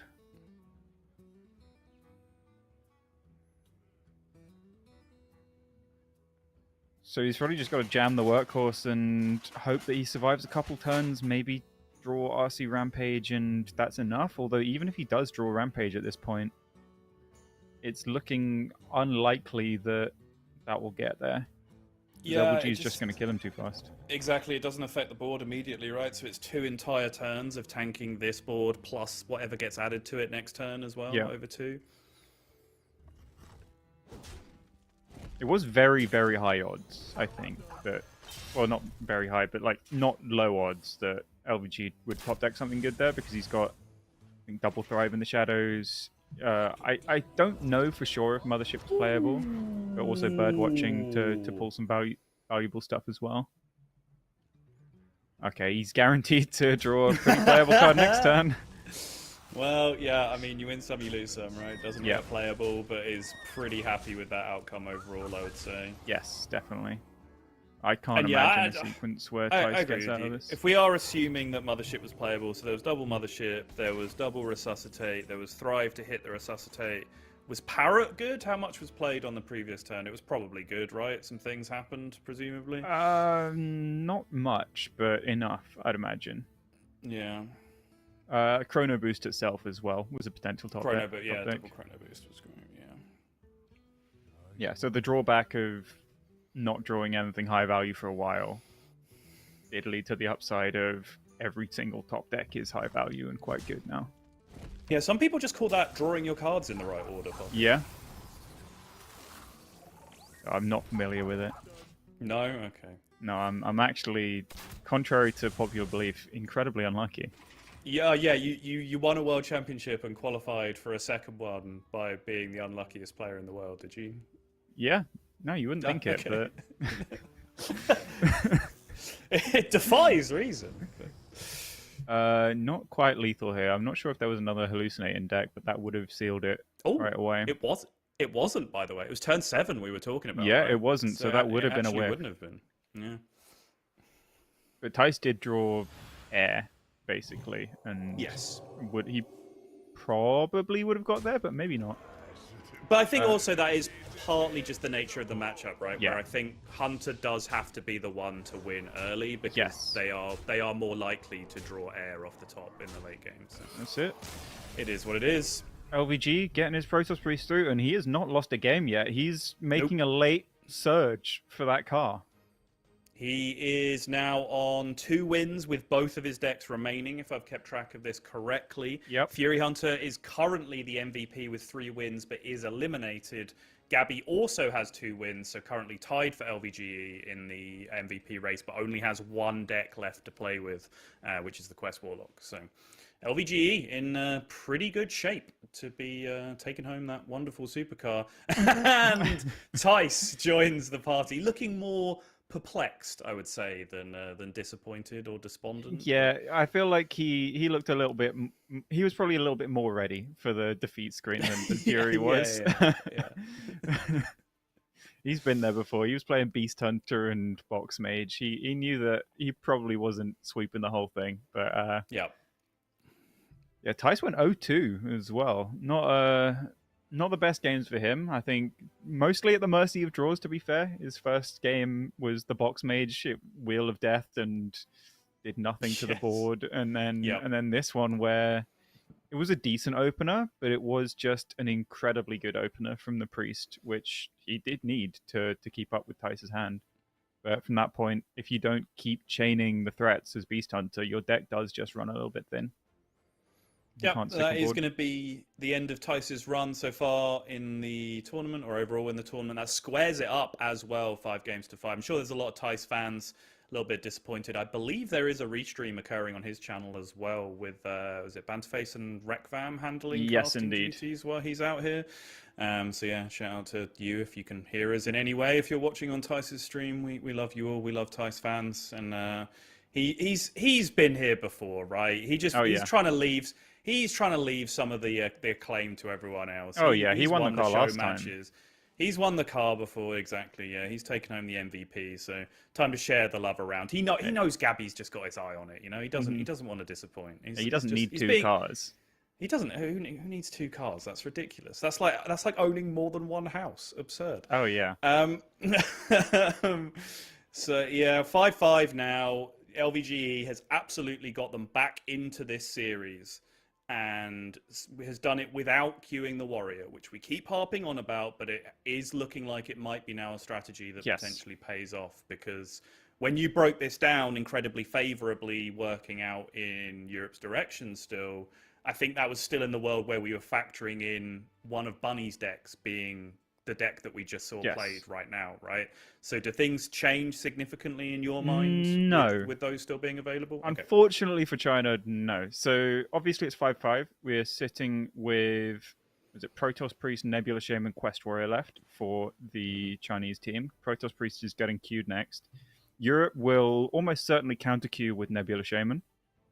They have to assume that that's going to be a win, obviously. Otherwise, you know, you're losing if you're losing all your favorable matchups. So if Europe beat that with their Nebula Shaman, then China are forced to queue a mirror with their own Nebula Shaman.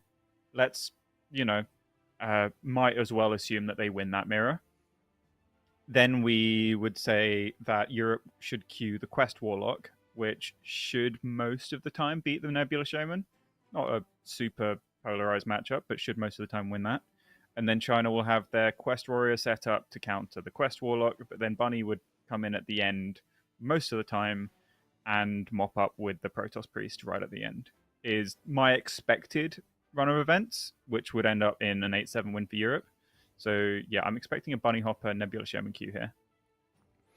Okay, no, I think that's a good breakdown, and I agree with all of it on paper. But the good news for viewers of Hearthstone is that tournaments like this aren't played on paper. You actually have to get out there and get the good draws and make the good decisions and win the matchups that are supposed to be favourable and lose the matchups that are supposed to be unfavourable. And sometimes, 48% of the time, that doesn't happen, and something absolutely wild occurs and things break down. And that's why people like Pocket Train have to deal with the roller coaster of emotions that comes with being a competitive Hearthstone player, because sometimes you go into a series thinking, hey, I've done everything right, I've built my lineup correctly, I've banned correctly, I've done everything, I'm favoured in this series, and it just still does not work out. And that is the beauty of what we do, although you might have a different word for it at times, Pocket.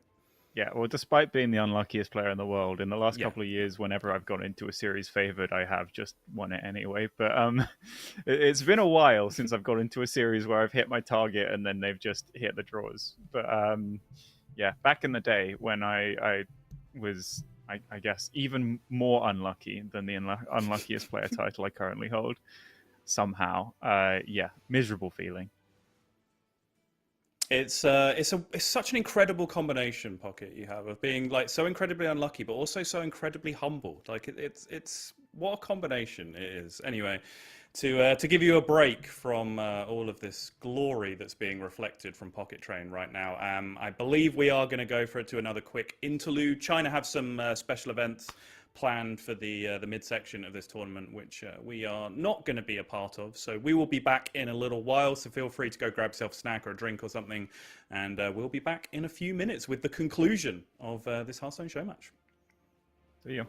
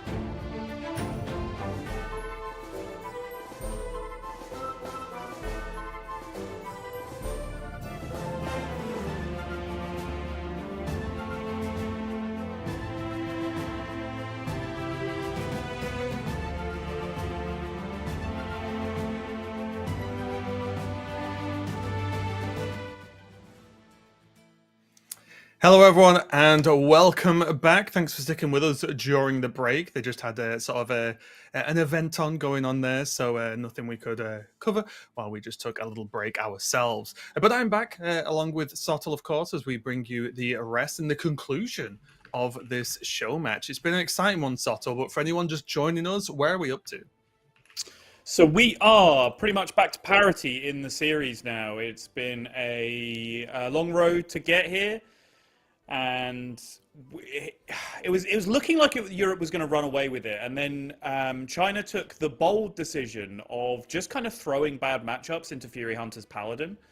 In an attempt to save their warrior. Basically, the philosophy was they could counter queue the paladin immediately with warrior, but if they did so, the series broke down in an incredibly unfavorable way for them after that. So they decided to just throw some slightly unfavorable matchups at Fury Hunter until they got the win and managed to do it at the second attempt, which put them in a much better position.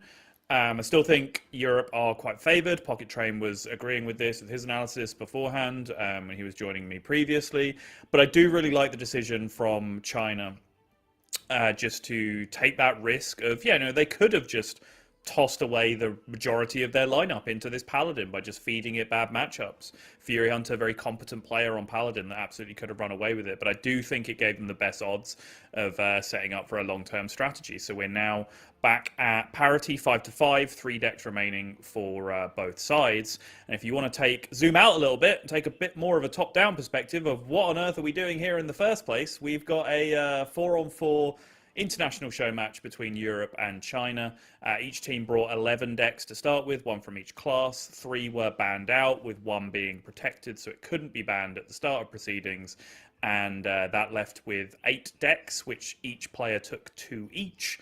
And then they play essentially a long-form version of Last Hero Standing, which is basically winner stays on Hearthstone. So if you are just joining us, that's where we are. We've got up to, where are we? 5 more games to play with at this point? Yes, that makes sense. Because basically each team needs 3 wins, right? Like one of the teams needs to get 3 more wins to win the whole thing. So yeah, maximum of 5 more coming up. But thank you for the thorough breakdown there. We've had a lot of ups and downs for both teams throughout this series so far. But I do, again, I'm sort of with you. I think Team China made the right decision because in a weird way, it doesn't really matter how the series goes overall if you win at the end, right? So you could have maybe, if the plan calls for it, you can afford to burn some decks just trying to get a tough matchup out of the way if that means your odds are better in the long run. It will be interesting as well because the teams have had, I assume, a little bit of downtime as well. To try and just rejig plans probably and just sort of think, okay, where are we? What have we got left? What do we think the queue order is going to be based on the outcome of the matches you would assume, happen, and so on, so on. So the teams have had a little bit more time to plan as well, and we'll have to see how that one goes. But overall, what have you made of this so far, Sottle? Any sort of surprises? Anything you were expecting? Any of the players do better than you thought or worse, maybe? Well, so one more thing that I do want to touch on before I get into that, just in terms of setting up where we are in the tournament, is there is an individual MVP prize to play for as well, which is, in classic China Showmatch fashion, access to a supercar for a year because they love just flexing on everyone. And I think that has been very interesting to develop because I do genuinely feel like Gabby came into this with a bit of main character syndrome. He came in, he's got the sweep decks, the whole ban strategy that Europe went to seemed to be set up for Gabby to sweep. He put himself in prime position for the MVP, for the car, and then Fury just kept getting fed these good matchups while he was on Paladin, and you kind of saw Gabby reacting to that on the bench for Europe. Just going, oh, come on, you got another free matchup? But Fury eventually biting out means that Gabby now has the opportunity to step back up with the Warlock. He has 2 wins in the overall MVP race. Fury Hunter has 3, but is eliminated. So Gabby can start to hunt this down. The other player, of course, is LVGE, who is on the other side in this Priest. He has 2 wins as well, so he's currently tied with Gabby in the MVP race, but he still has both his decks available, the Quest Warrior and the Priest both available. But to go back and just answer your question very quickly before we start this, I do think the importance of Paladin was something that I missed very early on that Pocket, caught and explained when he joined the broadcast of how it was a bit of a blocker for a couple of big sweeps in the series, with the Druid and Warlock, for example, and maybe Europe's edge has largely been found from banning that deck away, and you saw kind of the turmoil that China found themselves in as soon as Fury stepped up with that Paladin. Yeah. And then they did not want to cue the obvious deck into it. So I think that in itself has just been one of the biggest surprises for sure. But we are now back into the action. You see the score down the bottom, 5-5, first to 8, wins the entire series, takes home about $50,000 to be shared throughout the team. And of course, the MVP gets access to that supercar. Not a thrilling opening for Gabby on the Quest Warlock, I would say. It's not, no. And also, just a final note on LVGE as well is if he can win this game, that puts the MVP sort of run very much in his favor, right? Because he gets Gabby out the way, which is one sort of challenger gone. And then also, as you said, still has both his decks left, the Warrior and the Priest. So it's going to be exciting to watch to see how he does too. But yeah, not the best opening in the world for Gabby. Whereas LVG does have a pretty nice curve, actually. Sentry into Weapon, into Coin Resource, or more likely Chrono. And then still to have that Resuscitate just available, because that's like the key mid-game piece for this Priest, right? Trying to get my words out. Yeah, certainly in matchups where you want to pressure so that the opponent can't just do whatever they want, which this is absolutely one of them. I think without that mid-game pressure, this slow hand from Gabby can just turn into, Sketch Artist, play your Solarium, and then that gets you further towards your quest completion, and you're kind of golden. LVG has to find some way of putting that pressure on a little bit earlier, and that's where the likes of Chrono Boost and Resuscitate, and of course the Weapon, which is just the go-to card in the deck, can really make the magic happen.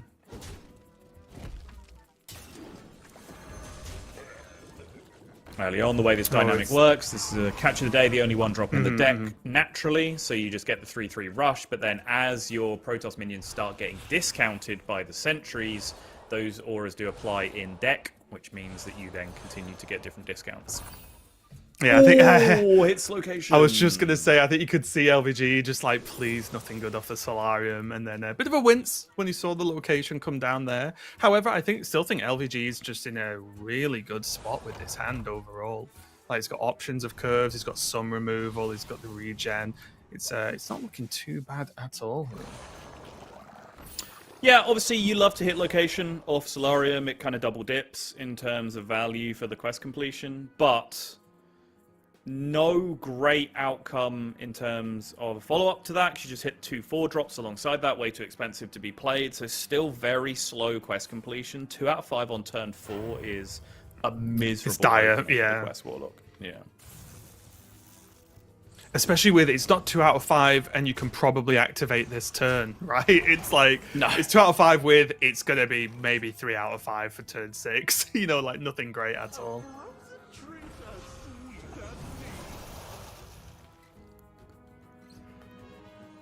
Okay, does find playables. At least there is a small failure rate there where you whiff completely on anything cheap and playable off the Snow Flurry. Yeah, and this is looking pretty grim, because we've talked about this a lot, but especially with the recent MT. But not much AoE removal in this Warlock build. Not like a big sort of guaranteed clear removal, I guess.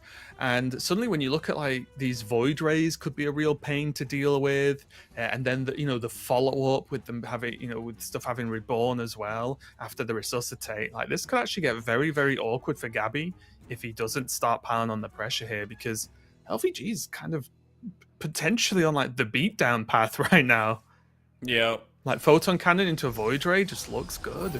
Can even just hallucinate this turn. Do you like the hallucinate here? This also, by the way, allows him to swing. Does find catch of the day, but there is, of course, a discount there from the Protoss minion, which gave him options of hitting. That also is worth covering. Kind of a weird-looking play from Gabby on the previous turn. He had Frost Strike, which just straight up kills the Sentry and discovers a Frost spell, which you might think is better than what he did, which was deal 3 damage to a minion that didn't die, and then just freeze the other minion, essentially doing very little with his turn. But that specifically left the sentry alive and froze it, which makes it as difficult as possible for LVGE to get a Protoss discount on that turn. Because he knows with the weapon showing, Protoss discounts are so big in terms of which minions you can then pull out from the weapon. He's managed to get a little bit defensive here as well, which is good for Gabby, just gaining some of that armor back through these taunts, as well as obviously just not getting smacked in the face. We'll have the quest activation next turn, but again, strong follow-up for LVGE here with the Resuscitate. LVGE seemed to be raising an issue. Yeah, it was definitely raising an issue with the admins here. Not sure what the problem is. Yeah, I don't know. Looks like a good turn to me. Yeah, from our perspective. Okay. Oh, they just maybe they're restarting from our the perspective. client. Yeah. From our perspective, it looked like the turn went ahead, but it does look like LVG has a little disconnection issue. Should be fine. I think Fury in the background just saying regame. Clearly a regame. Well, there is the reconnect feature, which is quite good actually with friendly battles because it means that the timer basically stops, so that there is no timer basically. So yeah, pretty solid overall. There might just be a client issue. They're just doing a quick restart. 'Cause I doubt it's even a reconnect. I think it's just they've closed the client, right? So it shows on one player that they're reconnecting. So I'm guessing they just maybe did a quick restart. But LVG looking really strong there. The Resuscitate we saw, obviously with that Reborn, suddenly Hellfire, it would have to be like Hellfire plus the pings, right, from the location to have any chance of dealing with it. And then that's the problem with this priest in this situation. If it gets comfortable, it always feels like, oh, we can just about clear, and there's always more where that came from, like where with the likes of Hallucinate in there, and then some of the bigger stuff, once like Motherships come down, you're just in infinite trouble at that point.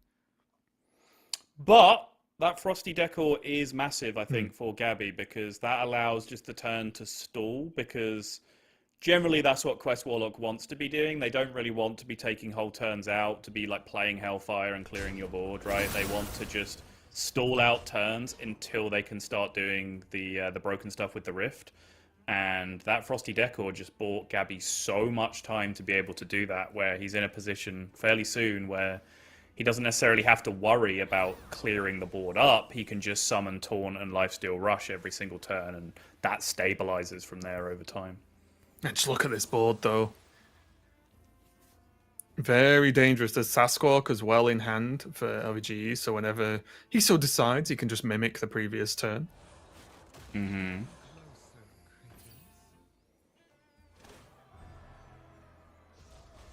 Good pickup of the one drops though, a bit of extra healing. Also demands an answer.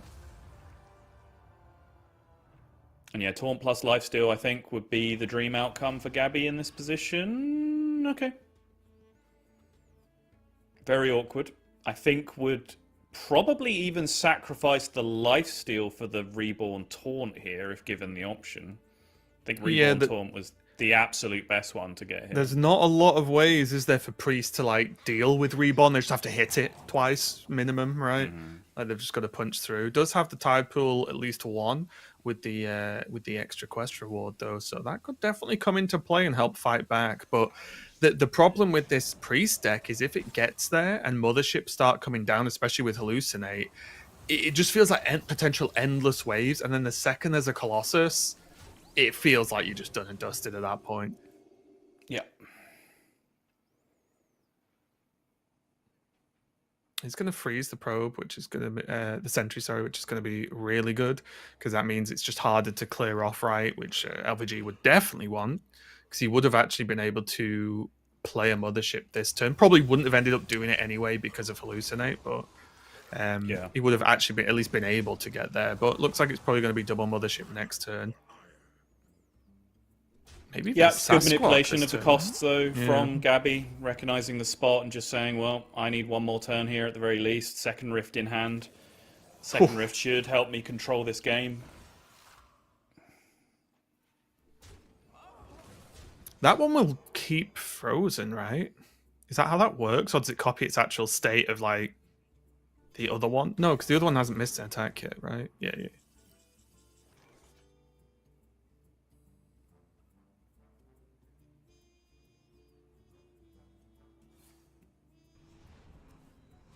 And this is where things start getting pretty silly with all these reductions coming on here. Gabby's going to have to get something done relatively quickly, because even the sort of infinite spawning minions from the portal might struggle depending on what comes out of these motherships. Yeah, you can't underestimate the power of infinite, though. Yeah, but especially infinite times 2. True, but what if it was infinite times 0, because that's what your life says? I mean, 28's a lot to do from motherships. Not if you roll well enough.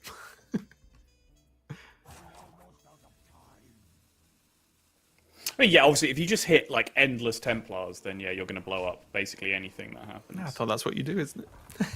But There is that the option does as well not have for to be the case. like the Immortals can be a bit difficult to get through, right? Because they're going to get buffed with like if they cost basically nothing, they have the floating mana. Mm-hmm. Sure. So it could be a little bit tricky to get through.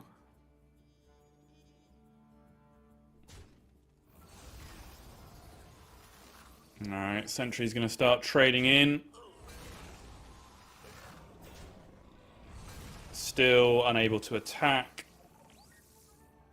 Just due to the unique functions of the frozen mechanic.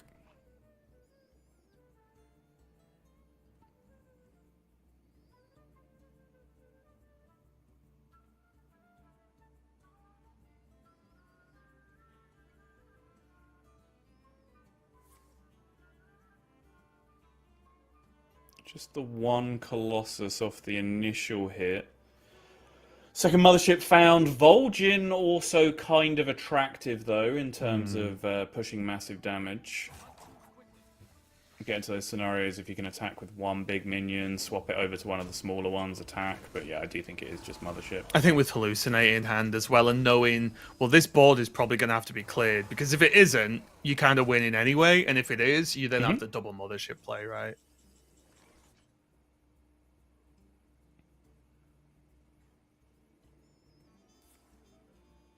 So, a lot of ordering considerations here.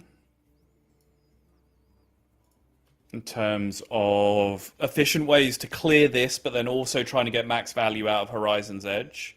Like, you don't want to start tossing cards into the rifts before you complete all of your card draw, but if you start doing that, you allocate a little bit too much mana. Maybe you're not going to get max value out of the Horizon's Edge with the minions being summoned.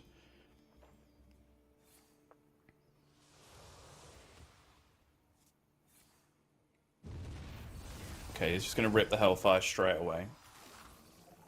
I think this makes sense because anything that was going to die to the Hellfire, you get to just trade into the 12/8 anyway, right? The 5/3 is the only minion you summon that would die to the Hellfire to reset the Horizon's Edge. You just get to slam it in anyway. Okay, pretty good amount here. Is he going to silence the mothership? He is. Makes sense. Just reduce down some of those options that LVG is going to have. Would have loved to ping that mothership off, but he's going to have to sacrifice one of the 4/4 charges right now. Oh, they were good though. Okay, worked out. Yeah, very nice. I did wonder whether after the silence, the 4/4 was supposed to hit the 3/2 before the first proc. You would lose one proc guaranteed because you'd have one minion that didn't die, but you would then be able to massively increase your odds of killing the mothership without trading either of your minions into it. And this is the tricky thing. I think Gabby's way makes sense, though. There's, what, 2 Colossus available right now? Yep. Which I'm assuming do not do 6 each. Yes, I would also agree with that assumption. Yeah, I think just staring at this hallucinate always happens. It's just too good. 5. Oh, yeah, not bad. Never mind, not bad at all. Yeah, very close. What do you think? Close. Like, go fishing with the with the Xavius this turn? Oh no, gonna thrive instead. Okay. I think you just drop damage, right? Gun cannon. You have some ordering considerations here, no? Well, I was just thinking of the Xavius just in case you hit charge, right? Well, couldn't you? Did you not have enough mana to discover from your deck, find a Protoss spell, play the Protoss spell? The Colossus cost 2? No? Is that not too much mana? I'm not sure.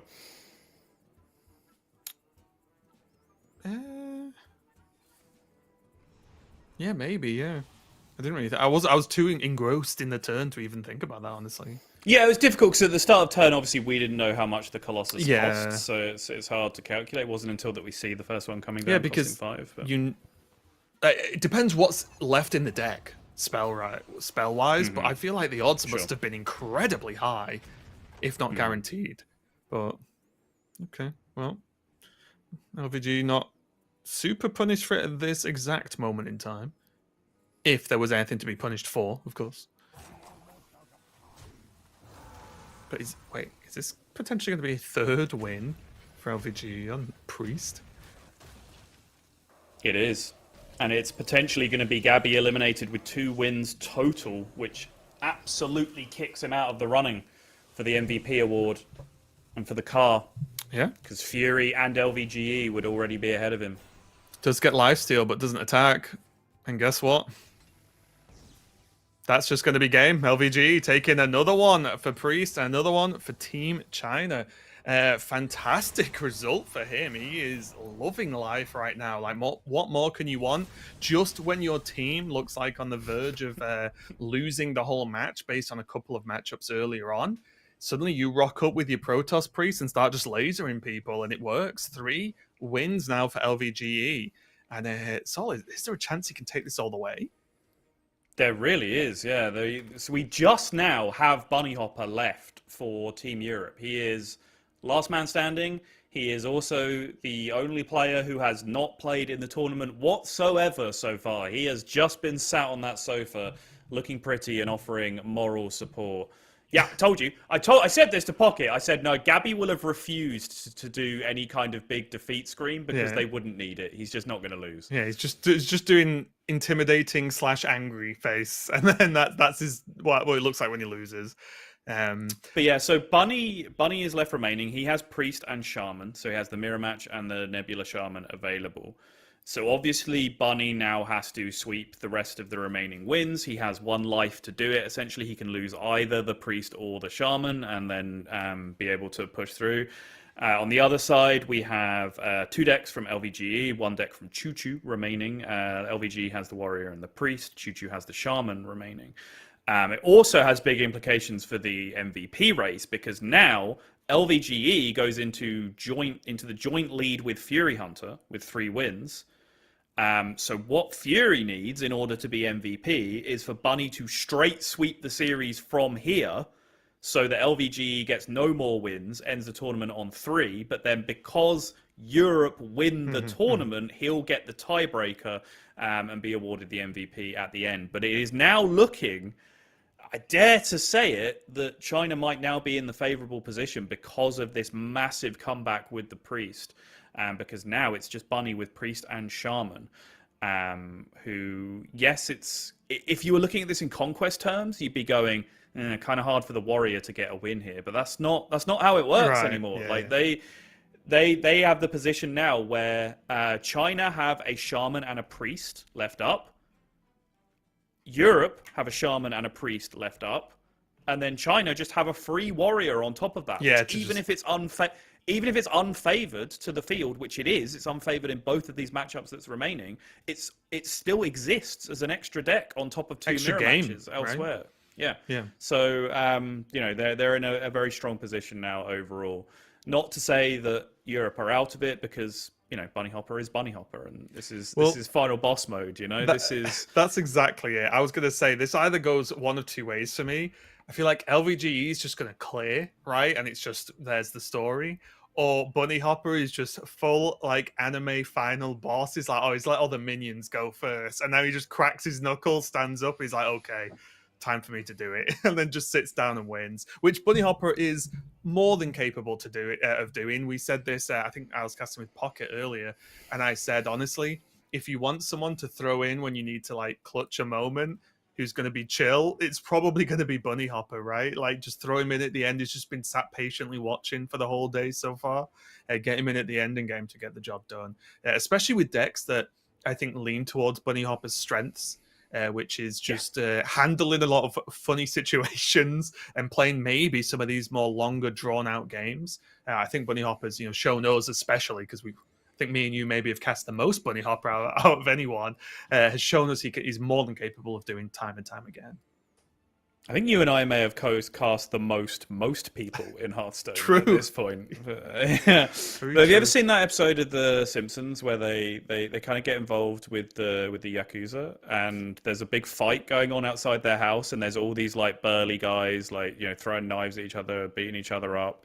And then, like, Marge says to Homer, like, come inside. It's not safe in here. Come inside. And Homer's like, but there's one guy over there that hasn't done anything. And it's going to be really awesome when he does. Like, that's the situation that we're in right now. Yeah, after all this build-up, Bunny Hopper goes 0-2. Yeah, I mean, very, very possible, right?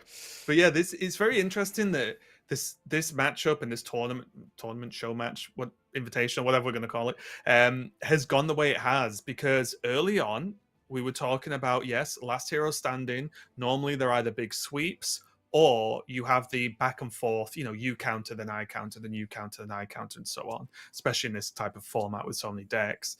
However, we have seen the flip side of it is when unexpected things happen, it has massive impact on the matchup. Like I said, I don't think anyone was like, oh yeah, Priest will sweep some matchups. I don't think anyone was saying that or expecting it. Yet suddenly, because Hearthstone is a game, and that's how it works sometimes, LVG is just getting these wins over and over again, and suddenly like in such a good position. And yes, there's like, you know, we could talk about like the Hex with the Shaman, for example, but overall, it's not like Priest has some 10% matchup against Bunny Hopper's decks he's got left. One's a mirror match, which is, you know, you'd just say 50, and then the other one is, sure, it might be a bit awkward in some places, but it's not unwinnable by any stretch. No, and if you really break it down, what we have seen, obviously we talk in terms of last hero standing stuff. We're used to best of fives. We're used to 3-deck formats when it comes down to it. That is kind of what we've seen, where, for example, like we've seen a little mini series where Fury Hunter may have won the series 3-0, right? Or a little mini series where LVG would have won the series 3-0 because the counter queue has failed. And because it's a longer format, that doesn't necessarily pan out directly to, oh, you missed your first counter queue, now Priest just wins 8 games in a row and you lose the tournament. That's not necessarily how it works, but you have seen that rhythm of how things can spiral and snowball if you do miss your counter queue in Last Hero Standing. And this is now crunch time. Europe have to get this Priest out of here as soon as possible, not only for the sake of the tournament, but if they are to have any hope whatsoever of a European player taking home that MVP title. Yeah, and I think there's a couple of, for me, pivotal moments so far, one for each team, honestly. One is LV, well, I guess it was for both teams, but LVG obviously doing so well with this Priest right now. And then also, I think it was Gabby losing the Druid Mirror. I think those are the two moments in this tournament where they could have completely changed the outcome of the day if either of those things sort of happened the other way. Because I believe 100%. There was the lethal that Gabby missed earlier, which would have won him, obviously, that Druid Mirror match and maybe ran away with it for Team EU. And then also LVG just stepping up and getting it done with the Priest has been so high impact. Yeah, and you love to see it. Yeah. One of the real buffs of a full 11 class format, simplifying down to an 8 class format, is we're coming down to the wire now, and it's Priest Shaman Warrior versus Priest Shaman Warrior, versus Priest Shaman Warrior versus Priest Shaman, which is not necessarily the meta that you see at like the top end of ladder, or the meta that you would see if we're in the deep end of a 4-deck conquest tournament, for example. So very, very interesting stuff indeed. It is going to be the Shaman being the queue, which is as expected. You have a couple of different win conditions here as the Shaman. You have just the, hitting your curve, playing out your stuff, playing big bombs, dominating the board, win the game early kind of pan out. But then you also have the disruption win, where you use Hex to kind of pick apart your opponent's win conditions, stop the discounts really compounding. If you Hex the first sentry and they don't find a second one, that means that it cannot then be resuscitated, which means you're taking away not just one discount, but that's 3 discounts that you've then denied after the reborn from the resuscitate, so that can snowball really, really quickly. Looking at this opening hand, though, Sottle, I'd like to be the Priest right now. It's pretty much just what you want, which is the 1 into Sentry into Fishing Rod. Do you remember? So I don't know how privy you were to some of these conversations when we were doing a bit of Masters Tour prep for the last event, and I mentioned to Pocket earlier, the memes about what we resorted to calling an aggro lineup. And in testing, in prep a little bit, I was kind of theorizing the idea of a Protoss Priest lineup that would be the aggro lineup in that case, right? And then, I get pushed back, like, yeah, but the deck's just not that good overall. Like, I don't think there's that much agency. Like, sometimes you just whiff, you do very little. I'm like, yeah, but counterpoint. If you just go 1-2-1 every single game, there's not a lot that it doesn't beat. And then, if I'm struggling, I've got Resuscitate, it's okay. It's like, it's so much pressure.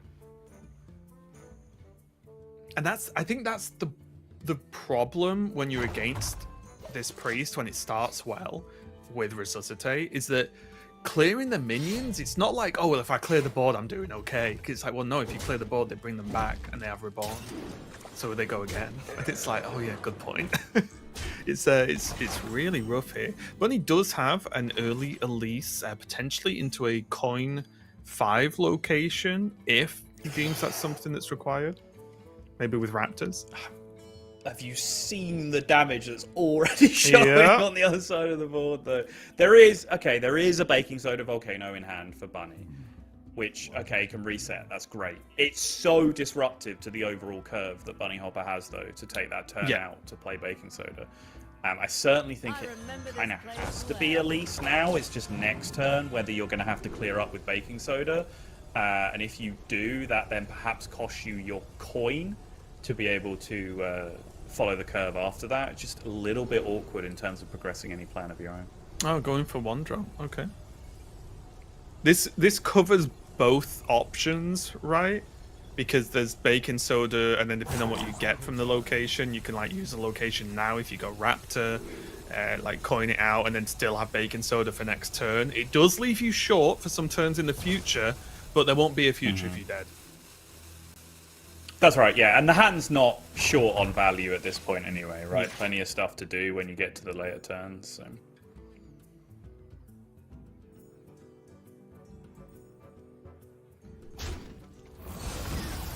Trade that in. Photon Cannon. This gives you Void Ray, because you've manipulated now to the double discount. Yeah, and there's no fish left, right? So it's guaranteed. Exactly. No fish left. Your sentries cost 0. Your Void Ray costs 1. So the only outcome you can possibly get there from the weapon is the Void Ray. The reason he wants to do that, quite often you prioritize sentries over everything else, but because of the curve he's got into Resuscitate, he specifically wants the Void Ray to go in there so that he gets the full juice. Do you like the fortunes here? Yeah, because I do a lot. Just needs gas. Yeah. He just needs a card so that if he plays Resuscitate and does not win the game immediately off the back of Resuscitate, he just needs something that gives him gas. And Sooth Fancy was the closest It's one of those cards that's not card draw, but also is card draw at the same time, right? It's like, it's not the same, but it kind of is the same. So, it's like, it's pseudo card draw until the fortunes hit card draw, and then it's just absurd quantities of card draw. It's just like sprint. You're like, wait, what? Yeah. And here's the problem, right? If Bunny drops Baking Soda and there's a Resuscitate, you may as well just moonwalk straight out the game. If he drops Baking Soda, he better also hope he does not drop Vinegar, or else there'll be a massive mess everywhere. There's little time. Cooking jokes I don't understand. It's a cleaning joke, actually. It's really good at cleaning, like, baked on stains on pans. If you put baking soda and vinegar in it, it foams up and some sort of chemical reaction cleans things. I remember that for all the times I've cleaned pans and stuff. Yeah. I've definitely got baking soda at home. You do? It's just bicarbonate of soda. Do you not have bicarbonate of soda? I didn't even know what it did, so why would I buy any? Okay, fine. All right. I'm talking to the wrong person. Yeah, sorry. you are. Have you got ketchup and bread, right? Yes, of course. I've got the stuff we need. The vital stuff. The key supplies.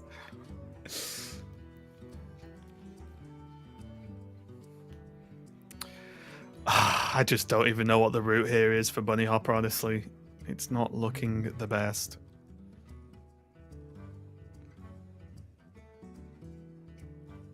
Especially, well, as soon as he sees the fortunes as well, I think that's going to feel real bad. Because here, you're always at this point against the priest where you think, okay, what if the 3 cards they've got in hand kind of suck? Right? And then you can maybe deal with this board and then go. But the 3 cards in hand, or now 4, do not really suck. I can tell your future before it even happens. Oh, you want some card draw with your card draw? Although you can only ever play 1, right? At that point. You can only ever play 1. I think it does make more sense to tempo out here. Yeah, get the discounts down. For all you know, those could just transform into like a mothership next turn, and then you're in business.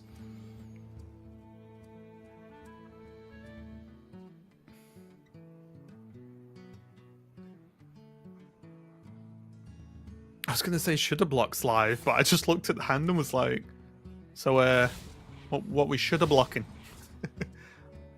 Well, that's better than nothing now. Okay. Yeah, oh yeah, that's something that exists. Yeah. The problem is that also lets the 2-1 just crash in again, right? I mean, I'll take the 2020 and the 2-1 dying over nothing happening this turn, for sure. That was definitely Hex Pass on the 2-1. Anything to avoid the discounts.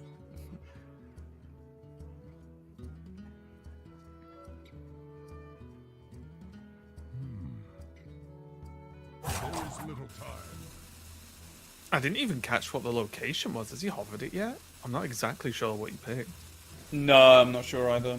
I would have guessed Raptor, but I think if it was Raptor, he would have played for it. Sure. No, I think it is one Raptor okay. for sure. I just don't know what the other one is. Yeah, let's re-roll that fishing rod. Thank you. Okay. Thrive, yeah, fine. Go for another resuscitate, maybe? Although none of... Oh yeah, there's enough room, right? Because the 2-1 can go. Yeah, the 3/3 also rushes twice, so you can get rid of that yeah, of course. Yeah, the fish, yeah. Mm-hmm.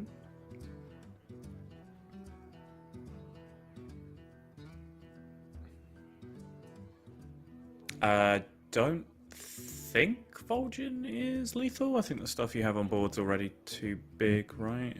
Yeah, irrelevant. Well, the 2... Yeah, is it still good though?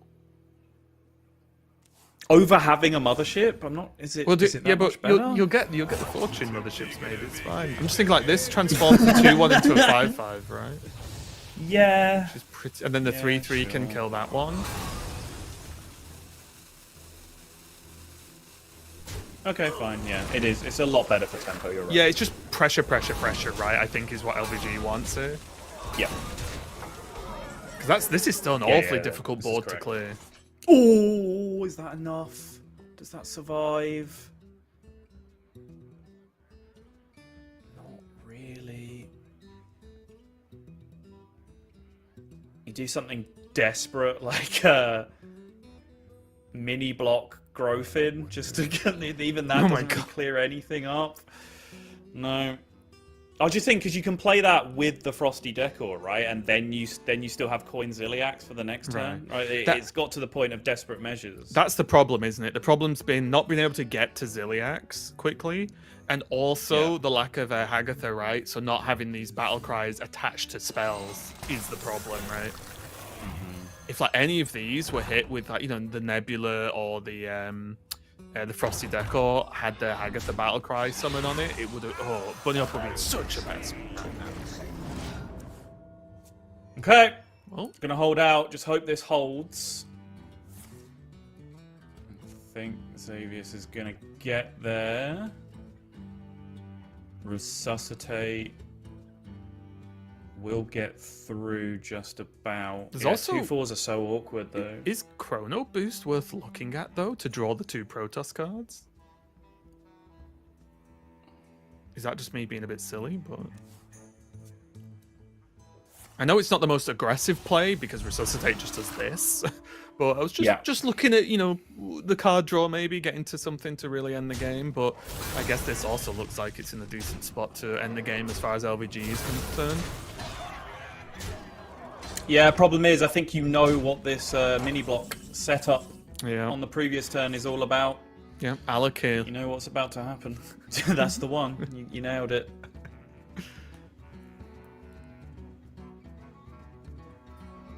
The tough part is, it doesn't necessarily.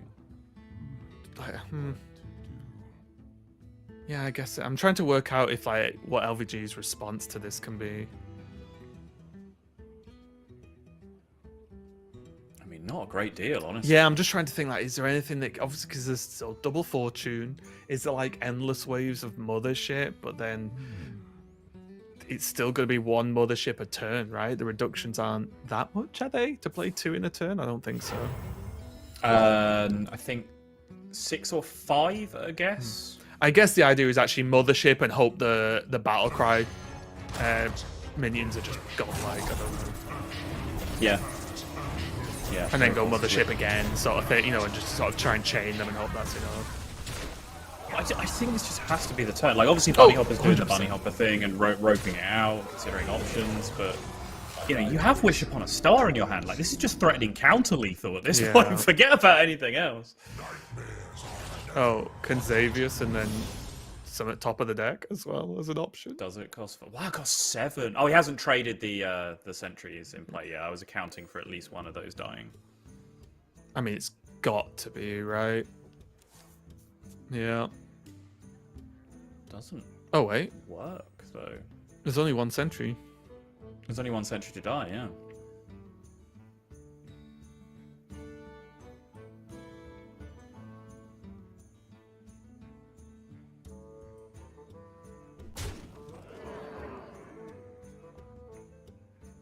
Just working out good trades here, because does have the double orbital halos might come in handy. Mm-hmm.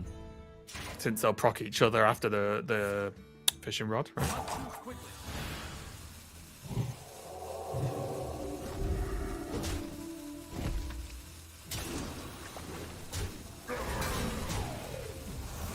Nothing in there.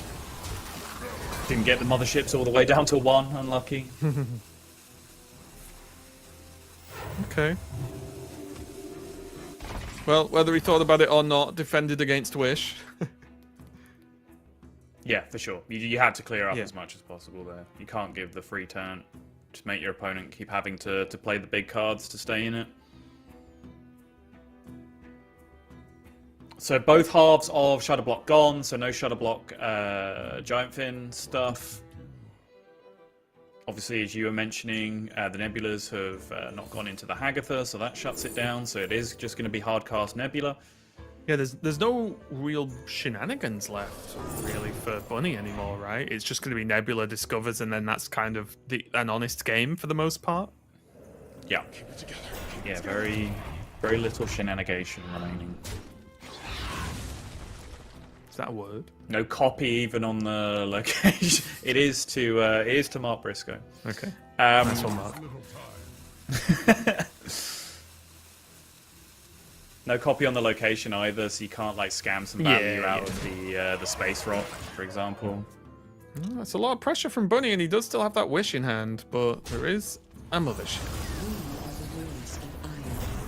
And probably gonna oh no! Probably gonna thrive into deeply illegal. Probably gonna thrive into the copy, right? Is likely.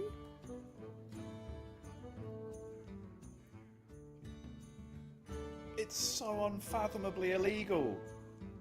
Let me just check the rule book. Nope, not illegal. No, right there. Section 6.2, Clause B. You're just absolutely not allowed to hit the nuts. It's not allowed. Okay, you're gonna use the orbital to get some clean trades here. Here comes the Templar. That's gonna make things very spicy indeed. The merging is complete. Yeah. Surely has to hit hallucinate. Yeah. And this stops the Hex being all powerful, basically, at this point. Mm-hmm.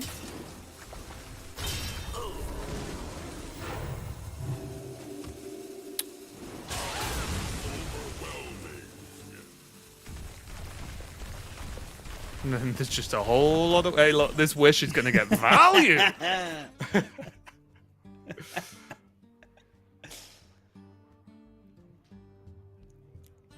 Throw some rocks at him.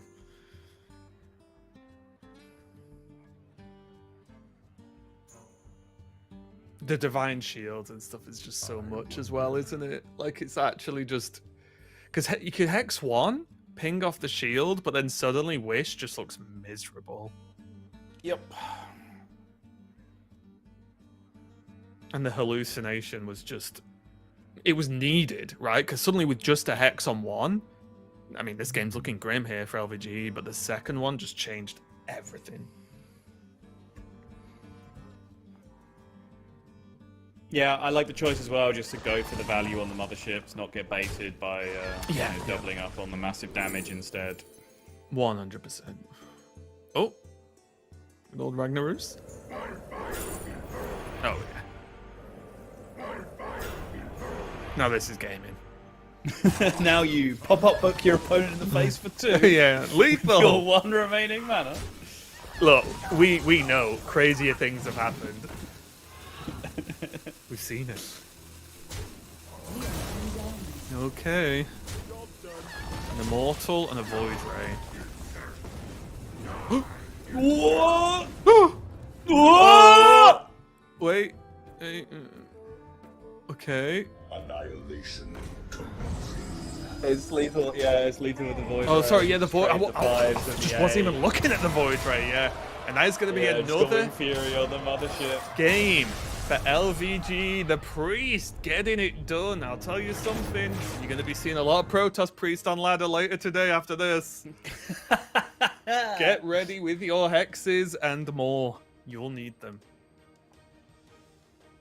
And I believe, if my calculations are correct, that locks up MVP for LVGE, because even if Europe go on to win from here, which they can do, the MVP is result agnostic. You can be the MVP while being on the losing team.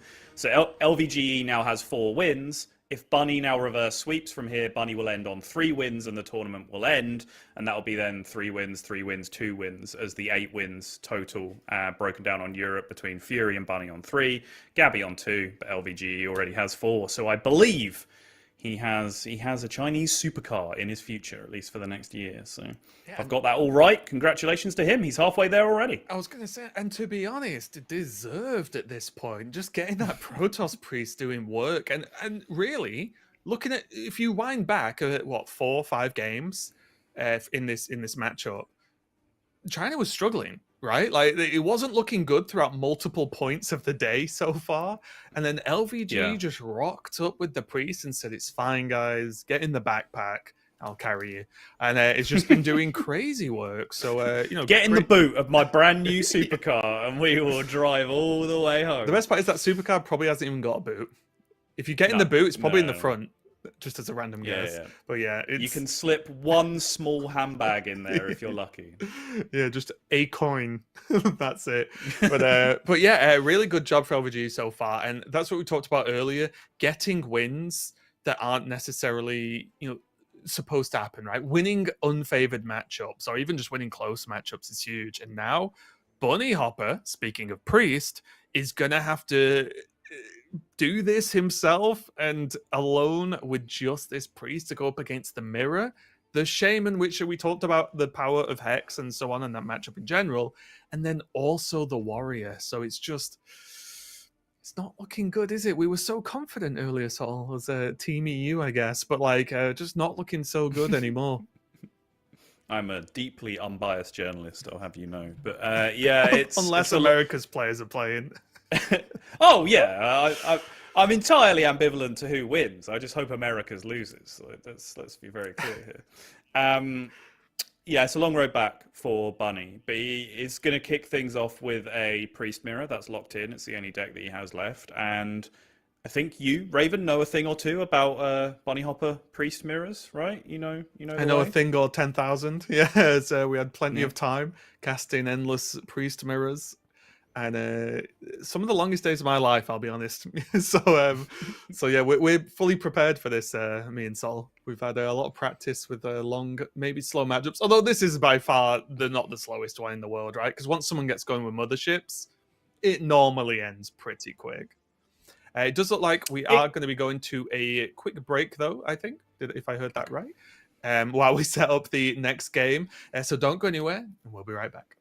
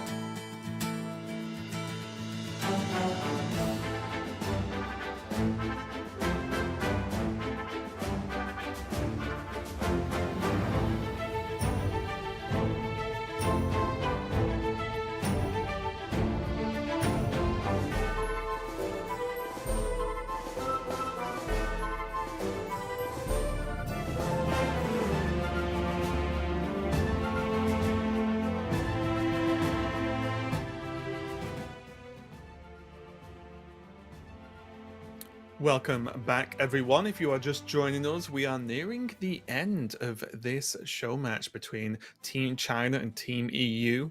Everything on the line now, and all of the pressure lies on Bunny Hopper's shoulders as he basically has to solo the rest of the matchup, with LVG proving to be quite the problem opponent for Team EU.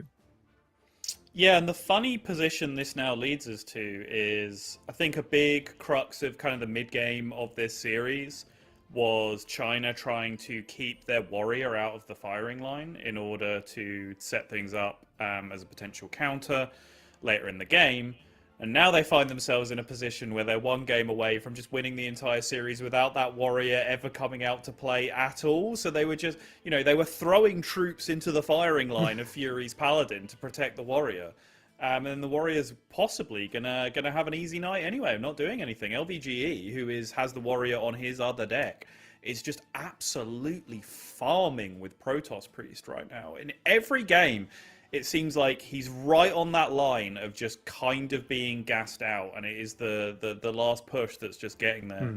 Bit of an unlucky outcome there at the end for Bunny to miss both rag shots, but I don't think he was climbing back into that one really with 2 Protoss minions in hand, 4 more coming from the motherships if need be. Obviously, the motherships having Wind Fury as well, so it was always going to be a long road back from that point. But for the, 5th time now, we do come in to the Protoss Priest from LVGE, but then this time we're matched up with the Protoss Priest from the Bunny Hopper as well on the other side. Coming down to a mirror match first and foremost, and then he is going to have to go through the Shaman of Choo Choo and the remaining warrior that we talked about a great deal from LVGE as well. Yeah, Team China with this warrior is like me with any item in any RPG. It's just, I'll save it for later. I might need it. And then the credits roll on the game and I've not used any. That is very, very likely to happen here. As even this mirror match could, as is a mirror match, easily go either way.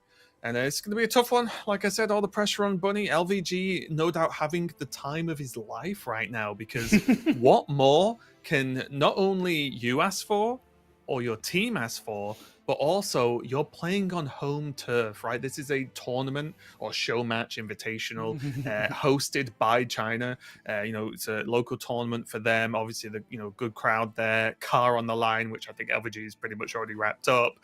So it couldn't be a better day for him so far, and the opportunity is there to just get even better. I like just a general comment on the production aesthetic. I like the sort of blasting LEDs in the background that are kind of simulating like pyro going off, right? They almost look like flames bursting out of the stage in the background. It's kind of cool. Without the danger. Without anyone being immolated. Yeah, which is, I guess unless you're Illidan, always a bonus.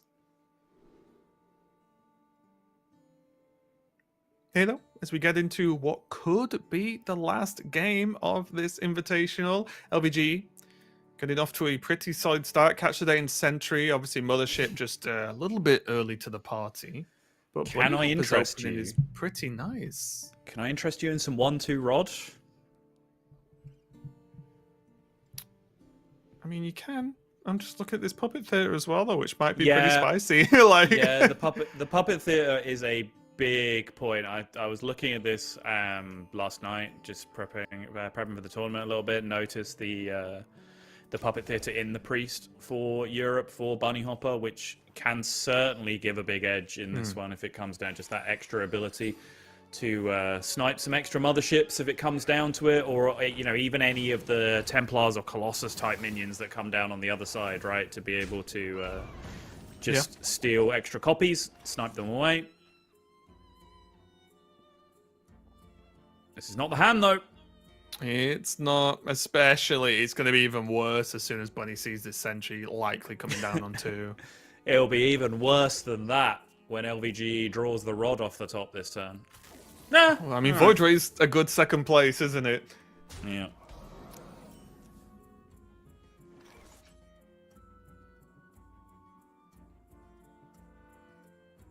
Rot-row, Shaggy. So on the list of things that can go wrong, I think this hand is at the top. LVGE with the fist pump. My opponent hero powered and emoted. Oh my god! And then we've got fortunes as well. You know what's probably good for mental here for Bunny Hopper? They aren't sat opposite each other. They're sat like, as you can see, in front of their teams on the stage. So they're at either side of the stage. Because if I was Bunny in this situation, I saw LVG fist pump, I'd lose my mind at that point. Like my mental would be gone because I'd be like, I'm already having a bad time. And now my opponent's showing that they're actually about to pop off. We do have Elise, though. Again, one of the amazing plays here. Okay. Should we get early? Yeah, gonna pick a 1 as well. Oh, big wince from Bunny. Spell damage, +1 attack, death rattle deal. These are a disaster outcome for Bunny Hopper here. Yeah. And in this matchup as well, right? It's like they're not only the bad picks, but they're the bad picks with this deck against this deck. Right? Yep.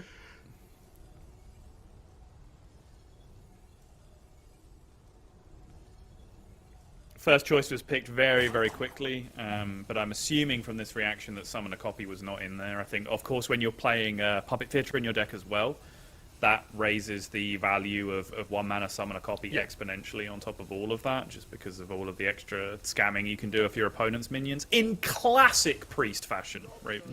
I can tell your future before it even And the hits just keep on coming. It's not a good draw next turn, but okay.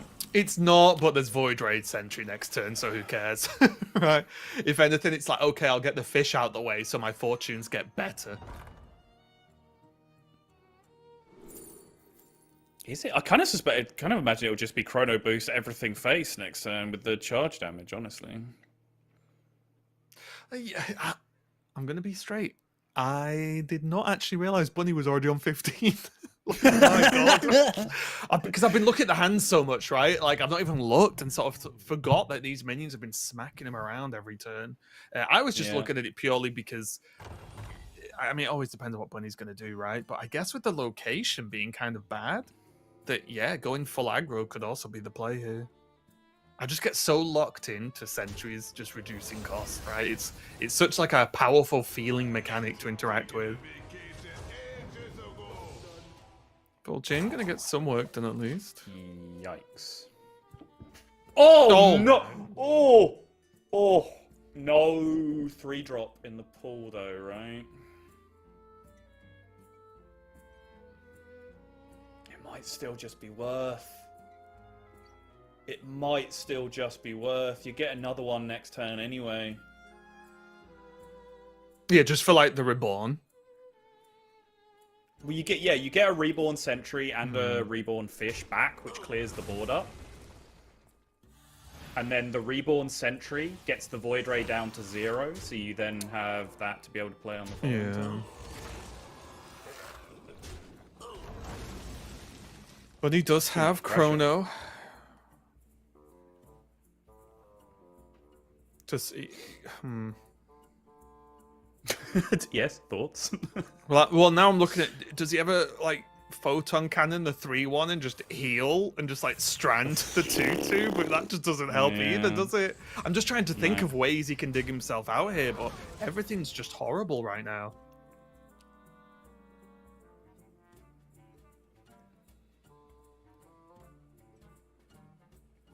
Photon Cannon is the draw next turn now.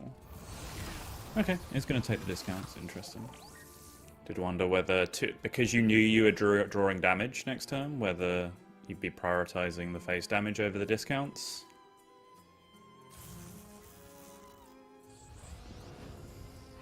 Oh my lord. Gonna buff with the 3/4, right?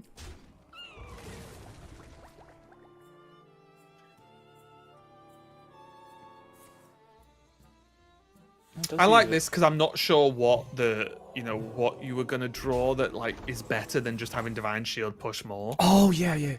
Sorry, I forgot the charge hadn't attacked. Yeah, when you get immediate sorry, damage, absolutely makes sense. Because like, look at the hand, right? What else does he need at this point? Like, that's worth saving the fortune for. It's just not worth, in my opinion. I like this a lot.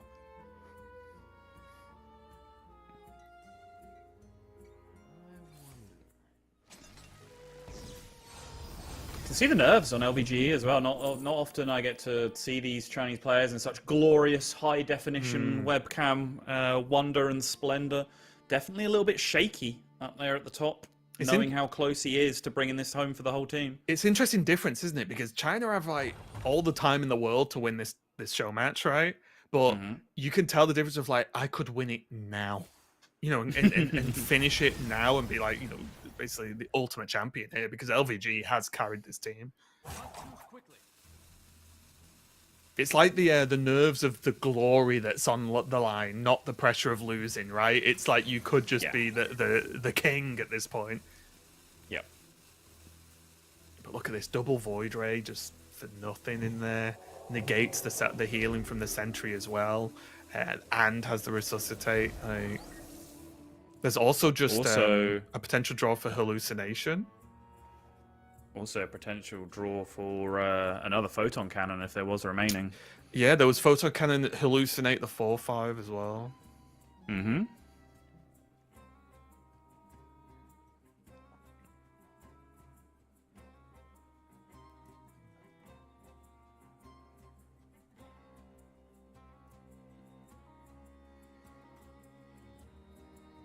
Annihilation commencing.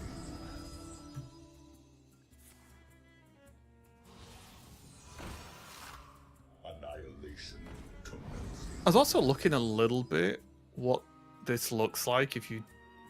I guess it doesn't matter, right? Yeah, sorry, yeah, this probably doesn't matter. I was looking at what it looks like if you tried to end the turn, not trading, putting the Divine Shield on the 4/5, and just saying, well, you know, you've got to trade 2 into 1 thing to heal it, right? To get any lifesteal back. But yeah, this is also just fine. This is just maximum pressure. Reborn on the board. Gonna re-put the Divine Shield on. Mothership is now at the cost, even with no trades of this Sentry. If it gets, you know, frozen, for example, there's still a chance that Mothership hallucinate for the draw next turn, right? For LVGE. So just a really solid setup overall. But does have to get there now. If there's no other draw, if there's no hallucination drawn, if there's no second Mothership drawn next turn, like, this is the push that's going to have to win the game. A lot of the good draws in terms of value, particularly Sooth Fancy, have gone. Yeah, got to commit the hallucination here. Yeah, needs the extra healing at a minimum, I think. And it'll push him potentially to Mothership fast enough, right? Just as just a long shot, but it's a shot. Yeah. Choice here being whether you want to bump the Divine Shield off your own minion, just so that you have a potential trade available to you next turn to kill it. Problem is, without doing it to both, that doesn't really change the relevancy of your Mothership. Yeah, and also in a weird way, if you can't bump Divine Shields either, right? Because then it still doesn't... well, you could, but then you missed out on the heal. So it feels kind of bad. We're going to see Mothership come down here for LVGE. And another Void Ray. Ooh. And the Carrier. The Carrier could be very dangerous. It really could, yeah. It's one of those, it's a win-win, right? Either the board's empty, so... Okay, hold, hang on. Hold. Does that do anything? I don't think it does. I mean, he can... I mean, yeah, it probably doesn't, but I was just thinking he could do it and then also shoot it. But the problem is with Bunny Hopper, the reductions aren't there, right? That's the problem. No. It's just he hasn't been able to stack reductions. So these desperate plays, it's so likely that these things are just way too expensive. Okay, it does cost 0. Discount applies afterwards. An Immortal just isn't good enough. Not when you add the Carrier, right? Because like LVG could full trade everything and then just play Carrier. Yeah.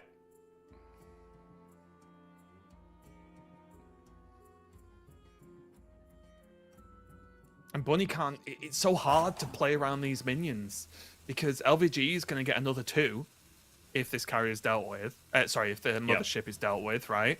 So you've got to play around 3 random Protoss minions. Literally any outcome could happen, and there's many that cause you to lose. I just don't think... Yeah, I'm with Bunny here, just to sort of raise hand of like, what am I supposed to do? It's a tough one. Oh, Vulchin. I'm not sure it really matters, Raven. I think we can probably find our way through this. Yeah, I was just more meaning that's just easy, isn't it? Because the 5-1 goes through. But regardless, LVGE is going to win this game with the Priest once again. And not only win the game, Subtle, but win the whole matchup for Team China. They are your champions. What an unexpected outcome. And I do not mean that in terms of China winning. I have been very much at the forefront of saying that China, Europe, in terms of regional dominance in Hearthstone, has been incredibly close, incredibly back and forth for probably the last 3 years or so. Of course, culminating in Yanming picking up the World Championship for China. But I mean that in terms of a 5-game Protoss Priest sweep to close out proceedings for LVGE. That is absolutely outrageous, putting it all together in the end. He locks up that MVP award as well, which means that the Yangwang Supercar will be his for the year 2. That means 5 wins are going to be for LVGE, and the rest of the team all chipping in with 1 win apiece. Truly spreading the love around. Europe just falling a little bit short. It looked so good early on when Fury and Gabby were farming, but it just fell apart once that Priest came into play for LVGE. Yeah, and that's the thing with this format, right? The format is just one of those long ones. It's not over till it's over. And there's the shared trophy for the team. Winning on the home turf as well. I'm sure the players could not be happier. But of course, LVG above all with that performance. Just carrying the team to victory on the back end of this. But as I said, it was a long format. It was one with a lot of pressure. Don't drop the trophy. Okay, yeah, good job. I was on drop watch. Yeah, take control. We've been at an event where a trophy's been dropped and broken before, so let's not have another one. Thank you. But yeah, congratulations to Team China. Of course, unfortunately, we will not be having translations for this. But yeah, just while we sort of see all this as the players are being interviewed, of course, what have you made of the day? Because it feels like too long since we had an event like this. It does, yeah. It's always great. Just even though we're not there, just seeing large-scale Hearthstone events in person just makes me happy in general. Obviously, China have been at the forefront of doing this for quite some time. I talked earlier about how I think their rise to, either first or second in terms of overall relative strength of region in Hearthstone has really come off the back of the fact that they have continued to do large-scale events like this, where other regions have gone to primarily online these days. And these are the events that we really, really love to see. They create an atmosphere and a sense of theatre that you just can't get elsewhere, and they're well worth it. And I was very, very happy to be a part of this. Yeah, 100%. And always cool to see these formats as well, because, I think you'll probably struggle to find 2 people that have either not worked in more of, standard best of 5 conquest Swiss. Me and Sol especially, we trust us, we've done it, we've been there. However, even though I love that and I love like the standard competitive side of Hearthstone, it's always fun to throw in these different formats, make it a team format, make it in a full 11 class tournament, do all these different styles, because it just mixes it up. It's a cool event, and I'm pretty sure the players enjoy it as well as something a little bit different, and to approach the game in a different way. Because you as I was talking to Pocket earlier, because obviously he's a very good pro player himself, of just like, how do you even approach this tournament? What's the strategy for picks and bans? How do you adapt that? Because the format was you ban one class, shield one, and then pick and then ban another 2. But yeah, really cool format, really cool players, really cool tournament overall. And now LVGE is able to use a really cool car. I wouldn't mind giving that one a spin myself, but I don't think he'd let me. So congratulations to LVGE there. Got the Hearthstone covered. Awesome car, honestly. That even dances. If you haven't seen the pre-show, rewind, go and check the VOD, because that car danced. I saw it. It really did, yeah. It was extremely impressive, and I would like to recommend that we allocate all future Hearthstone esports budget into dancing cars going forward. Well worth it, I think. Yeah, tournaments in the future will no longer be what is the prize pool. It's how many dancing cars do you win as the currency going on here. But again, a really big congratulations to Team China, and great job Team EU. Honestly, I think the player choice, I think the team itself has some not only long-term sort of Hearthstone players, especially when you look at likes of Tai specifically, basically been there from the start, but also just a great squad overall. So great job to Team EU as well. Did a great effort. Car. And Yeah, super get in the entertaining. car. You know what we're here for. I mean, you'll have to figure this out quickly. Oh, I think you had it. There we go. Always the question with these nice cars: where's the door handle? That's the question number one. Give them. What are they called? You know the answer to this. What are those doors called? They're like something wing doors or something. Cool doors. Oh, come on. I don't know. Look, I have a lot of brothers, and they're all car fanatics. I am the one who Yeah. isn't. I'm the nerd who plays children's card games. Oh, okay. I thought it might have dragged through, but They are doors I would like on my car, because my car's long doors, and sometimes people park very close to me, and I struggle to open the door. Whereas that, perfect. This Look at is that, what though. we came for. Yeah, look at that. Get in the car. And everyone else is like, we'd join you, but we can't fit. No, absolutely not. You have not earned that. You and your puny one win have not earned the right to get in this car. You need 3 wins to just get in the passenger seat, my friends. That's right. Yeah. And that's your lot. And you know what? 2 wins, you could have gone in the boot. 1 win, Or the trunk. that's for our global audience, Raymond. Yeah. Well, America's not part of the event, are they? Let's be honest. So, Yeah, fair. but yeah, maybe 1 win gets them put on the roof. We'll see. But yeah, really good job. Really cool day overall. I hope everyone in chat, this is one of the few events we've been able to actually commentate live as well, because it's an in-person event. There's no need for a delay. So I hope everyone in chat's enjoyed it. We were really happy. I think, I'm sure Sol can answer, but I'll speak for him anyway.